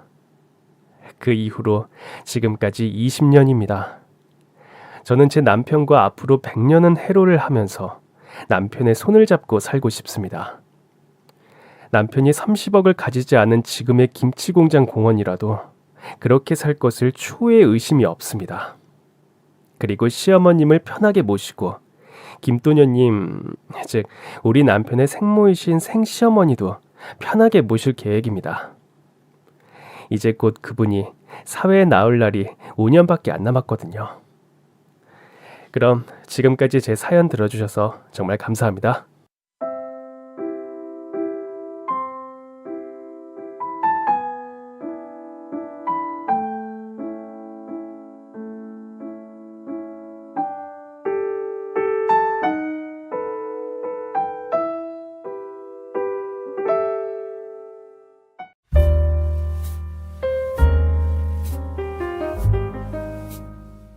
안녕하세요. 저는 올해 42살인 남성입니다. 저는 노총각으로 지내다가 37살에 결혼했습니다. 사촌 형수의 친여동생과 결혼했습니다. 그러니까 겹사돈이 된 거예요. 저는 2년 전에 공사판에서 아르바이트를 하다 다쳐서 걷는 게 많이 불편합니다. 거의 다리를 45도 각도로 꺾은 상태에서 걸어야 해요. 그런 적에 시집와준 15살 어린 아내에게 많이 감사하는 마음으로 이 사연을 적습니다. 제 고향은 한반도의 끝자락에 위치하고 있습니다. 전 아버지가 안 계신 어린 시절을 보냈습니다. 아버지가 방랑벽이 있다고 해야 하나? 한 곳에서 머물러 계시지 못하는 성정이셨기에 늘 서울부터 제주도 끝까지 떠돌며 공사판을 전전하셨습니다. 십장이셨죠. 저희 엄마와 정식으로 결혼을 안 하고서 아이를 가졌는데 호적엔 올려주셨대요. 결혼식만 못했을 뿐이고요. 아버지 성격에 뭐 절차 따져 사람 불러 모아 결혼식하고 그런 거를 안 하실 줄 저희 엄마는 이미 알고 있었고 엄마 자신과 절 호적에만 올려준 것이 어디냐고 감사하는 분이셨습니다. 아버지 안 계신 집에 아버지만큼 의지처가 되어준 게 고모와 고모부였습니다. 고모는 우리 엄마 편을 들어주시느라 자기 남동생 욕을 늘 입에 달고 살았죠. 그건 인간도 아니야. 동물도 지 새끼는 아는 척 하는 베비야. 아니 새끼가 있는데 새끼 옆에 안 있고 팔도를 제 집 안방 마냥 싸돌아다니는 게 그게 인간이야? 가정에 대한 책임감 없는 인간이라고요. 자식이나 떨구지 말던가 자식을 낳았으면 한 곳에 머물러 살림을 차리던가 그래도 엄마는 이 집안 식구라는 안도감에 행복해 하셨습니다. 비록 남편은 1년에 하루 이틀 볼까 말까지만 남편의 여자 형체로 인해서 가족 결속력이 이루어졌으니까요. 고모네 가족이 있으니 꼭 시댁 같고 난 바람벽에 서 있는 것 같이 살까봐 걱정했는데 바람벽은커녕 든든한 울타리가 여기 있네. 고모네는 고기잡이배를 부리셨는데 그 일대의 모든 인간사를 자기 손으로 해결해주는 해결사라고 해야 할까? 뭐 그런 위치에 있었다고 생각하시면 됩니다. 제 고종사촌으로는 형 하나, 누나 둘이 있었는데요. 누나 둘은 나이 차가 많이 나서 안 친했고 형하고는 많이 친했습니다. 동갑이었거든요. 5개월 차이가 나는 동갑이요. 그러나 우리 시골은 서열이 엄격했고 5개월 차이도 형은 형이라며 꼬박꼬박 형으로 부르게 해서 전 형이란 호칭이 익숙했어요. 1시간 먼저 태어나도 형은 형이야. 깍듯이 형이라고 불러야 써. 고모가 우리 엄마와 저를 보살펴 주었듯이 사촌형도 아버지 없이 사는 사촌 동생인 저를 보살펴 주었죠. 동네에서 누가 아버지 없는 애 취급을 하고 놀리면 형이 나서서 싸워주는 건 기본. 전 뒷산에 식물 채집하러 갈 때도 여름방학 숙제로 들로 산으로 각 곤충 잡으러 갈 때도 형의 도움을 받으며 자랐어요. 당연히 설에 만들어주는 연은 동네에서 형이 가장 잘 만들었고 날리기도 잘 날렸죠. 형은 어린 제 눈에 못하는 게 없는 만물 박사로 보였습니다.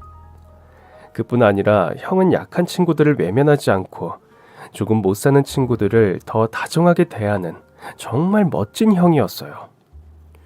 그때만 해도 학급에서 쌀을 걷어 가장 못 사는 친구들 집에 가져다주는 자선 행사를 했었거든요. 형이 늘 반장이었기 때문에 수레를 끌었는데 그날 학교 끝나고 쌀을 배달해 줄 집은 우리 집이었던 거예요. 가난도 그랬지만 엄마랑만 산다고 하여 담임 선생님이 절 지정했고 두 학급이 같이 움직이는 길에 형이 우리 집을 맡은 거죠. 형은 내게 미리 귀뜸을 해주었고 저보고 엄마와 함께 시장에 가서 핫도그 같은 걸 사 먹고 있으면 집 앞에 쌀을 두고 가겠다고 했습니다. 그러니까 3시에 갈 것 같아. 2시쯤에 외숙모랑 나가 있으라고. 그럼 내가 사람이 없네? 그냥 마당에다가 놓고 가자. 그럴 테니까. 친구들에게 그 집이 우리 집인 걸 모르게 하려는 깊은 뜻에서였습니다. 전 형에게 엄청난 고마움을 느꼈고 앞으로 나도 기회가 된다면 형에게 이로운 일을 하고 싶다고 다짐을 했습니다. 그 다음에 봄이었습니다. 사내 아이들은 거칠게 노느라 늘 산에 가서 나무를 타는 놀이를 즐겼는데 또 남자애들은 자기가 센 걸 과시하고 싶어하는 면이 있거든요. 그리고 누가 싸움 도전을 하면 후에 지더라도 받아주는 게 남자로의 자존심이 꺾이지 않는다는 묘한 생각을 가지고 있는 사람들이 많습니다. 그날은 이미 큰 아름드리 나뭇가지에 3명의 소년이 올라타고 있었기 때문에 가지가 곧 부러질 것 같이 위태위태했습니다. 그 3명 중에 제가 끼어 있었습니다. 그리고 다음 순례가 올라와야만 했습니다. 형은 키도 크고 덩치가 큰지라 올라오자마자 가지가 부러지더군요. 우리는 모두 경악했습니다.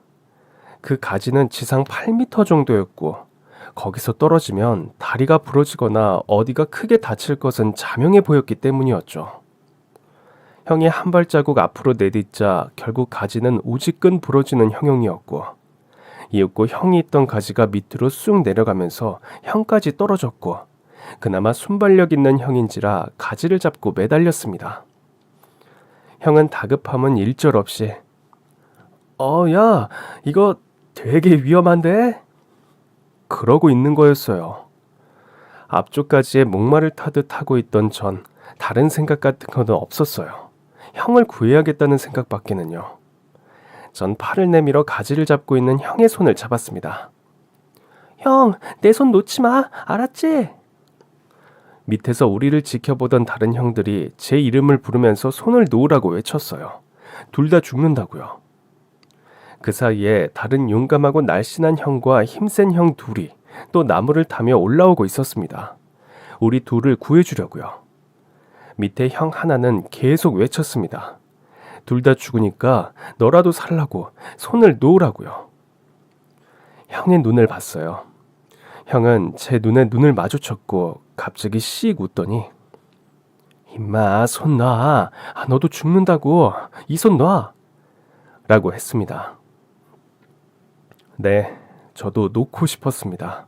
어린 마음이지만 살고 싶었어요. 그러나 안 놓았습니다. 형을 놓아버리곤 제가 제정신으로 살 수 없다는 걸 어린 나이지만 직감했기 때문이고 여기서 같이 죽는 게 낫겠다. 그런 마음이 들었기 때문이에요. 나무가지는 이제 거의 다 부러졌고 우리 둘 다 나란히 죽는 일만 남았습니다. 그때 나무를 다 올라온 날쌘 형이 팔을 내밀어 우리 둘의 팔을 잡았고 그 뒤에 올라온 형은 날쌘 형 허리를 잡았습니다. 그렇게 우리 넷은 한 덩이가 되어 버텼어요. 우리가 버티는 동안 소식을 듣고 달려온 어른들이 우리를 구해주었습니다. 소방관 아저씨들도 소방차를 산 밑에 대놓고 사다리를 4명의 어른들이 들고 뛰어 올라와서 도와주었습니다. 우리 넷은 다 함께 살았습니다. 그날 그 사건으로 우리는 인근 동네에서 영웅이 되었습니다. 정말 멋진 놈들이라며 각 행사에 불려다니며 칭찬을 받았어요. 형은 그 이후로 제게 별말 없었습니다. 다만 딱 한마디. 고맙다. 내가 평생토록 안 잊을게. 라고만 했습니다. 그게 우리 14살 때 일이었어요. 형과 전 같은 고등학교까지 졸업하고 형은 서울에 있는 4년제 대학으로 진학했습니다. 저는 취업을 빨리 해서 살림에 도움이 되어야 했기 때문에 전 고향 인근 전문대로 진학을 했습니다. 그리고 대학 다닐 때 형과 전 앞서거니 뒤서거니 군입대를 했고 무사히 제대를 했죠. 형이 방학에 고향에 내려오면 우리는 늘 어릴 때와 마찬가지로 쌈밤같이 붙어 다녔습니다. 아이고, 니들은 어떻게 된 게 꼭 쌍밤 같다. 저는 대학을 졸업하고 고향 근처에 있는 대형 섬유공장 관리부에 취직이 되었어요. 지역 유지엔 고문부 백으로 들어간 거죠. 서울의 형은 아직 대학을 다니고 있었고요. 첫 월급을 타서 엄마에게 드릴 선물을 사고 형 통장에 10만 원을 송금했습니다. 형 용돈 쓰라고요. 전 형제도 없으니 형이 진짜 내 형 같았고 아직도 공부하느라 힘든 형에게 붙여둔 돈이었습니다. 그 후로도 석 달에 한 번 20만 원씩 형 통장에 돈을 붙였습니다. 전 왜 그렇게 형에게 용돈을 붙여주고 싶었을까요? 형이 대학을 졸업하고 중소기업의 총무과로 들어갔습니다. 우리가 취업하고 할 때만 해도 지금도 그렇지만 취업난이 심했거든요. 우리 집안 애들은 속도 안 썩이고 부모에게 안 비비고 덤썩덤썩 취직해서 자기 앞가림한다고 어른들이 얼마나 좋아하셨던지요.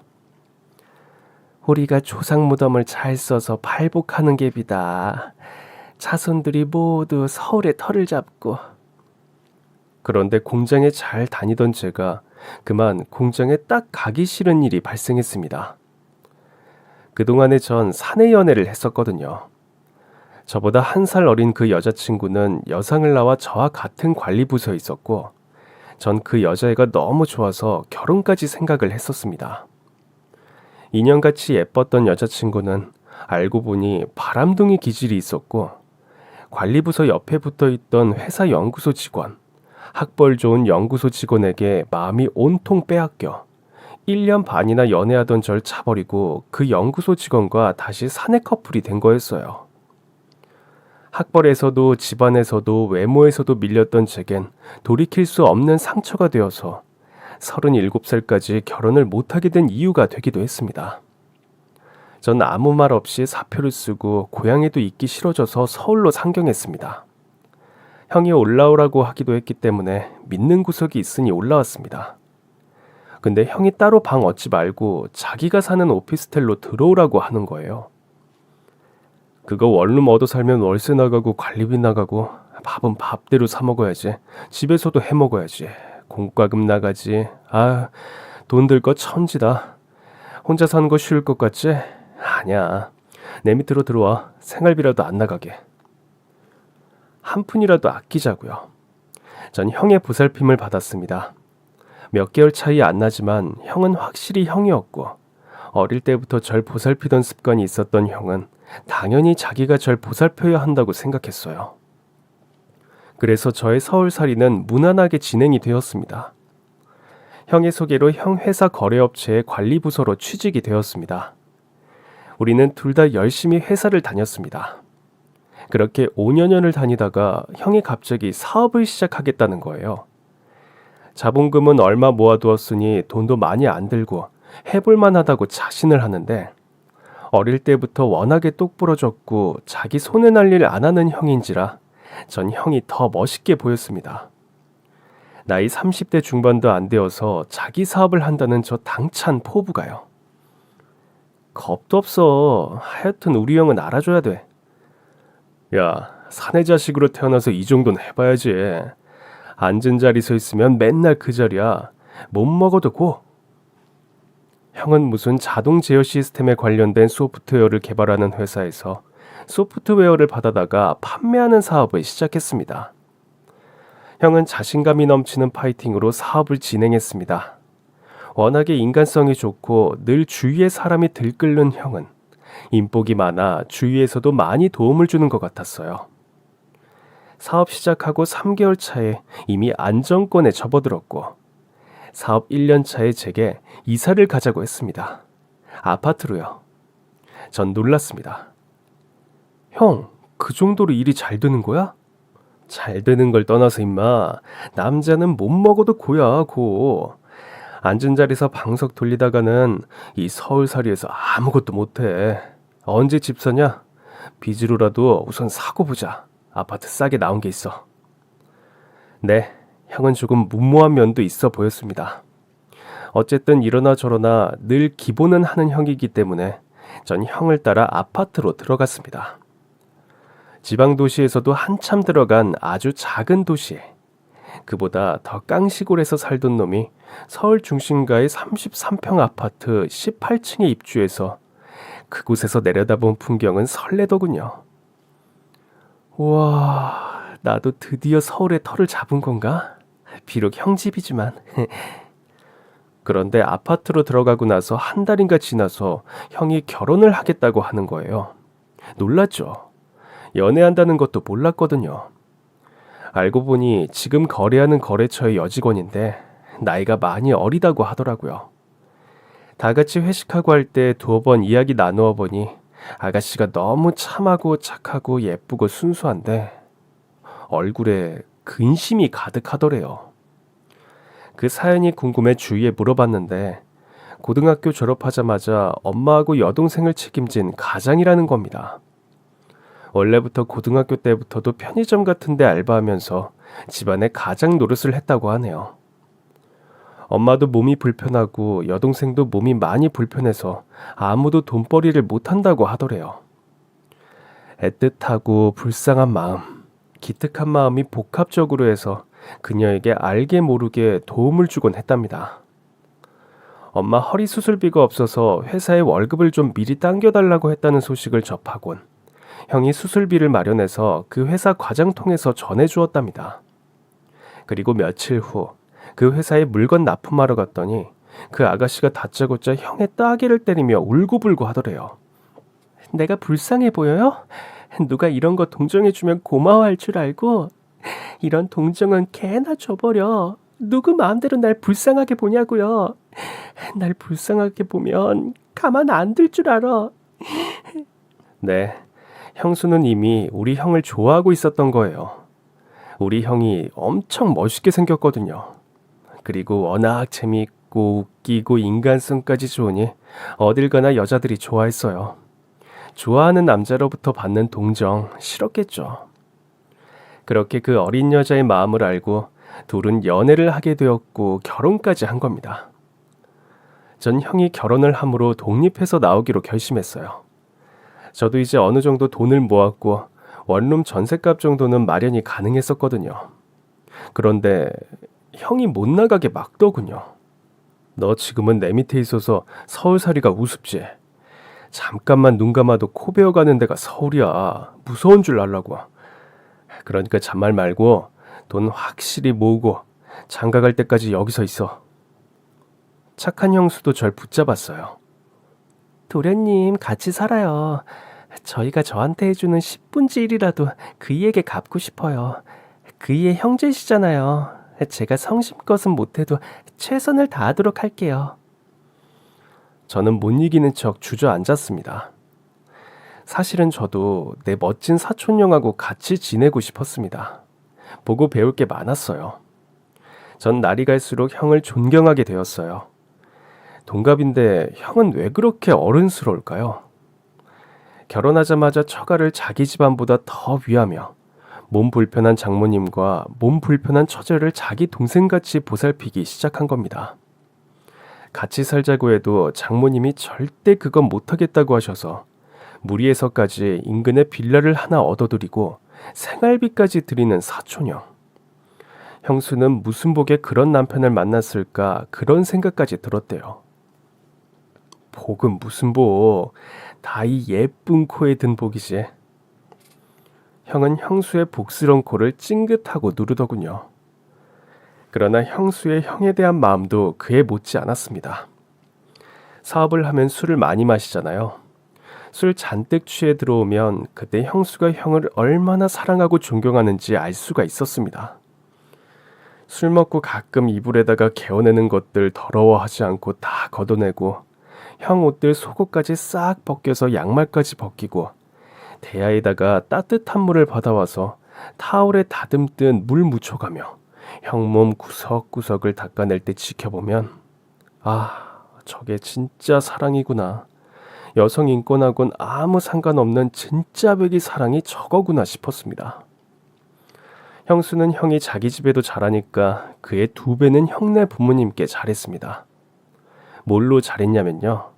형수는 돈이 안 되니까 시부모님들 마음을 편하게 해드렸습니다. 그땐 이미 고모와 고모부께서 일선에서 다 물러나시고 배를 팔아 그걸 적금시켜 놓고 거기서 나오는 이자와 국민연금으로 나오는 돈으로 생활을 하셨고 고모부가 서울로 터를 옮겨볼까 한데 자주 올라오셨는데 그때마다 다른 아들 집도 아닌 형네 집에 묵으셨습니다. 왜일까요? 마음을 편하게 내 집같이 해드리거든요. 아버님 모셨냐 호들갑 떨지도 않고 자기 집같이 편하게 해드린 거예요. 단지 밥상에 비린 생선 고기 하나 더 조심스레 올릴 뿐 전혀 남의 식구같이 안 들게 하셨죠.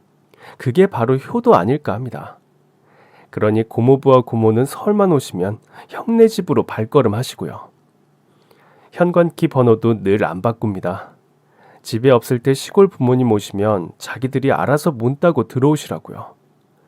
고모는 집에 사람이 있든 없든 자기들 집인 듯 문을 따고 들어오시면서 아가야, 우리 왔다. 잘 있었냐?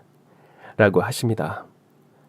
고모는 우리 형수를 기특하게 여긴 게 친동생도 그렇게 못할 텐데 사촌동생까지 품으로 감싸고 보살펴주는 형수가 세상에 어디 있냐고 하시는 거죠. 형은 자기 부모님들이 형 집을 편안해하고 형수를 편안하게 여기고 들락이시니 형수를 더 소중하게 예뻐했죠. 야, 내 친구들 이야기 들어보면 네 형수는 천연기념물감이란다. 아들네 집에 가져다 주려고 반찬을 해서 경비실에 맡겨두고 가는 시부모가 천지 삐까리란다. 이렇게 제게 자랑을 하기도 했습니다. 형도 형수를 위해 사는 것 같았고 형수는 두말할 필요 없이 형을 사랑하기 위해 존재하는 사람 같았습니다.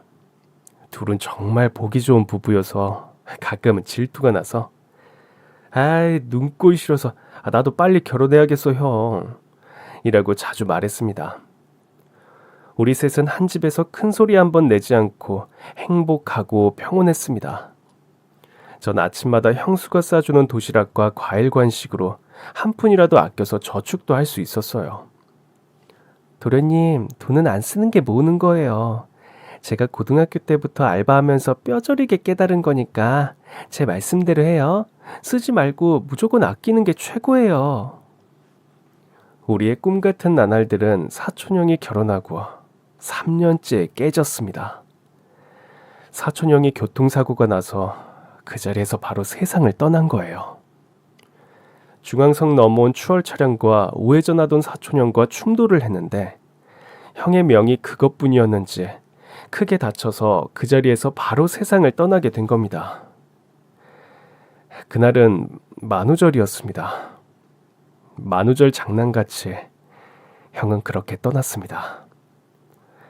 지금도 그나마 다행인 건 고통 없이 가서 그 젊음에 떠난 모든 아까움을 아주 조금이나마 상쇄시켜 주었지만 그게 다 무슨 소용인가요? 이슬로 왔다가 이슬로 돌아가는 인생이기도 하지만 그래도 너무 갑작스러운 일이었습니다. 그런데 말입니다. 죄가 될지 모르는 소리지만 형이 세상을 떠나버린 건 어떤 면으로는 차라리 잘된 일이었던 것 같습니다.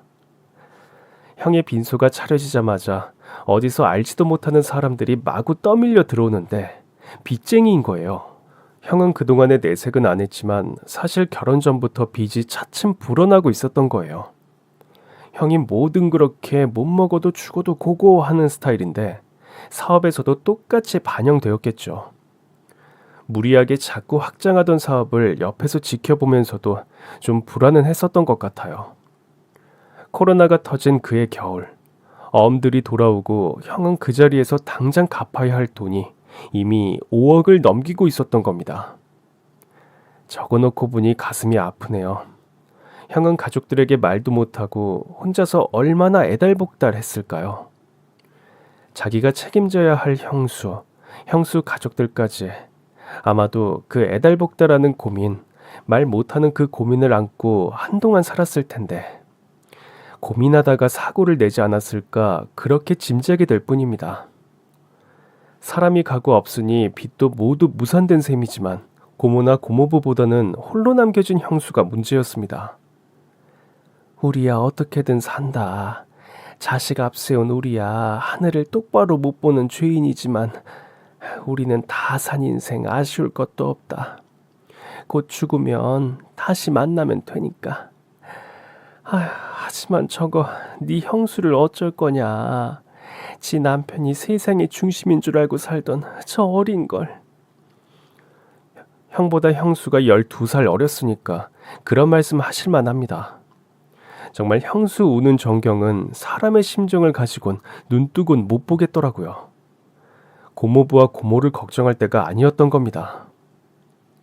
여보, 앞으로 난 어떻게 살아가야 하나요? 형수는 차려진 빈소에서 울다 깨다를 반복하다가 결국 실신을 해서 응급실로 옮겨졌는데 갈수록 첩첩산중이라더니 응급실에서 산부인과에 진료 요청을 했고 형수는 임신 6주째에 접어들었던 거예요. 형수가 워낙에 조금 둔하다고 해야 하나? 나이 어려 건강해서 그랬던 건가 전혀 기미를 몰랐나 봐요. 형수 자신도 그날 알았다고 하더라고요. 형수 어머니가 입원실에서 말씀하시더군요. 아기를 낳지 말라고요. 옳은 말씀이셨습니다. 제 생각 또한 같았고 고모부 고모 생각도 같았습니다. 하지만 형수가 서늘하고 날카로운 표정으로 한마디 하더군요. 엄마, 나한테 이래라 저래라 하지 말아요. 이 뱃속의 아이는 내 것이고 그이 거예요. 그이의 분신이에요. 누구든 나한테 이래라 저래라 하면 앞으로 나 못 볼 줄 아세요. 그리고 그건 어머님 아버님도 마찬가지입니다. 우리 모두는 아무 말도 못했습니다. 고모부께서 아무리 굳건한 표정으로 버티셨다 하나 노인들이라 고향으로 돌아가시자마자 고모는 쓰러지시고 고모부도 반나마 나간 정신이 되신 거예요. 고모 댁을 들락이며 보살펴드리는 건 이웃들과 우리 엄마셨는데 그것도 몇 개월 못 지나 있는 재산 다 팔아 두 분 다 요양원으로 들어가셨습니다. 서울에 있는 누님들이야 남의 집 사람 된 지 오래인데 고향에 내려가서 부모님 모시는 게 불가능하죠. 그리고 우리 엄마에게 밝히신 고모의 뜻이 그랬으니까요. 깨끗하게 요양원으로 보내주면 돼. 어이, 자네 알겠는가? 자식들한테 침대고 싶지 않아. 생떼 같은 아들 앞세우고 뭔 영화를 보겠다고. 이제 제 앞엔 형수의 문제만이 남아 있습니다. 형에게 은혜 입고 산 제 입장에선 고모부 문제로 여간 신경이 쓰이는 게 아니었는데 두 분이서 자신들 뒤처리를 깨끗하게 하시니 참으로 어른이시란 생각이 들었습니다. 전 형수를 책임져야 했습니다. 형의 유복자도 책임져야 했습니다. 형 대신에요. 전 그 책임감에 불탔습니다. 왜냐고요? 좀 오버 아니냐고요? 제가 군대 제대할 무렵의 일이었어요. 제가 군대 제대할 무렵까지 우리 엄마는 고생만 하셨습니다. 집에서 도토리 가루를 내서 묵을 쑤어 장에 내다 팔았고 떡을 쪄서 장날이면 떡판을 메고 나와 장사꾼들에게 떡을 파셨습니다. 그러니까 5일에 한 번만 장사를 하시는 거였어요. 가뜩이나 몸이 약하신 분이 그 장사를 아주 힘겹게 해내신 겁니다. 그러니 병이 안 나실 수가 없죠. 제가 군대를 제대하고 오니 엄마 얼굴이 엉망이었습니다. 엄마, 도대체 무슨 일이 있었던 거야? 얼굴이 왜 그래? 엄마는 묵묵무답이셨습니다. 같은 해에 앞서거니 뒤서거니 하면서 둘 다 입대를 했었고 형은 저보다 넉 달 먼저 제대했는데 형이 알려주더군요. 엄마의 간 상태가 엉망이 되셨다고요. 생체 간 이식을 준비하고 있다고도 했습니다. 전 놀라웠습니다. 생체 간 이식이라는 게 그렇게 쉽게 이루어질 수 있는 건지도 궁금했고 아무튼 누가 공여자인지 궁금했습니다. 물었더니 형 자신이라고 하더군요. 누구긴 누구냐? 바로 이 몸이올시다. 전 우선 다른 감정 다 떠나서 형의 머리끝부터 발끝까지 쓱 보았습니다. 형은 워낙에 몸 관리를 잘했고 헬스와 권투를 고1 때부터 해서 다져진 몸매라 정말 어디 대회에 나가도 손색이 없을 정도였습니다. 비용, 수술 일정, 가능성, 공여자 자신에 대한 관리 등 이 모든 걸 형은 다 자기가 알아서 처리하고 있었던 거예요. 고모에게 부탁하고 졸라서 수술비까지 마련을 하고요. 배에 지방이 많으면 복강경이 어려운데 형은 헬스로 다져진 몸이었고 간 크기가 최소 600g이 넘는데 내장 지방이 많으면 작은 절개 부위로 꺼내기가 어려우니까요. 형은 생체 간 이식에 최적화된 자신의 몸을 만족해하며 우리 엄마에게 간 이식을 해주었던 거예요. 전 울며 형을 붙잡고 울었습니다. 형 정말 고마워. 내가 죽는 날까지 이 은혜 절대 안 잊어. 너 내가 9년 전에 너한테 했던 말 기억하냐? 내 목숨 구해준 일 절대 나도 안 잊겠다고 했던 거. 이마직해서 전 가만히 생각해 봅니다. 전생에 형과 전 무슨 인연이었을까요? 전 우리 엄마를 살려준 사촌형의 은혜를 한시도 잊은 적 없고 이제나마 제가 제대로 갚을 수 있게 되었다고 생각했습니다. 제가 다니는 회사의 월급은 나보다 더하지도 덜하지도 않은 평범한 직장인의 월급이었습니다. 게다가 전문대 졸업이었으니까요. 전 형수와 형의 아기 그리고 형수의 친정을 위해 주말 아르바이트를 시작했습니다. 형이 책임져야 했던 형수 친정을 제가 맡았다고 끊어낼 수는 없었습니다. 그리고 형수는 지금 슬픔에 몸을 겨눕기도 힘든 지경인데 형수 보고 앞날을 스스로 개척하라고는 절대 말 못하겠더군요. 전 37살, 형수는 25살인데 어리디 어린 형수에게 형수도 이제 살 길 찾으세요. 취직하세요. 이 소리가 안 나오는 겁니다. 고향 친구가 서울에서 건물 짓는 일을 합니다. 그 친구도 전문대 건축 설계학과를 나왔는데 부모님이 워낙 빵빵하셔서 부모님이 뒤를 봐주시고 사업체를 키워 작은 사무실을 서울에서 낸 후 본격적으로 일에 뛰어든 거죠. 그 친구에게 찾아가 주말 아르바이트를 하겠으니 현장 책임자에게 말 좀 잘해달라고 했습니다.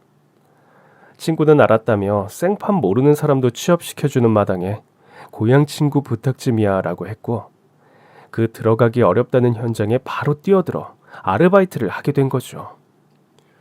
평일엔 회사 출근, 주말 이틀은 노가다판, 빽빽하게 제 일상은 돌고 돌았습니다. 힘든 일을 생전 안 해본 사람이라 그런가 공사장 일은 정말 힘들더군요. 회식 때 친구가 소주잔에 소주를 따라주며 친형수라도 그렇게 하는 건 오버야. 요즘 이 각박한 세상에 자기 벌어먹기 살기도 힘든데 친형수도 아니고 사촌형수에 사촌형수 가족까지 보살피는 게 말이 되냐? 아, 너 그거 오바야. 가끔은 더러운 말도 하는 친구도 있었어요. 너 혹시 그 어린 형수한테 딴맘이 있는 거 아니냐? 아, 이상하다. 다치지 않을 만큼 두들겨 패주었습니다. 더러운 놈들이 더러운 생각만 한다고요. 전 형이 어린 날부터 제게 해주었던 것들을 잊지 않고 살고 있을 뿐입니다. 잘나지는 못했어도 도리를 은혜로 저버리는 놈으로는 살고 싶지 않았던 거예요. 그렇게 생각하는 마음은 마음대로, 또 힘들다고 느끼는 마음은 마음대로 고달퍼서 벽돌을 등에 지고 나르다가 별의별 생각이 다 들더군요. 한 3달만 생활비 드리고 그만할까? 6개월이면 될까? 1년을 도와드린 후 손 털면 하늘에 있는 형도 무심타는 않겠지. 이런 궁리 저런 궁리. 그리고 저도 이제 나이 40을 바라보는데 결혼을 해서 가정을 이루라는 고향 어머니의 압박도 심했으니까요. 네 형 한순간에 떠나는 거 보고도 그러냐? 니도 알아서 앞가림 해야어. 난 손자는 보고 죽어야겠다. 얼른 결혼해. 사실 친구들 모두 결혼했고 저도 결혼을 해서 가정다운 가정을 꾸미고 싶은 나이가 지난 지 오래니까요. 모든 궁리들이 머리를 압박했고 하도 신경을 쓰고 잠도 제대로 못 자고 일만 하니까 사람이 실수를 하더랍니다. 제게도 불운은 찾아온 거죠. 3층 높이에서 떨어졌어요. 벽돌을 등에 지고 올라가다가요. 다리가 부러졌습니다. 물론 딴 생각하는 제 책임도 있었지만 현장 점검이 부실했던 탓이 드러나서 전 보험 처리되어 섭섭지 않게 보상을 탈 수가 있었던 게 그나마 다행이라면 다행일까요?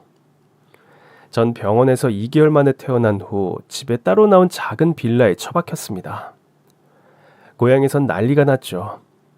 조상묘를 잘 써서 자손들이 발복한다고 할 땐 언제고 조상묘를 잘못 써서 자식들이 모두 죽어나가네. 아유 짧고 하시며 우시더래요. 고향에서 어쩌건 거기까지 신경 쓸 여력이 없는 게 전체 문제만도 너무 괴로웠으니까요. 저의 고독하고 기나긴 우울증이 찾아온 겁니다. 이제 한참 꽃피고 가정 이루고 토끼 같은 자식들 낳아 재미나게 살 나이에 방에 갇히는 신세가 되었으니 우울증이 아닌 우울증 할아버지가 찾아올 만하죠. 세상에 내리쬐는 햇살도 꼴 보기 싫고 햇살도 바람도 세상 사람들도 모두 절 놀리며 비웃는 것 같았습니다. 꼴에 형수의 형수 가족까지 챙긴다고 설치더니 꼴 좋다. 제가 다치고 나서 한 달 후 형수는 자기 살 길을 찾아 나섰습니다. 그래도 어릴 때부터 자립에 힘이 있었던 형수는 다시 취직을 한 거예요. 이젠 어느 정도 자리를 잡았으니 예전에 일하던 총무부에서 다시 오라고 해서 출근을 하기 시작한 거예요. 몇 달 후에 출산을 해야 하고 2달 후부터는 배도 부를 텐데 괜찮을까요? 물어봤더니 상관없으니 나와서 일만 제대로 해달라고 하더래요.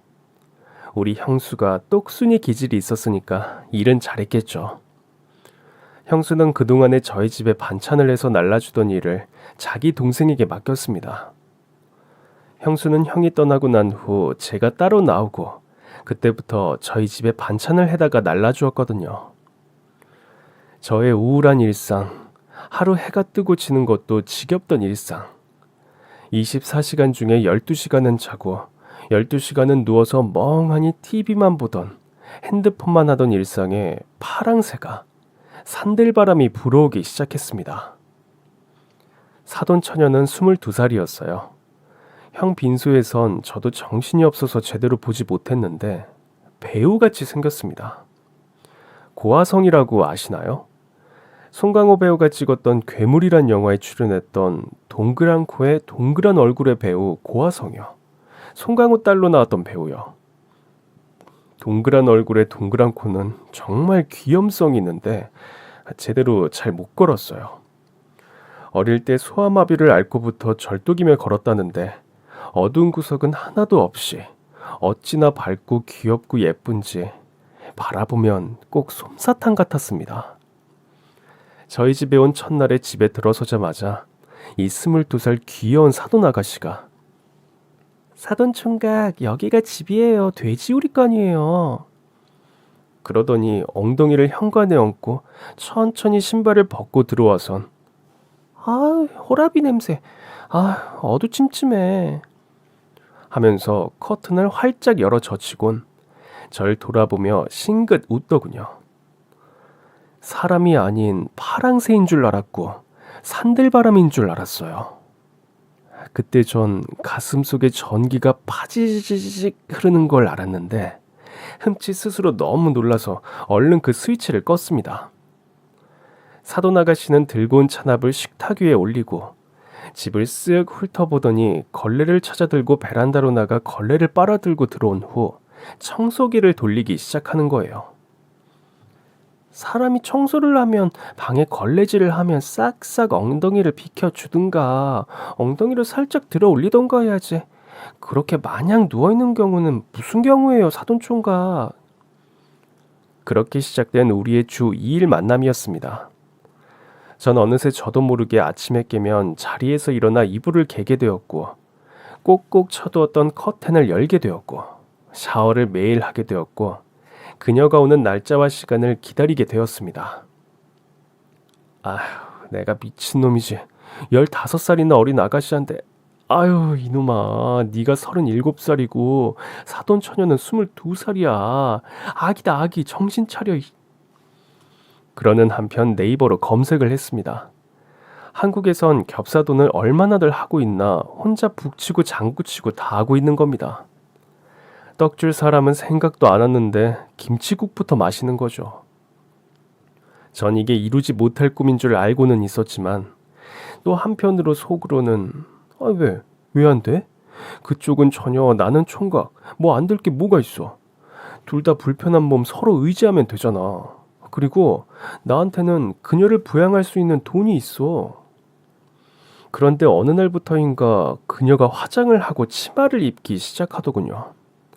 뭐 봄이니까 여자들이야 봄이면 화장을 더하고 치마도 입고 그러니까 이해는 되었지만 그렇게 꾸미니까 그녀가 더욱 예뻐 보여서 설레더군요.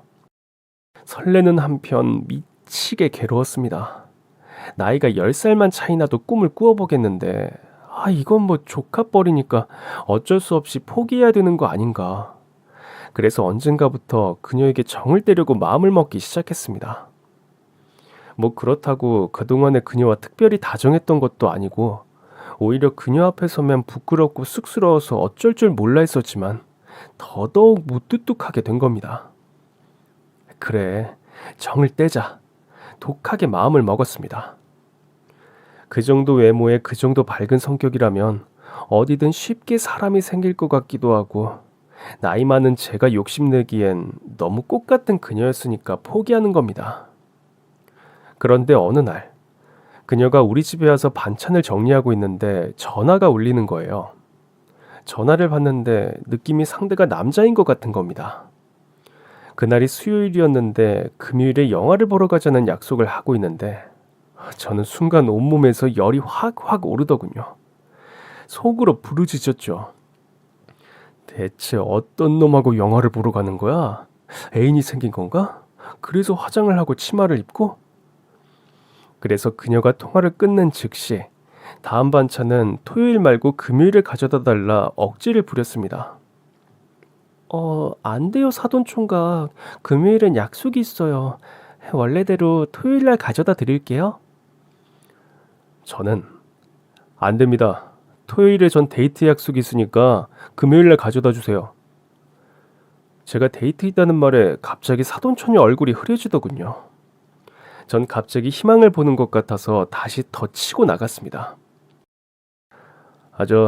어떤 놈하고 영화를 보러 가나 나는 관심이 없고 금요일날 반찬 가져다 주세요. 전 꼭 금요일에 받아야겠습니다.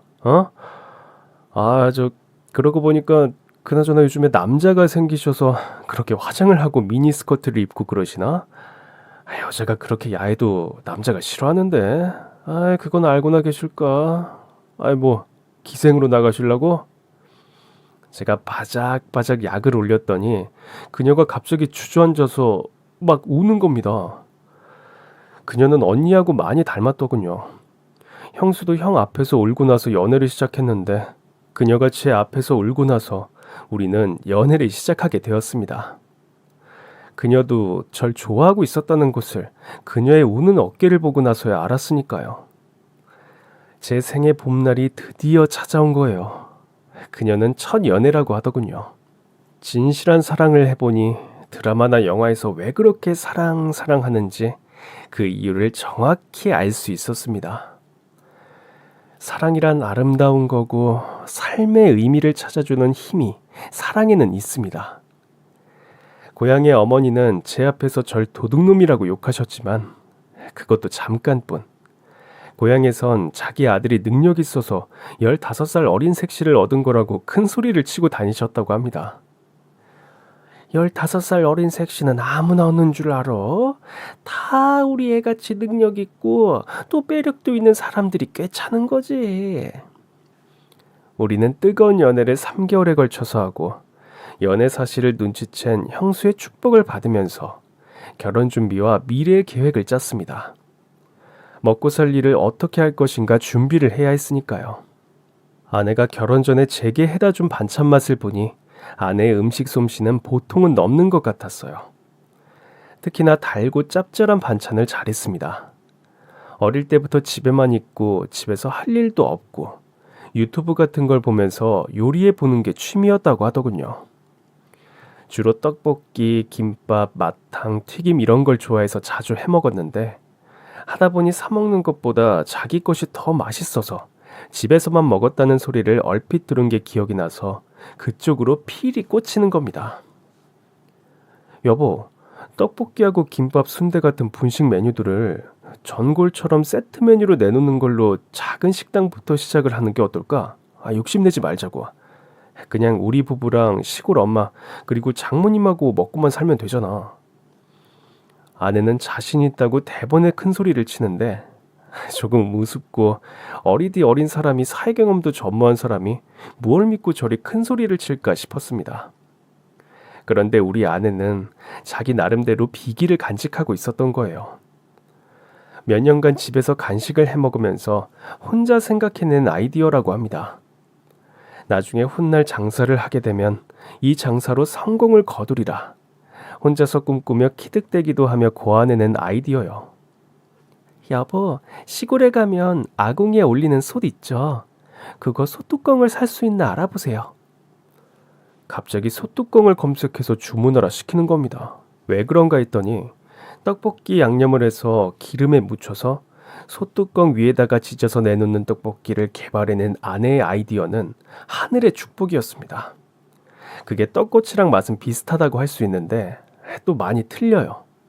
튀기는 게 아니라 지져내는 건데 여기에 인근 초등학교, 남녀 중학교, 남녀 고등학교, 여자 대학까지 바글바글이 된 거예요. 처음엔 6평짜리 가게에서 테이블 10개 정도 놓고 시작했습니다. 석 달이 지나자 이 소뚜껑 떡볶이가 인근 일대에 소문이 나고 급기야는 각 인스타나 유튜버들까지 찾아오고 저희는 개업한 지 1년 만에 대박 행진을 이어가며 재료가 없어 못 파는 장사를 이어갔습니다. 장사 시작한 지 3달 만에 아기 낳고 몸조리 다 마친 형수까지 붙고 형수의 친정 엄마도 붙고 직원도 쓰고 개업한 지 2년 만에 옆에 문방구 자리까지 사서 가게를 트고 우리는 장사한 지 4년 만에 연매출 순이익 2억은 되는 가게로 성장했습니다. 도련님, 아니 제부, 우리 이러다가 떡볶이로 재벌 되는 거 아니에요? 재벌이요? 그래, 까짓 거 우리도 돼봅시다. 저는 또 이마직해서 우리 상황을 한 번은 정리를 해보고 싶습니다. 연매출 순이익 2억이 중요한 게 아니라 전 우리의 현 상태가 중요한 생각이 들고 뒤돌아보고 싶은 거예요. 어릴 때부터 이어진 사촌형과 저의 인연, 형과 전 서로 간에 가장 긴박하고 위험하고 힘든 순간에 서로에게 손을 내밀어서 의지가 되어주었고 위기에서 구해주었습니다. 형수 가정의 한 것만 봐도 형은 늘 주위 사람을 위해 희생하고 도와주는 사람이었고, 형이 저를 불러올려 형과 형수 저 이렇게 서로 의지하며 살았습니다. 그 형이 빠져나간 자리를 형의 처제가 들어와 지금은 형수, 제 아내, 저 이렇게 셋이 의지해가며 살고 있습니다. 세상은 이렇게도 서로 간에 맞물려 의지하고 살아가라고 만들어진 게 아닐까 하는 그런 깨달음이 절실하게 와닿는 요즘입니다. 저는 더는 욕심이 없습니다. 연매출 이 정도도 너무 훌륭하니 겁이 날 정도입니다. 그냥 사회에 해들 짓 안 하고 우리 가족 먹고 살 만큼 벌며 벌은 돈 사회에 내놓을 줄 아는 마음도 가지는 것. 그리고 곧 태어날 우리 2세가 건강하게 태어나는 것뿐이 없습니다. 그럼 지금까지 제 긴 사연 들어주셔서 정말 감사합니다.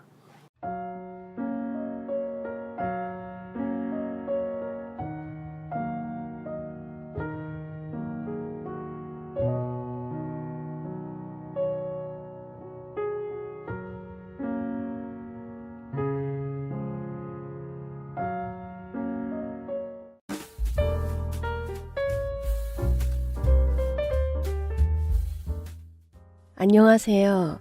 저는 남편과 대학생 아들을 하나 두고 있는 40대 후반의 사연자입니다.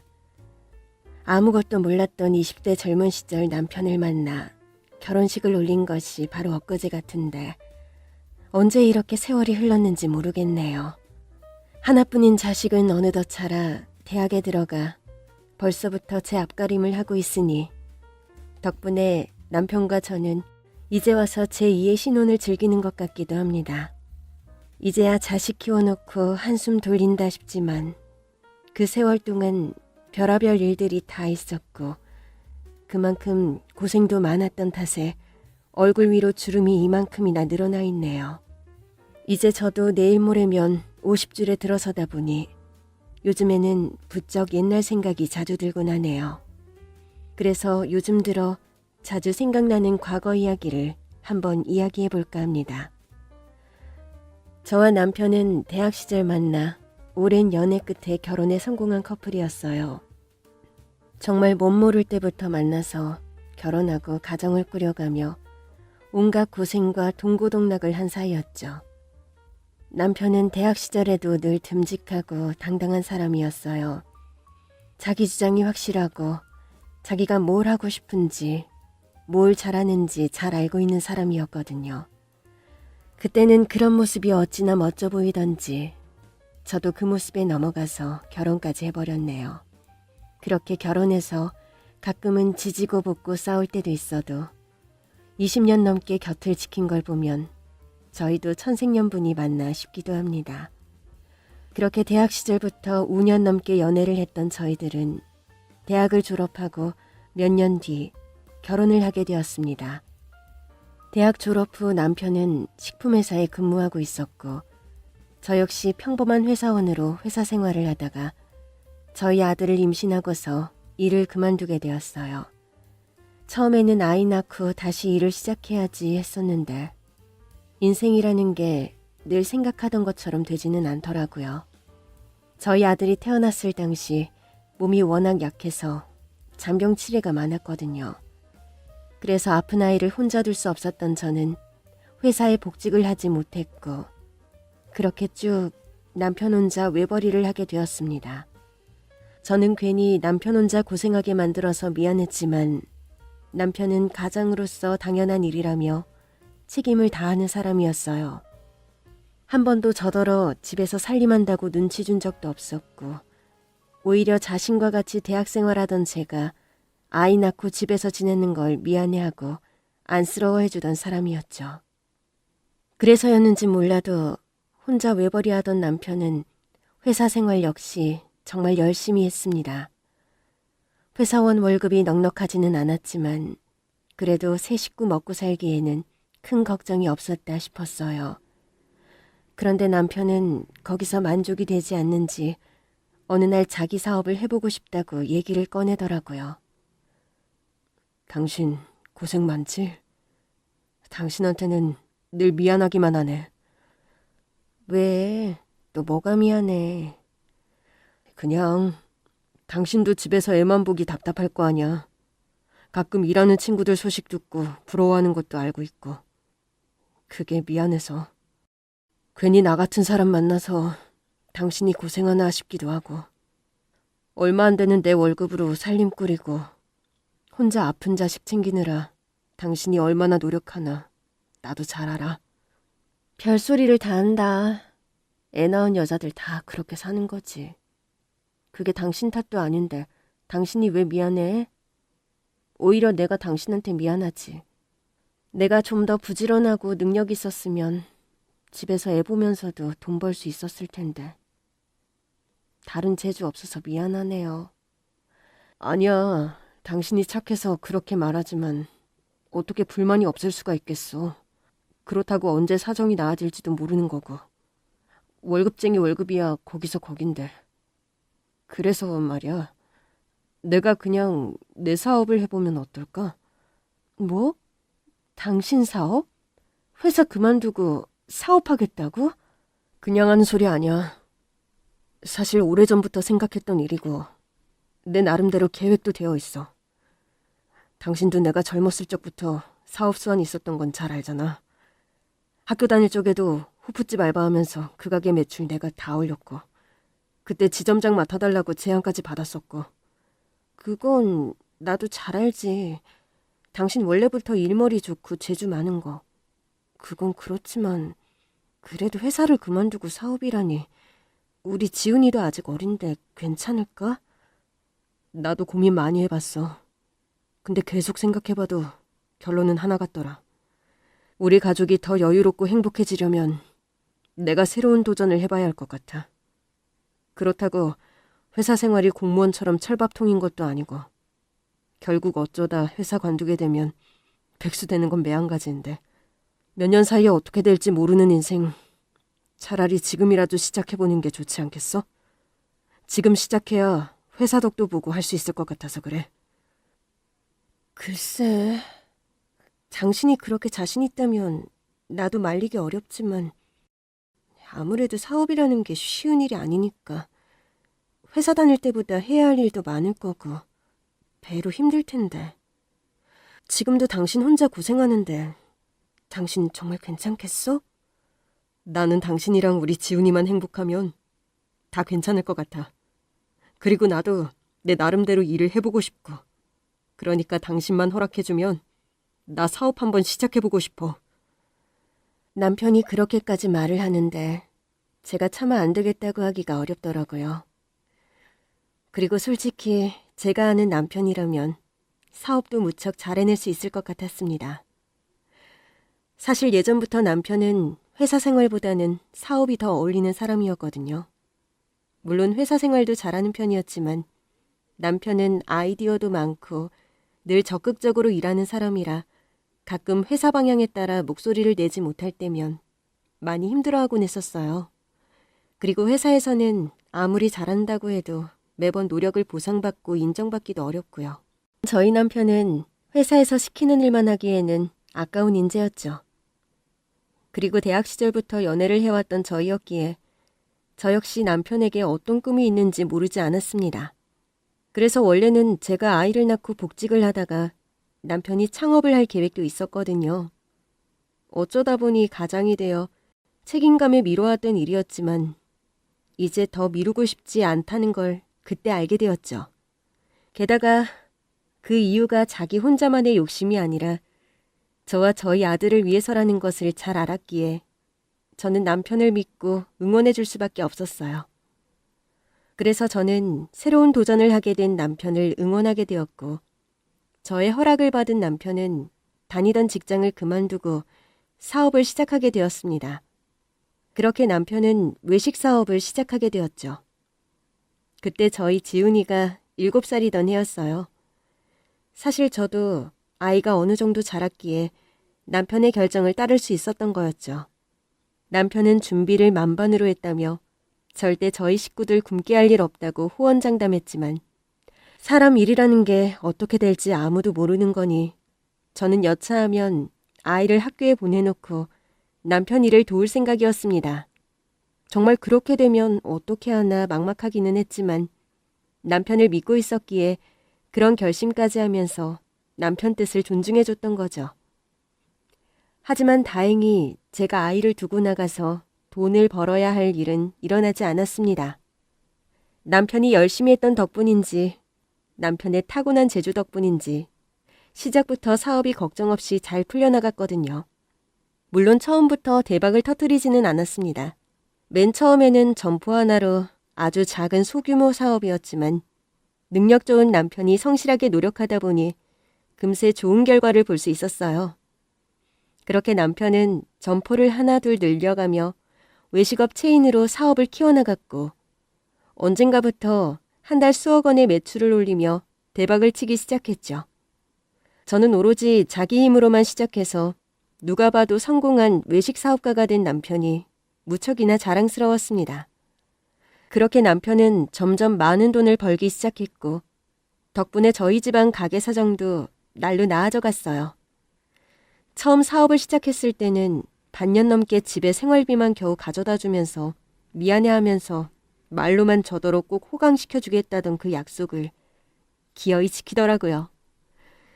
물론 남편이 회사 생활을 하던 그전에도 딱히 불평은 없었지만 돈이 생기니 나쁜 일은 없었어요. 덕분에 생각도 못 해봤던 명품 가방도 들어보고 생전 못 가봤던 해외여행도 가보고 작은 구축 아파트에서 살던 저희 가족은 고급 아파트로 이사까지 가게 되었습니다. 그리고 그만큼이나 저희 아이에게 해줄 수 있는 것들도 많아지게 되었죠. 남편 덕분에 가정에 여유가 생겼던 터라 저희 아이는 세계를 다니며 여러 경험들을 가질 수 있었고 남편은 자신의 노력으로 가족의 행복을 가져다 준 것을 무척이나 뿌듯해했어요. 그러면서 특히나 교육에 있어서 아들에게 아낌없이 쓰고 싶어 했었죠. 그래서 시간 날 때마다 이것저것 시켜본 탓인지 유독 음악에 관심을 많이 가지던 저희 아들은 10살 무렵 악기를 시작하게 되었습니다. 그래서 취미 삼아 한번 시켜보게 되었는데 거기 선생님이 저희 아들을 보고 깜짝 놀라시더라고요.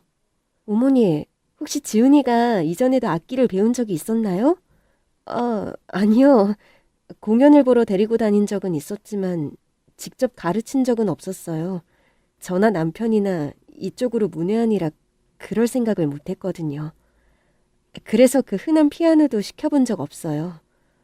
세상에, 그런데 이렇게나 잘한다고요?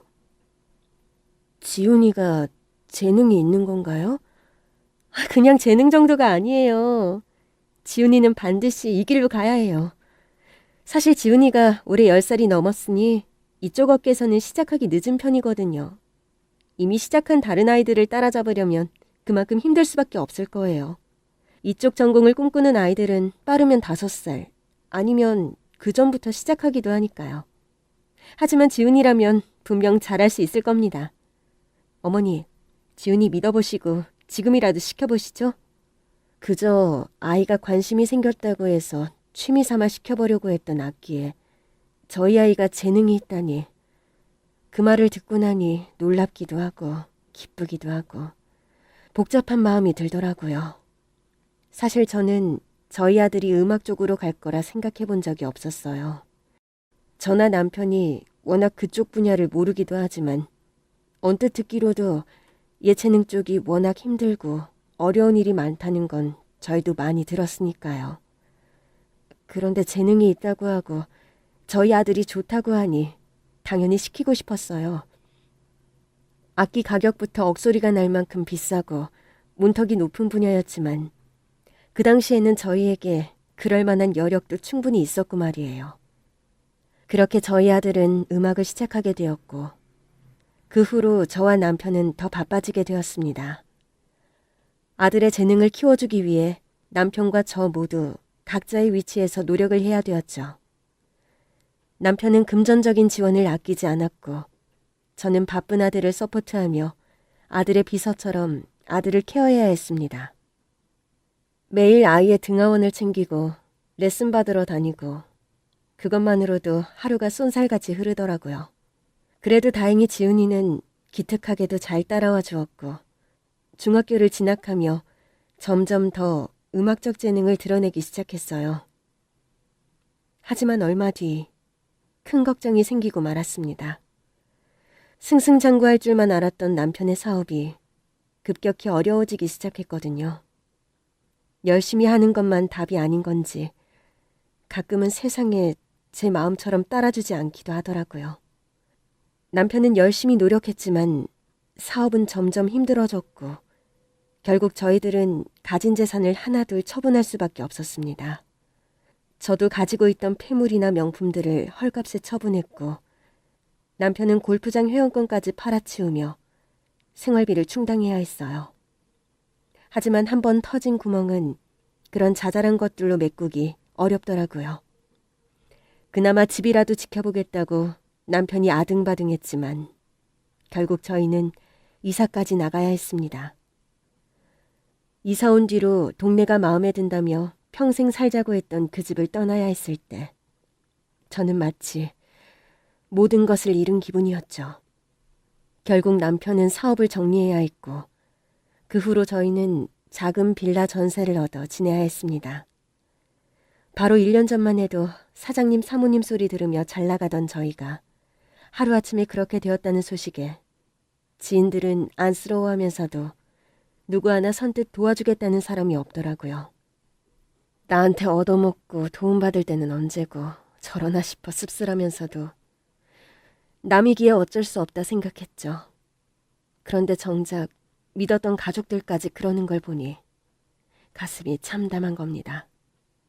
다름 아닌 저희 시댁 식구들 말이에요. 저희 남편 사업이 망하고서 다 팔고 이사까지 간다는 걸 알면서 시댁 식구들은 누구 하나 먼저 걱정해주는 말 한마디 없더라고요. 시동생이나 동서는 당연하고 아이 할머니 되시는 시어머니마저 말이죠. 남편이 원래도 독립적인 사람이라 힘든 상황에서도 알아서 해결하려고 하지 가족들 도움 바라는 사람은 아니지만 그래도 식구들끼리 어려울 때 모른 척하는 게 참 속이 상하는 겁니다. 차라리 시어머니 사정이 어려우셨으면 저도 서운해할 일도 없을 거예요. 그런데 저희 시댁 형편이 무척 여유 있는 편이었거든요. 사실 저희 시댁은 원래 잘 사는 편이었어요. 남편 친가 재산이 많아서 아버님 돌아가신 후로도 돈 걱정은 안 해봤다 하더라고요. 그거에 비해서 남편이 너무 집안덕을 안 보고 사는 편이었죠. 남편은 대학 다닐 적에도 등록금은 장학금으로 받아다녔고 생활비도 아르바이트로 벌어서 썼으니까요. 오죽하면 남편이 대학 시절에 알바비 뜯기고 돈 없다고 굶고 다녀서 저는 남편이 찢어지게 가난한 집 아들인 줄만 알았습니다. 그런데 나중에 알고 보니 저희 시어머니께서 원룸 몇십 채를 가지고 임대를 하고 계시는 임대사업자이셨더라고요. 하물며 그 집들에서 나오는 월세만 해도 매달 수천만 원인 현금 두둑한 알부자이셨던 거죠. 그런데도 남편이 집안 도움을 받지 않았던 건 워낙 남의 도움 받기 싫어하고 독립적인 성격과 생색내는 시어머니 때문이었을 겁니다. 저희 시어머니는 가지신 건 참 많은 것에 비해서 마음그릇이 크신 분은 아니셨거든요. 그래서 저희도 결혼하면서 집안 도움 하나 받은 게 없었고 저도 며느리로서 시어머니에게 딱히 받은 게 없었습니다. 오히려 남편 사업이 한창 잘 될 때에는 저희 돈으로 시어머니 용돈 드리고 여행 보내드리고 여러모로 챙겨드렸었죠. 그런데 저희 사정이 날이 갈수록 어려워지고 있는데도 시어머니는 자식들 걱정이 안 되시는 건지 저희를 도와주실 생각이 없어 보이셨습니다. 울지 않는 아이는 챙기지 않겠다는 생각을 가진 건지 아니면 남편이 별말이 없어서 도와주지 않아도 된다고 생각한 건지 걱정된다는 말 한마디도 안 하시더라고요. 그게 어찌나 섭섭하고 서운한지 그래도 하나뿐인 시어머니가 참 너무하신다 싶었어요. 거기다 저는 시어머니가 저희 남편과 시동생을 너무 차별하신다 싶었거든요. 저희 남편은 어려서부터 일찍 철들어서 자기 앞가림도 잘하고 대학 등록금도 알아서 마련해서 다녔는데 철없는 시동생은 늘 집에 도움을 받곤 했습니다. 애초에 공부를 못해서 대학도 겨우 갔으니 저희 남편처럼 장학금을 받을 수도 없었겠죠. 그런데다가 들어보니 대학 시절에도 시어머니 돈 펑펑 쓰며 저희 남편과는 사뭇 다르게 살았더라고요. 그렇게 팽팽 놀기만 했으니 취업이 될 리도 없었고 결국 이것저것 찔러만 보다가 제대로 된 직장 생활도 못하고 결혼할 때에도 돈 한 푼 모아둔 게 없어서 시댁으로 들어가서 살림을 차렸거든요. 그래서 저도 처음에는 신혼집도 못 구하고 시댁살이 하게 된 동서가 안쓰럽기도 했었죠. 그런데 시어머니가 동서와 시동생에게 하는 걸 보면 제가 걱정할 일이 아니더라고요. 저희 결혼할 때는 아무것도 안 해주셨던 시어머니가 동서에게는 선물도 해주시고 신혼여행까지 비싸게 보내주셨더라고요. 그걸 한참 나중에서야 알고는 어찌나 서럽고 속상하던지. 저는 시어머니가 두 형제를 차별한다고 생각할 수밖에 없었습니다. 누가 봐도 착한 아들은 저희 남편인 것 같은데 알아서 제 앞가림 잘한 큰아들은 나 몰라라 하시고 대신 둘째가 아픈 손가락이라며 시동생이며 동서는 늘 그렇게 챙기시더라고요. 덕분에 결혼할 때에도 빈손으로 했던 동서는 시어머니 도움받아 여태 별 걱정 없이 사는 편이었어요. 결혼한 후로 지금까지 시어머니 일 도우면서 지내고 있었거든요. 시아버지 돌아가시고 대신에 건물 물려받아 임대사업 하시는 시어머니 도와서 월급 받으며 지냈던 거죠. 말이 좋아서 월급이지 결국 시어머니 돈주머니를 자기 주머니처럼 하고 살았지만요. 덕분에 동서는 돈 많은 시어머니 모신다는 핑계로 집에 가정부 두고 참 편히 살았었습니다. 낮에는 요가 배우러 다니고 주말이면 여행 다니고 매번 신상 명품 들고 다니는 걸 보면 사업하는 저희 남편보다 더 떵떵거리며 사는 듯 싶었죠. 아무리 그래도 어머니 정말 너무하신다. 동선이한테는 그렇게 챙기시면서 왜 매번 우리만 이렇게 모른 척 하시는 거야? 우리가 그동안 장남 노릇 안 한 것도 아닌데 어떻게 두 아들 이렇게 차별하시느냐고. 차별이랄 게 뭐가 있어. 현성이는 원래 어머니 모시고 살았으니 챙기시는 거고 나야 어머니한테 바라는 거 없는 놈이니까 알아서 차나보다 하시는 거겠지. 그래도 지금 상황 어머니도 다 아실 거 아니야. 우리 집 팔고 차 팔고 다 팔고 나왔는데 그런데도 어머니 우리 도와주신다는 말씀 한 번 없으시잖아. 정말 너무하셔.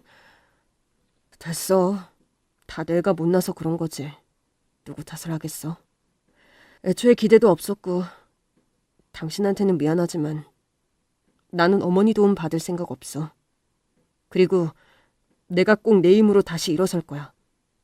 그러니까 당신은 조금만 기다려줘. 저는 가끔 남편의 그런 성격이 참 답답하다 싶었습니다. 남한테 손 벌리는 걸 왜 그렇게 싫어하는지, 어려운 상황에서도 자기 혼자 고생하기를 바라지 어디 가서 도와달라는 소리를 죽기보다 싫어하더라고요. 심지어 자기 어머니한테까지 말이에요. 하기사 저한테도 자기가 알아서 하겠다며 고생하지 말라는 사람이니 그럴만했죠. 저는 그런 남편이 답답하기는 했지만 저는 남편을 탓하지는 않았습니다. 남편은 그런 만큼 정말 열심히 살았고 사업이 망하고 어려운 와중에 저희 식구 먹여 살리겠다고 투잡 쓰리잡까지 하며 아등바등 살고 있었거든요. 당신도 참 미련해. 혼자 그렇게 고생한다고 누가 알아준다고. 내 도움이라도 받지. 정말 왜 그래? 나 때문에 일이 이렇게 된 건데 내가 어떻게 당신을 더 고생시켜. 아무튼 돈은 내가 알아서 해볼 테니까 당신은 내 걱정하지 말고 당신은 지훈이만 잘 챙겨. 우리 아무리 어려워도 지훈이 꿈은 이뤄줘야지. 내가 어떻게든 해볼 테니까 우리 조금만 더 고생하자. 응? 남편은 지훈이가 계속 음악을 할 수 있도록 자기가 계속 노력해보겠다며 기다려달라고 말했지만 저는 남편 혼자만 고생을 시킬 자신이 없었습니다. 그나마 레슨해주시던 선생님 배려로 레슨비도 깎고 악기도 빌려서 쓰고 했지만 여기저기 들어가는 돈이 적지 않았거든요. 남편이 사업할 때야 걱정 없이 시킬 수 있었던 거지. 평범한 가정에서는 그러기 어려운 일이었죠. 그런 와중에 저희는 아들을 예술고에 보내게 되었습니다. 남들은 돈을 쏟아부어도 들어가기 어렵다는 학교였는데 저희 지훈이가 한 번에 턱하니 붙어버렸던 거죠. 아들의 합격 소식에 무척 기뻤지만 저는 짐을 느낄 수밖에 없었습니다.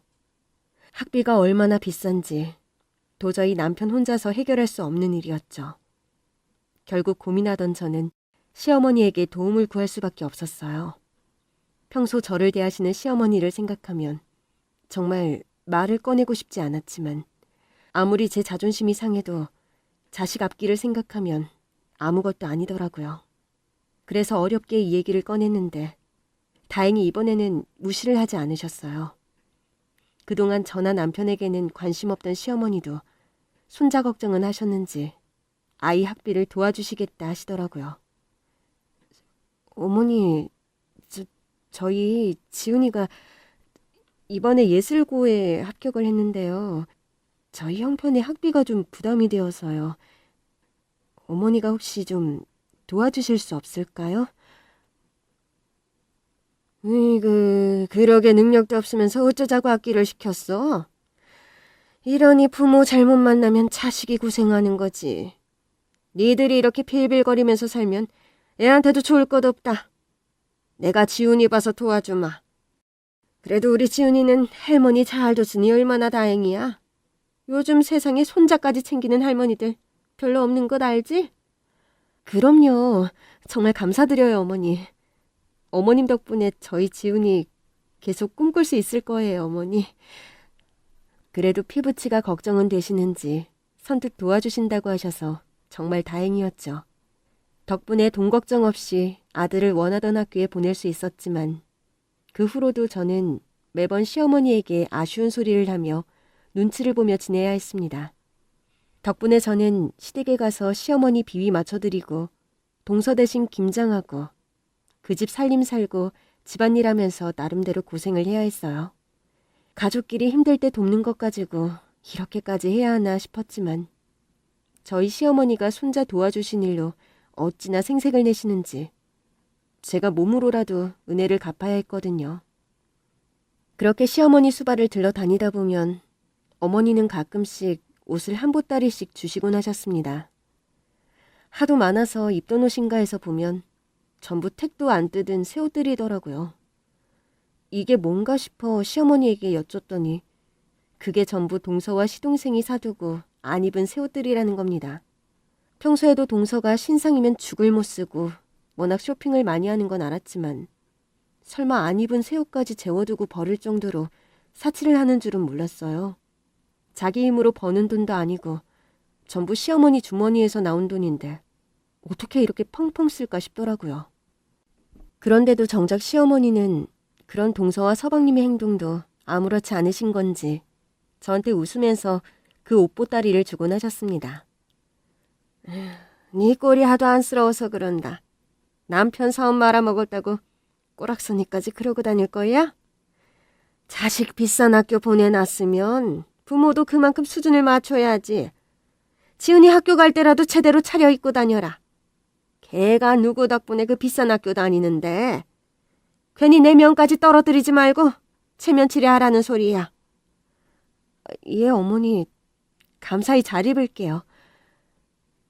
그 집에서야 유행 지났다고 안 입고 버릴 것들이었지만 그런 얘기를 들으면서도 저는 그저 감사하다는 말밖에 할 수가 없었습니다. 그렇게 시동선회에서 새 옷을 얻어온 저는 그중 괜찮은 건 추려입고 나머지는 중고 가격으로 팔기도 하고 이웃들에게 나눠주기도 하고 했었어요.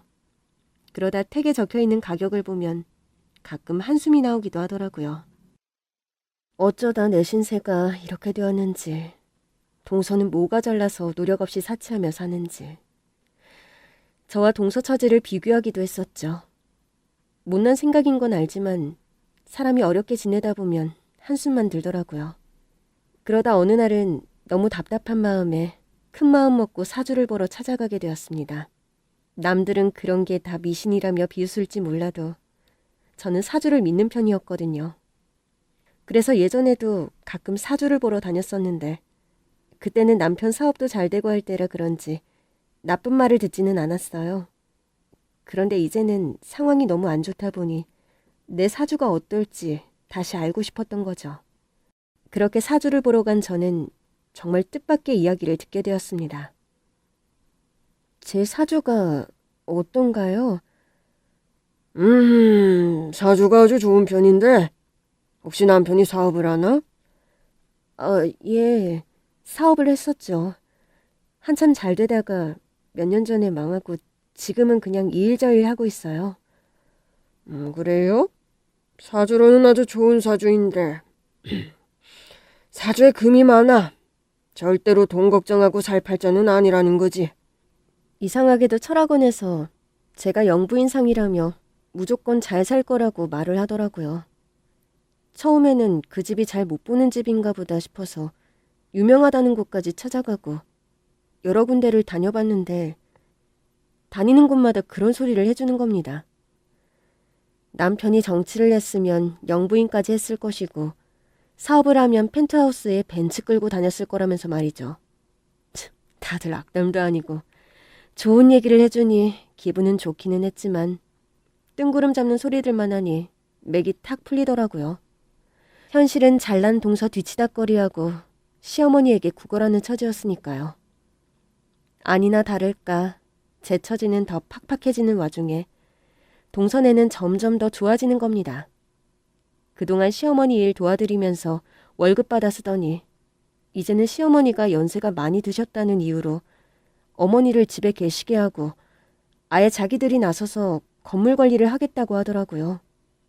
남편은 원래부터 시어머니 재산에 관심 없는 사람이라 저도 자세히 듣지는 못했지만 시어머니가 건물을 사고 팔고 하는 것까지 권리를 전부 다 시동생에게 넘기셨다는 겁니다. 평소에도 하는 것 없던 시동생을 뭘 믿고 그렇게까지 해주셨는지 몰라도 덕분에 시동생과 동서만 논한 거죠. 그리고는 그동안 모시던 시어머니 두고 새 집을 사서 분가를 하더라고요. 집들이 한다고 집에 딱 한 번 가봤는데 정말 비싸 보이고 좋은 집이었어요. 이제는 시어머니 돈이 전부 자기네들 돈이다 싶은 건지 안 그래도 큰 씀씀이와 통이 커진 거죠. 그러더니 얼마 뒤에는 새 차를 뽑았더라고요. 동서 부부는 원래도 좋은 차를 타고 다녔어요. 처음에는 시동생이 시어머니 졸라서 외제차를 뽑더니 얼마 뒤에 동서까지 시어머니 좋은 곳 모시고 다닌다면서 시어머니에게 외제차 선물을 받았더라고요. 그렇게 차를 뽑았던 게 몇 년도 안 된 걸로 아는데 그런 두 부부가 건물 관리를 하게 된 뒤로 집을 사고 차를 뽑으면서 돈을 아무렇게나 막 쓰기 시작한 거죠. 그런 와중에 동서가 자기 차를 폐차할 건데 혹시 필요하느냐 물어보는 겁니다. 형님 차 필요하다고 하지 않으셨어요? 전에 타던 중고차 맨날 고장이라면서요. 그거 아직도 타세요?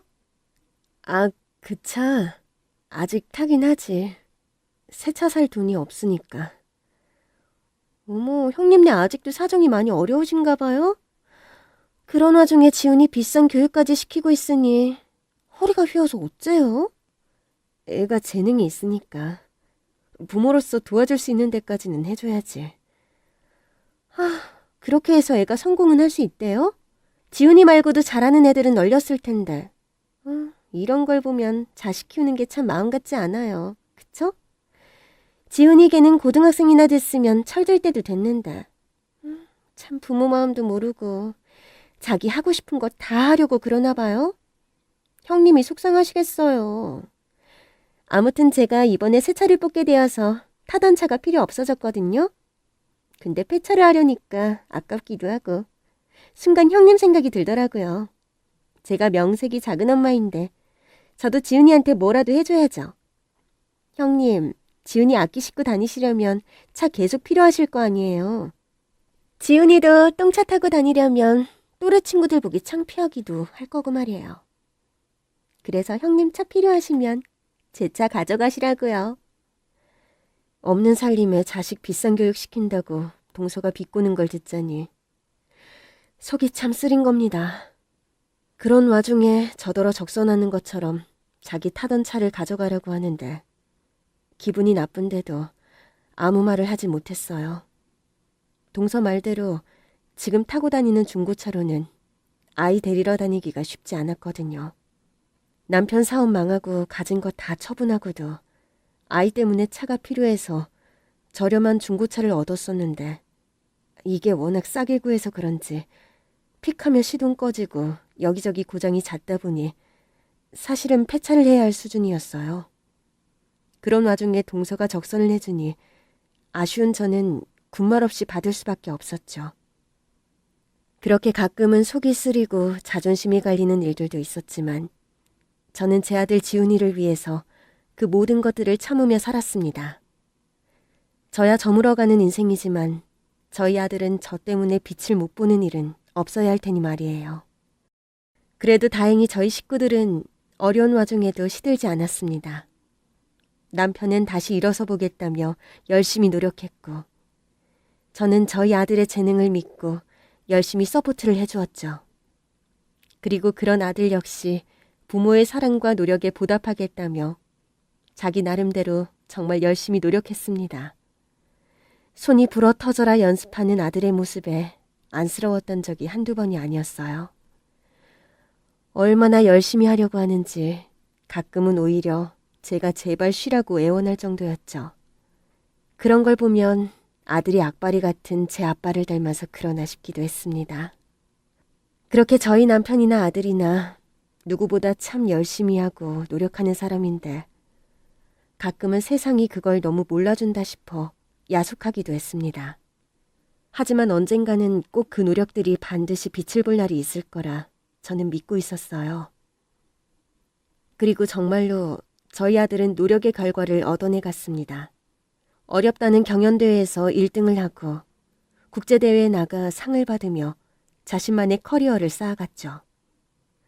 그러던 어느 날 아들은 전 세계 많은 학생들이 모이는 국제 콩쿠르에 나가 대상을 받게 되었습니다. 처음에는 그 사실이 믿기지 않았어요.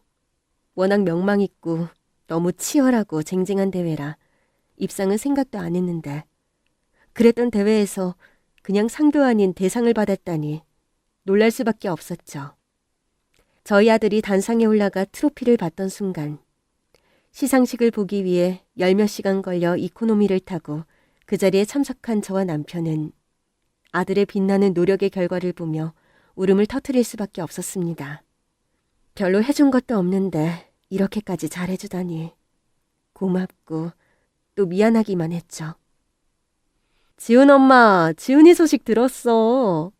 세상에 대상을 받았다며? 그렇게 됐어. 솔직히 우리는 기대도 안 했었는데 지훈이가 워낙 열심히 했는지 좋은 결과를 보게 됐네. 어머, 어떻게 대상을 받은 거야? 들어보니까 유학도 아니고 국내파가 입상한 적은 한 번도 없다 그러던데. 지훈이 엄마, 대체 지훈이를 어떻게 가르친 거야? 내가 뭘 가르치는 게 있나. 나야 아무것도 모르는 그냥 평범한 엄마인데. 내가 한 건 그냥 악기 가방 메고 뛰어다닌 것밖에 없어. 그냥 지훈이가 워낙 열심히 한 덕분이지. 지훈이가 천재인가 보다. 정말 대단해. 그럼 지훈이는 대학 입학까지 확정 난 거지? 아무래도 그렇게 될 것 같아. 이번에 대상 받은 것 때문에 전액 장학금을 제의한 곳이 있어서 아마 해외로 유학 가게 될 것 같아. 저희 아들은 국제 콩쿠르에서 대상을 받은 뒤로 꽃길이 펼쳐졌습니다.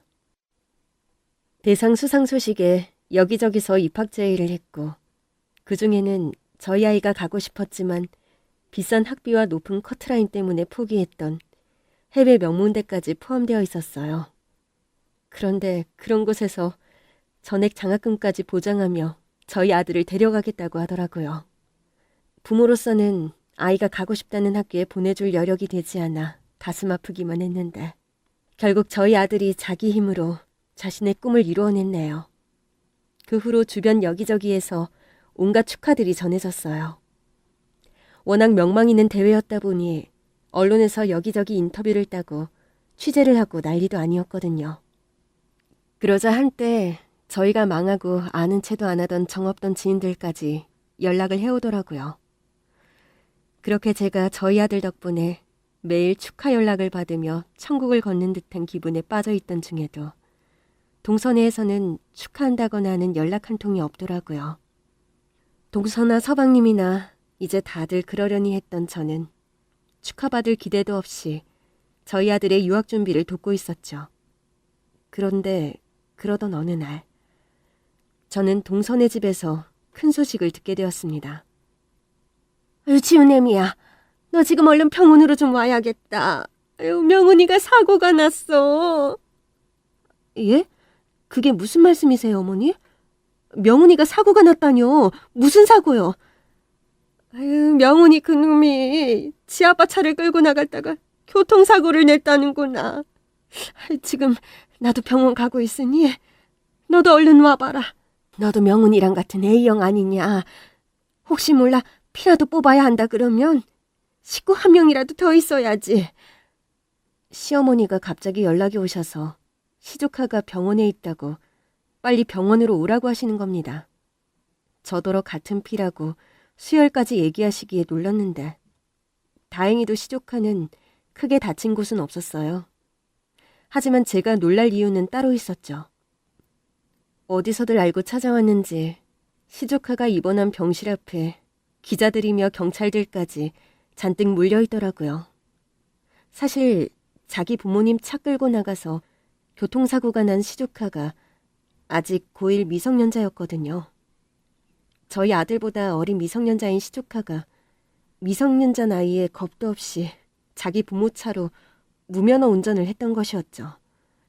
그런데 시조카가 멀쩡한 것에 비해 사고가 크게 났던 건지 수많은 기자들이 찾아와 취재를 하며 그 사건은 언론에 대서특필되었습니다. 다행히 부상자만 있고 사상자가 없어서 동선애가 피해자들을 찾아다니며 무릎 꿇고 사정사정해서 겨우 합의를 봤다고 하더라고요. 하지만 그 일로 다니던 학교에서도 문제를 삼아서 시조카는 강제 전학을 가야 했고 뉴스에 크게 나고 온 동네 소문이 난 탓에 동선애는 동네에서 한동안 얼굴을 들고 다니지 못하는 듯했어요. 저희 아들과 달리 사고만 치고 다니는 시조카를 보니 저희 남편과 시동생 생각이 나더라고요. 하지만 시어머니는 여전히 저를 구박하며 착실한 저희 아들에게도 어쩔 수 없이 해주신다는 식으로 유세를 부리고 계셨죠. 너 자만할 것 없어. 지훈이 잘 된 거? 그거 네 덕 하나 없다. 좋은 대학 입학했다고 다 끝난 것도 아니고 사람 인생 어찌 될지 모르는 거야. 그러니까 괜히 네 아들 잘났다고 둘째네 앞에서 명훈이 기죽이지 말라는 거다. 나한테는 둘 다 귀한 내 손주이니까 내 귀한 손주 맘 상하는 거 보고 싶지 않다는 말이다. 알겠냐? 혼날 짓을 했으면 혼이 나야 할 것이고 칭찬받을 일을 했으면 칭찬을 받아야 마땅할 텐데도 시어머니는 대견한 일을 해낸 저희 아들이 자랑스럽지도 않으신 건지 괜히 시조카 기죽이지 말라며 그런 말씀을 하시더라고요. 원래는 저희 아들의 기쁜 소식을 다 같이 나누고자 시댁에서 파티라도 하려고 했지만 하필이면 그 와중에 뉴스에 실릴 만큼 사고를 친 시조카를 감싸시느라 저희 아들 축하 파티도 하지 못하게 하시더라고요. 이제는 형제들끼리만 아니라 손주들끼리도 차별을 하시겠다는 건지 시어머니의 그런 행동이 참 씁쓸했습니다. 그 후로 저희 아들은 예정대로 유학을 떠나게 되었고 저와 남편은 그런 아들을 그리워하며 열심히 지내고 있었어요. 그리고 얼마 뒤 남편은 다시 사업을 일으키며 과거의 영광을 되찾기 시작했습니다. 사업 실패하고 몇 년 동안 고생한 것을 모두 보상받을 만큼 대단한 성공이었죠. 한 번도 포기한 적 없던 남편이었기에 언젠가 다시 일어설 수 있을 거라 생각했지만 막상 그때가 찾아오니 정말 기적 같기만 하더라고요. 그렇게 저희는 다시 예전의 부유한 삶을 되찾게 되었습니다. 하지만 모든 것이 예전으로 돌아갔어도 제 마음가짐 하나만큼은 예전과는 달라져 있었죠. 한번 성공과 실패를 겪어봐서 그런지 모든 것에 초연해지더라고요. 좋은 것도 나쁜 것도 다 한순간이라고 생각하니 예전처럼 남편의 성공이 마냥 좋지만은 않았습니다. 물론 그렇다고 다시 실패할 거라 불안에 떠는 건 아니지만 이러다 혹시 망하게 되더라도 이전처럼 많이 괴롭고 힘들지는 않을 것 같더라고요. 그래도 이 행복도 제가 잘나서 얻은 게 아니라는 겸손한 마음을 가지게 되었죠. 어쩌면 저와 남편도 한 번의 시련으로 많이 단단해져 있었던 모양입니다. 하지만 저희가 그런 인생의 교훈을 얻어가는 것과 달리 수많은 시간이 흘러도 깨닫지 못하는 사람들도 있더라고요. 바로 저희 시동생과 동서였죠. 그동안 시어머니 재산을 자기들 재산처럼 생각하고 지내던 동선이는 결국 사고를 치고 말았어요. 노력 한번 하지 않고 쉽게 얻은 돈으로 사치와 방탕을 일삼더니 결국 몇 년 못 가서 시어머니 재산을 다 탕진하고 말았더라고요. 귀여운 막내 아들을 철석같이 믿고 계셨던 어머니는 일이 그 지경이 될 때까지 아무것도 모르셨다가 결국 전 재산을 거의 다 날리고서야 상황을 알고 깜짝 놀라셨습니다. 아이고 애미야, 큰일 났다 큰일. 대체 일을 어떻게 하면 좋냐? 왜 그러세요, 어머니? 현성이 이놈이 내 재산을 싹 다 날려먹었어. 아유, 건물이고 뭐고 다 넘어간단다. 그게 무슨 말씀이세요, 어머니? 서방님이 어머니 건물을 팔았다고요? 아이, 몇 개는 팔아치우고 몇 개는 빚내가지고 차업을 당한다는데 내가 그걸 이제야 알았어. 아유, 그동안 대체 무슨 짓을 한 건지 그 많은 재산을 이 지경으로 만들어 놓은 거 아니냐? 이걸 어떻게 하면 좋니, 지우대미야? 대체 무슨 짓을 한 건지 시동생이 그 많던 시어머니 재산을 거의 다 날려먹었다는 겁니다. 그나마 시어머니 살고 계시는 집이랑 제일 작은 건물 한 채는 겨우 살렸지만 나머지는 전부 다 흔적 없이 사라져버렸다는 거죠. 그동안 시동생과 동서가 분에 넘치게 돈을 쓰고 다닌 걸 보면 아주 예상 못한 일은 아니었네요. 하지만 아무것도 모르셨던 시어머니는 그 일로 큰 충격을 받으셨습니다.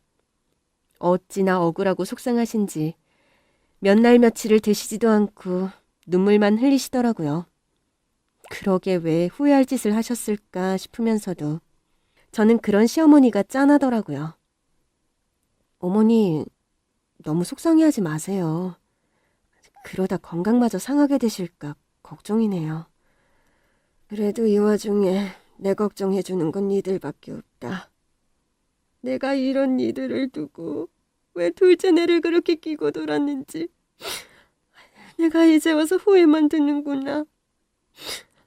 잘하는 자식 내버려 두는 것도 차별인 것을 진작 알았어야 하는데 나 닮아서 모자란 둘째 놈만 걱정이라고 끼고 돌았더니 기어이 이 지경이 벌어진 거야. 내가 미안하다, 애미야. 괜찮아요, 어머니. 그래도 저는 어머니께 감사하기만 한데요. 저희 지훈이 음악 포기할 뻔했을 때 어머니가 도와주셨잖아요. 물론 가끔 너무 동선에만 챙기신다 싶어 속상할 때는 있었지만 저희 지훈이 도와주신 거 저 평생 안 잊어버릴 거예요.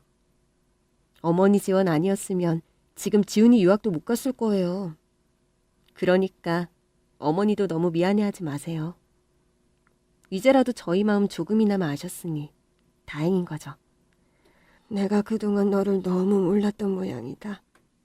살가운 것도 없고 미운 며느리라 생각했는데 네가 이렇게 속이 깊고 정이 많은 아이인 줄 몰랐구나. 그런 줄도 모르고 내가 너를 너무 홀대했어. 그래, 이제 와서 후회해봐야 무슨 소용이 있겠냐마는 앞으로는 절대 니들 서운하게 안 하마. 정말 미안하다. 어머니는 그제서야 저에게 미안했다며 눈물을 흘리셨지만 저는 이미 시어머니에게 미움을 다 거둔 상태였습니다. 사실 부모라고 다 해줘야 한다는 법이 어디 있겠나요? 아파서 더 아픈 손가락이 있을 것이고 시어머니 입장에서야 모자란 자식 더 걱정하실 수밖에 없으셨겠죠. 물론 그렇게 아픈 손가락 챙긴 결과가 고작 그거라니. 상심이 크시겠지만 그렇다고 제가 시어머니를 더 원망하고 싶지는 않았네요. 그래서 저는 그 후로 어머니를 대신 챙기며 며느리 도리를 다했습니다. 그리고 저희 남편 역시 제게 남편 도리를 다했죠. 그동안 저에게 못해준 것들이 미안하다며 그동안 저의 고생을 보상해주겠다 하더라고요. 이제 앞으로는 나 당신 다시는 고생 안 시킬 거야. 그동안 고생한 것도 전부 보상받게 해줄게. 우리 마누라 지훈이 엄마, 그동안 미안했고 고마웠어. 못난 남편 만나서 고생하게 한 거 이제 다 돌려받아. 그러고 보면 그때 제가 영부인 상인이 뭐니 했던 사주가 진짜였나 싶네요. 그때 사주 보면서 저더러 펜트하우스에 살고 벤츠를 끌고 다닐 거라고 했는데 그 말 그대로 진짜 현실로 이루어졌거든요. 하지만 제가 그렇게 떵떵거리며 살게 되었더라도 마음만큼은 늘 검소하게 살려고 노력하고 있습니다. 예전에는 내가 가진 것만 쥐고 주위를 둘러보지 못했지만 이제는 제가 가진 만큼 주변의 어려운 사람들도 살피고 돌보면서 여러 사람과 나누면서 살려고 노력하고 있네요.